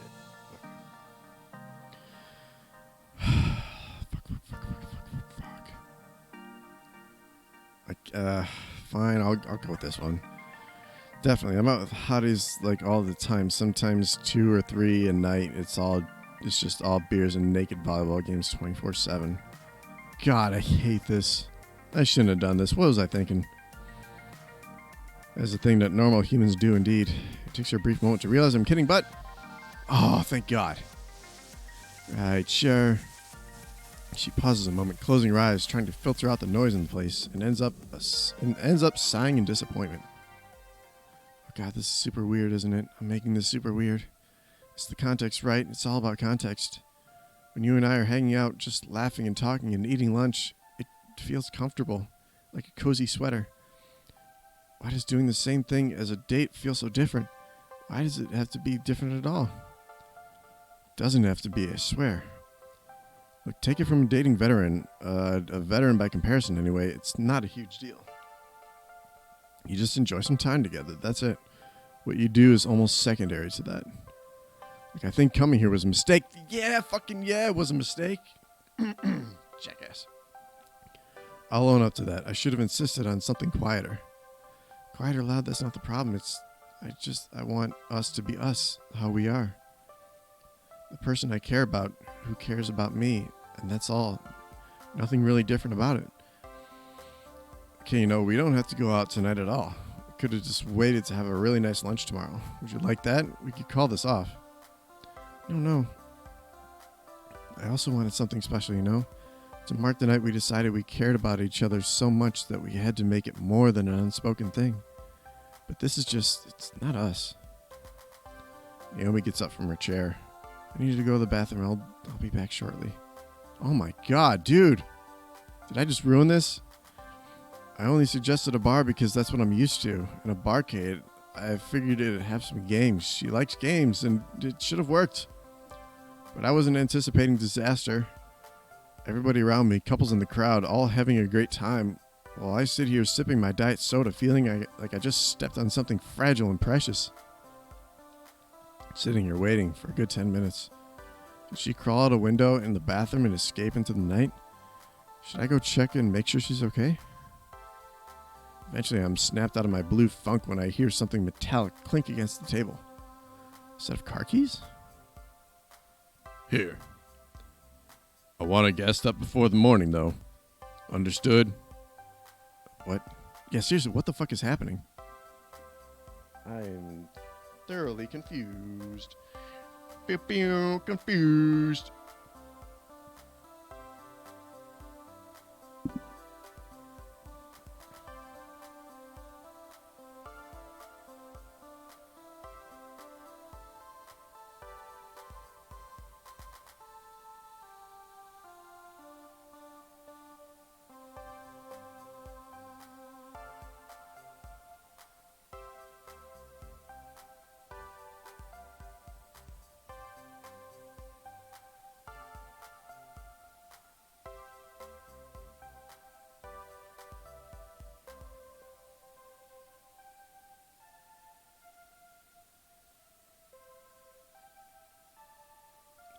Fuck.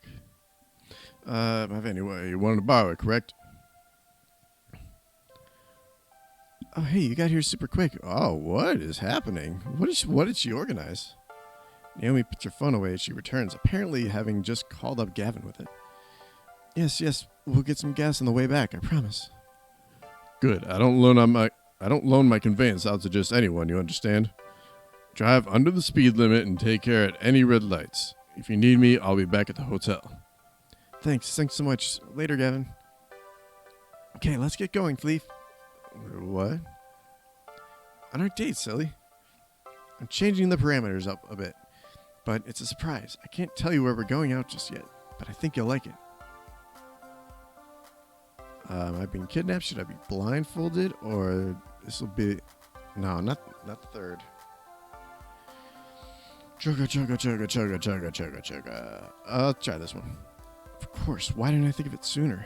Let Naomi take charge so she can feel comfortable with the whole dating thing. I just assumed since she was so nervous that I needed to lead her. And here you said you didn't know anything about dating. Okay, I'm game to see where this goes. I don't know dating, but I know what I like, and I know exactly what I want to be doing tonight. Let's roll. It's dating time, Naomi style. And we're off, leaving the lights and noise of Flotsam Beach in our wake. Oh, where we going, kids? Given our destination is meant to be a surprise, I decide not to prod too deeply on it and instead focus on suddenly cheerful Naomi. She's quite talkative now that she's got a clear idea of what she wants to do. And then we drove right into the lake. Well, it's more of a pond, just some place to feed the ducks, but it felt like a lake. The water was up to our ankles when the car finally stopped anyway. That's the last time my college roommate let me drive her anywhere. This particular story time isn't filling me with confidence about this voyage, Naomi. My point is, it's not like I haven't gone out and had fun before. Even an electrical engineering student in college, a total nerd like me, has hit the town once or twice. It's not exactly my thing, but once we're really settled in together, I wouldn't mind taking another crack at the whole social mixer scenario like we tried tonight. But for our first time together, I want it to be special. So you're saying... No. You'd crap. What the fuck is that last one? So bizarre.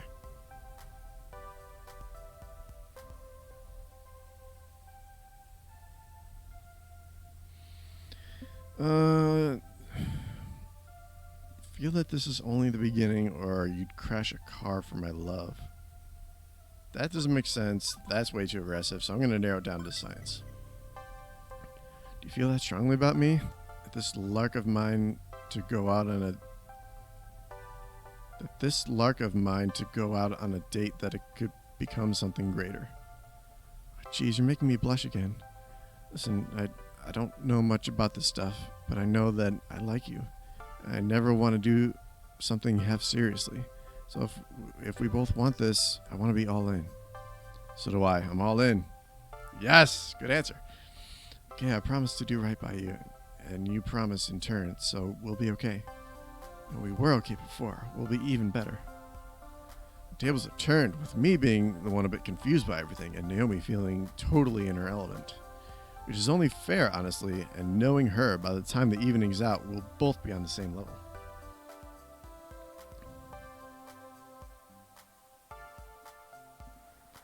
We're here, about 20 minutes out from Flotsam. The van pulls into a large, empty parking lot of another bar. This one is in the main strip of the beach town. It's not packed with a crowd. It's not even packed with a tiny percentage of a crowd. Aside from the bartender and someone passed out on a bar stool, there's nobody here. Dude, this looks awesome. I'd love to be on a date like this. Ladies! And Naomi's put on her usual tool belt for some reason. Hey, Sam. Hey, Naomi. It's good to finally meet you in person. And this is your boyfriend? The question does pause her constant forward momentum for a moment. Yeah, he is. Clearly, she likes being able to say that, judging from her smile. Oh, great. Okay, it's over there. Good luck. Sam leaves his post behind the bar to lead us to one of the few old arcade games left in the place. A very beat-up looking Pango! Shit, yay! Pango arcade game with no light behind the marquee and the monitor dead. Okay, so because we go back a ways, I'll make it about $50. Fair enough?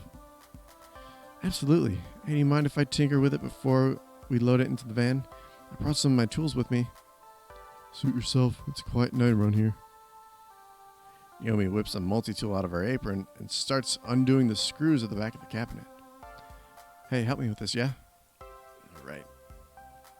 We get the back pried open and I use my flashlight on my phone to help her peek around inside the dusty old game. I don't think anything's completely shot. The monitor may need some adjustments, but what's stopping it from booting is probably just the power supply issue. I should take the shotgun approach and totally recap the monitor, though.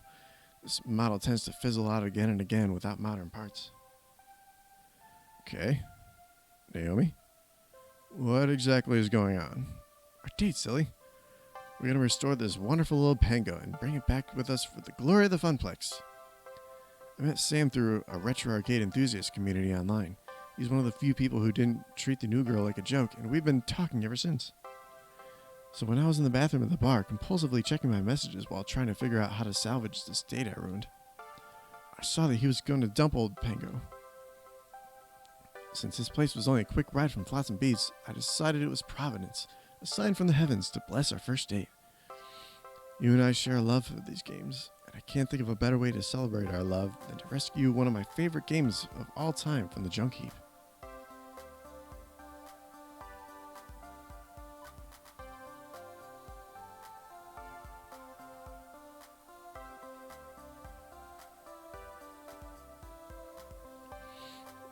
Yeah, let's go with the loving.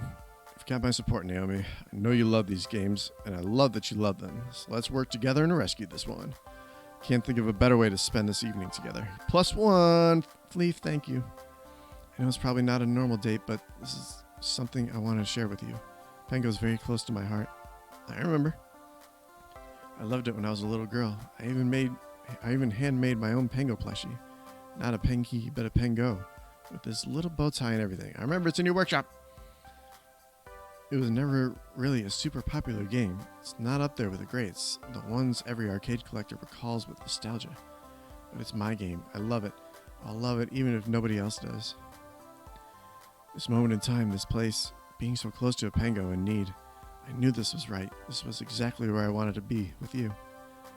It's a quiet little place. It's just me, you, and a few drunks and Sam. But otherwise, just you and me. We've got all night to relax and enjoy ourselves. Although, technically, we should probably get back before it's super late, or we'll be a wreck tomorrow. It's a very Naomi date for sure. Practical, comfortable, and pleasant. Mixing her loves of arcade gaming and good company together.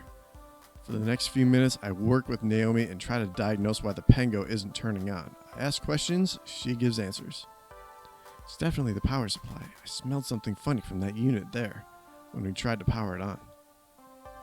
Can we really fix something right here and now? Sure, it's not really that hard. Let's see. She's happy. I'm happy. I hadn't really hung around her in the work. I hadn't really hung around her workshop before while she was tinkering. I'd just pop in for lunch or to say hi. But if she's this full of joy, even through the frustration of diagnosing some obscure little electrical problem, it must be a joy to be around her during those times. Hey. I wish to apprentice a master. Can I hang out with you in your workshop? You really enjoy this, don't you? I already know she enjoys it. Can I hang out with you in your workshop? It's gotta be all the loving answers. Naomi, would you mind if I spent more time in the workshop back in the Funplex? Honestly, it's a joy to watch you work. Specifically, it's a joy to see you experiencing such joy. Everybody loves the Funplex, sure, but it feels like home for you. That's the impression I get anyway, and I'd love to share that home with you. Fleef, that's nice to hear you say. It's very much a home to me. It's all I've ever wanted from life, to be around those great games.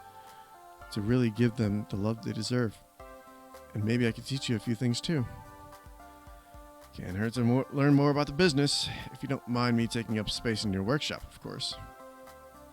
I don't mind the company, not one bit, and an extra pair of hands is always welcome. If the Funplex ever expands, I'd need the help.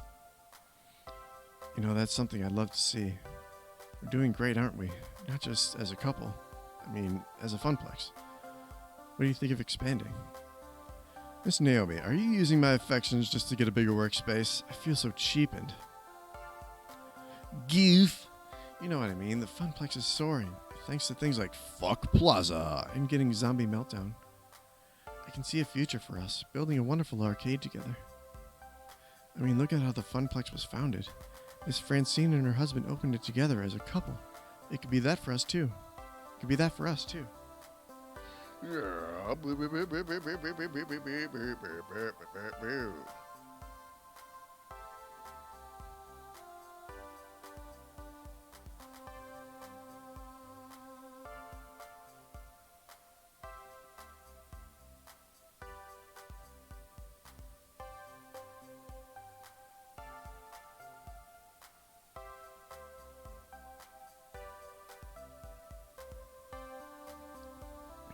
I can't imagine a better future than that. It's my dream.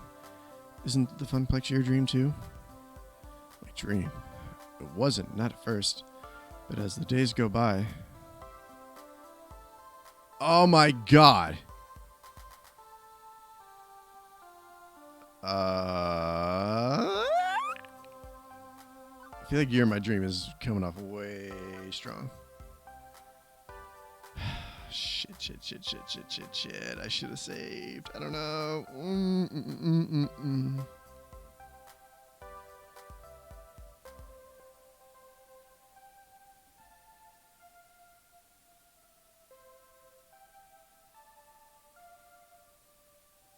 Fuck.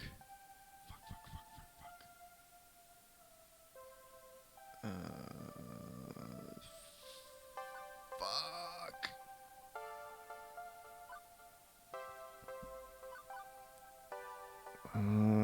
Neither of these are my dream, really. Shit.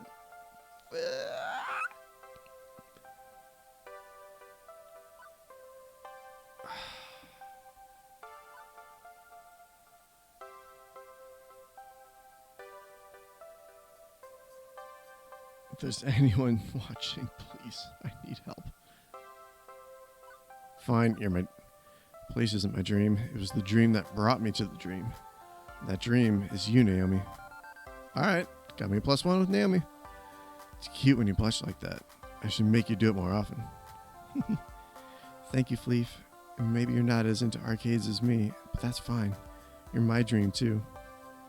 Gently, Naomi squeezes my hand, and with her other hand, flicks the power switch on. Pango pops to life, the marquee lighting up, the screen display a fuzzing after image of penguins and ice blocks. Woohoo, I'm a genius. Okay, there's probably still something wrong with the monitor, but I can fix that when we get home. Speaking of getting back, we should get this loaded into the van and haul it back to Flotsam. I don't want to worry Gavin about his precious van.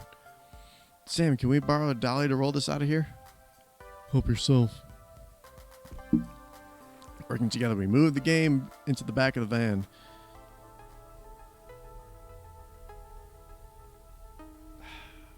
Under the cover of darkness, Naomi drives us home. I can't help but turn her words over in my head. Look at how the Funplex was founded. Miss Francine and her husband opened it together as a couple. It could be that for us too.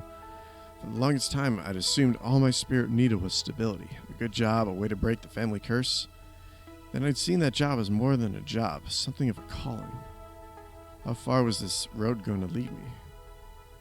It already led me into Naomi's arms, and we are destined to be like... Are we destined to be like Miss Francine, to live and love and grow all under the roof of an arcade? I'd laughed off the idea only a few months ago. Now I'm smiling at it. Hey, penny for your thoughts? Quarter, actually. A little arcade humor, huh? Don't need to go that far tonight, though. It's still a first date. Pondering spending the rest of my life with Naomi is premature. Even if that's making me smile, too. We're almost here. You want me to drop you off at the hotel before I park the van at Gavin's? An insistent buzz in my pocket reminds me of something. Actually, we've got one stop to make together after parking the van. Oh, what's that? You'll see. This one's my surprise. There I saw, to my surprise. Change and specks of islands curve where palm trees dip and seagulls swerve. I parked my kayak on a stone and yelled across the ocean to his evil throne. I said, whoa, Wilson, someday I'll kill you till you die. Whoa, Wilson, punch you in the eye. Wilson, kill you till you die. Oh, Wilson, punch you in the eye. Sorry, Iris was right. A 99.97% chance of romantic success if you take your special someone on a moonlit seaside stroll. With Naomi at my side, watching the waves gently roll into Flotsam Beach, I feel completely at peace. Hey, Fleef? Let's take another try at dating soon, okay? Oh, we ain't fucking done yet. But this time, we'll just get drinks and talk, or go to the movies, or anything. Even if there's other people around. I want to expand my horizons. Just a little. Just a little. And if I'm doing that with you, I know I'll feel more comfortable. Yes. Sure thing. Are we buying a new game every time we go out? Maybe, but I'm pretty sure that gets super expensive super fast. Hey, you're the one who wanted a bigger funplex. Huh. Maybe in the future. For now, just being with you is enough. Thank you. Thank you for all of this. I'd put off even thinking about a love life for so long, assuming it just wasn't in the stars for me, that I'd have to learn to be content and alone. All right, now you're starting to hit a little too close to home. Let's But now, relax. I'm not sure why I ever felt that way. Thanks for being my player, too. We share a little laugh at the joke and quietly watch the waves roll in. Is that it? That's how Naomi and I found each other. I'd called our lunchtime party in the I'd called our lunchtime party the high water mark. One perfect moment in time, but I was wrong. This was it. And in the difficult weeks ahead, I'd cling to that high water mark in hopes the wave would roll my way again.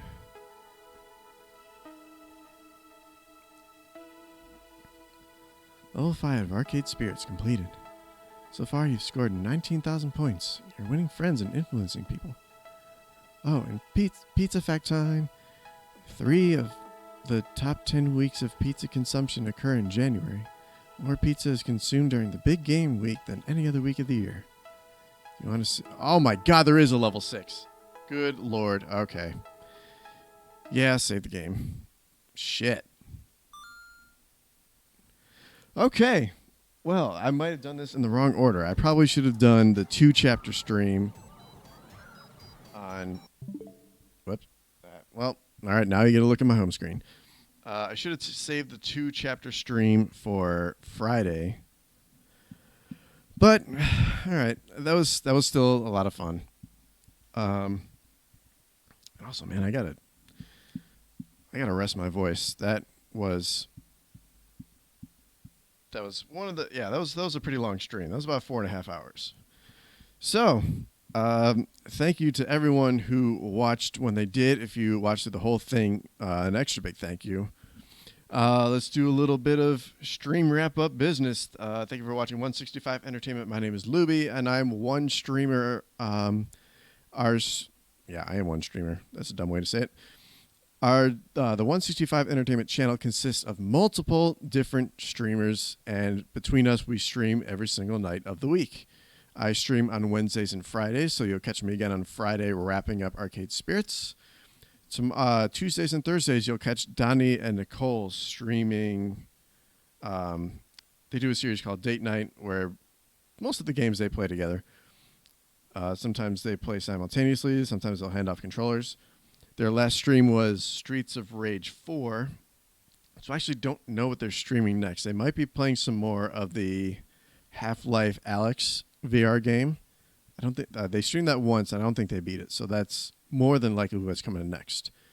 Then, all right, so Friday, more Arcade Spirits. Saturday, I'm actually going to be doing because normally Saturdays are hosted by our friend Greg. Saturday is going to be a team-up stream. He and I are going to be streaming the brand new game Super Mega Baseball 3. So if you got sports FOMO, please join us on that night. Sundays are hosted by Josh and Lindsay. They generally play some horror games, and sometimes they'll expand to 4-person horror games. So like we've had a few nights of playing Killing Floor 2, playing Left 4 Dead 2, and they also played some Resident Evil 3. I don't know if they beat that. If they haven't, then that'll be on tap. If not, if they did beat it, then I suggested they play 7 Days to Die. So you'll just have to tune in that night and find out. Mondays are generally hosted by Don, and he and Josh actually just finished a co-stream of Gears of War 4. There was talks of him actually next time teaming up with Lindsay and doing a co-stream of Banjo-Kazooie. That's another thing you'll just have to tune in and find out for yourself. And that's pretty much the week forecast coming up ahead. Please feel free to follow and sub to our channel. We are very close to hitting 100 followers, a nice big benchmark of success for us. And when we do hit 100 followers, we are working on a kind of special occasion stream for that. So hit that follow button, and if you hit the sub button, then you will get access to our Discord and access to currently our one and only emote, Donnie Nicole's dog Evie, making a nice little derp face. We have more emotes in mind that are ready to be uploaded, but we need more subs to do so. So please hit that button. And with that, I need to go and stop talking for 2 days. Rest my voice. Thank you for watching, and tune in next time. I'll see you. Good night. Enjoy the rest of your night. Enjoy.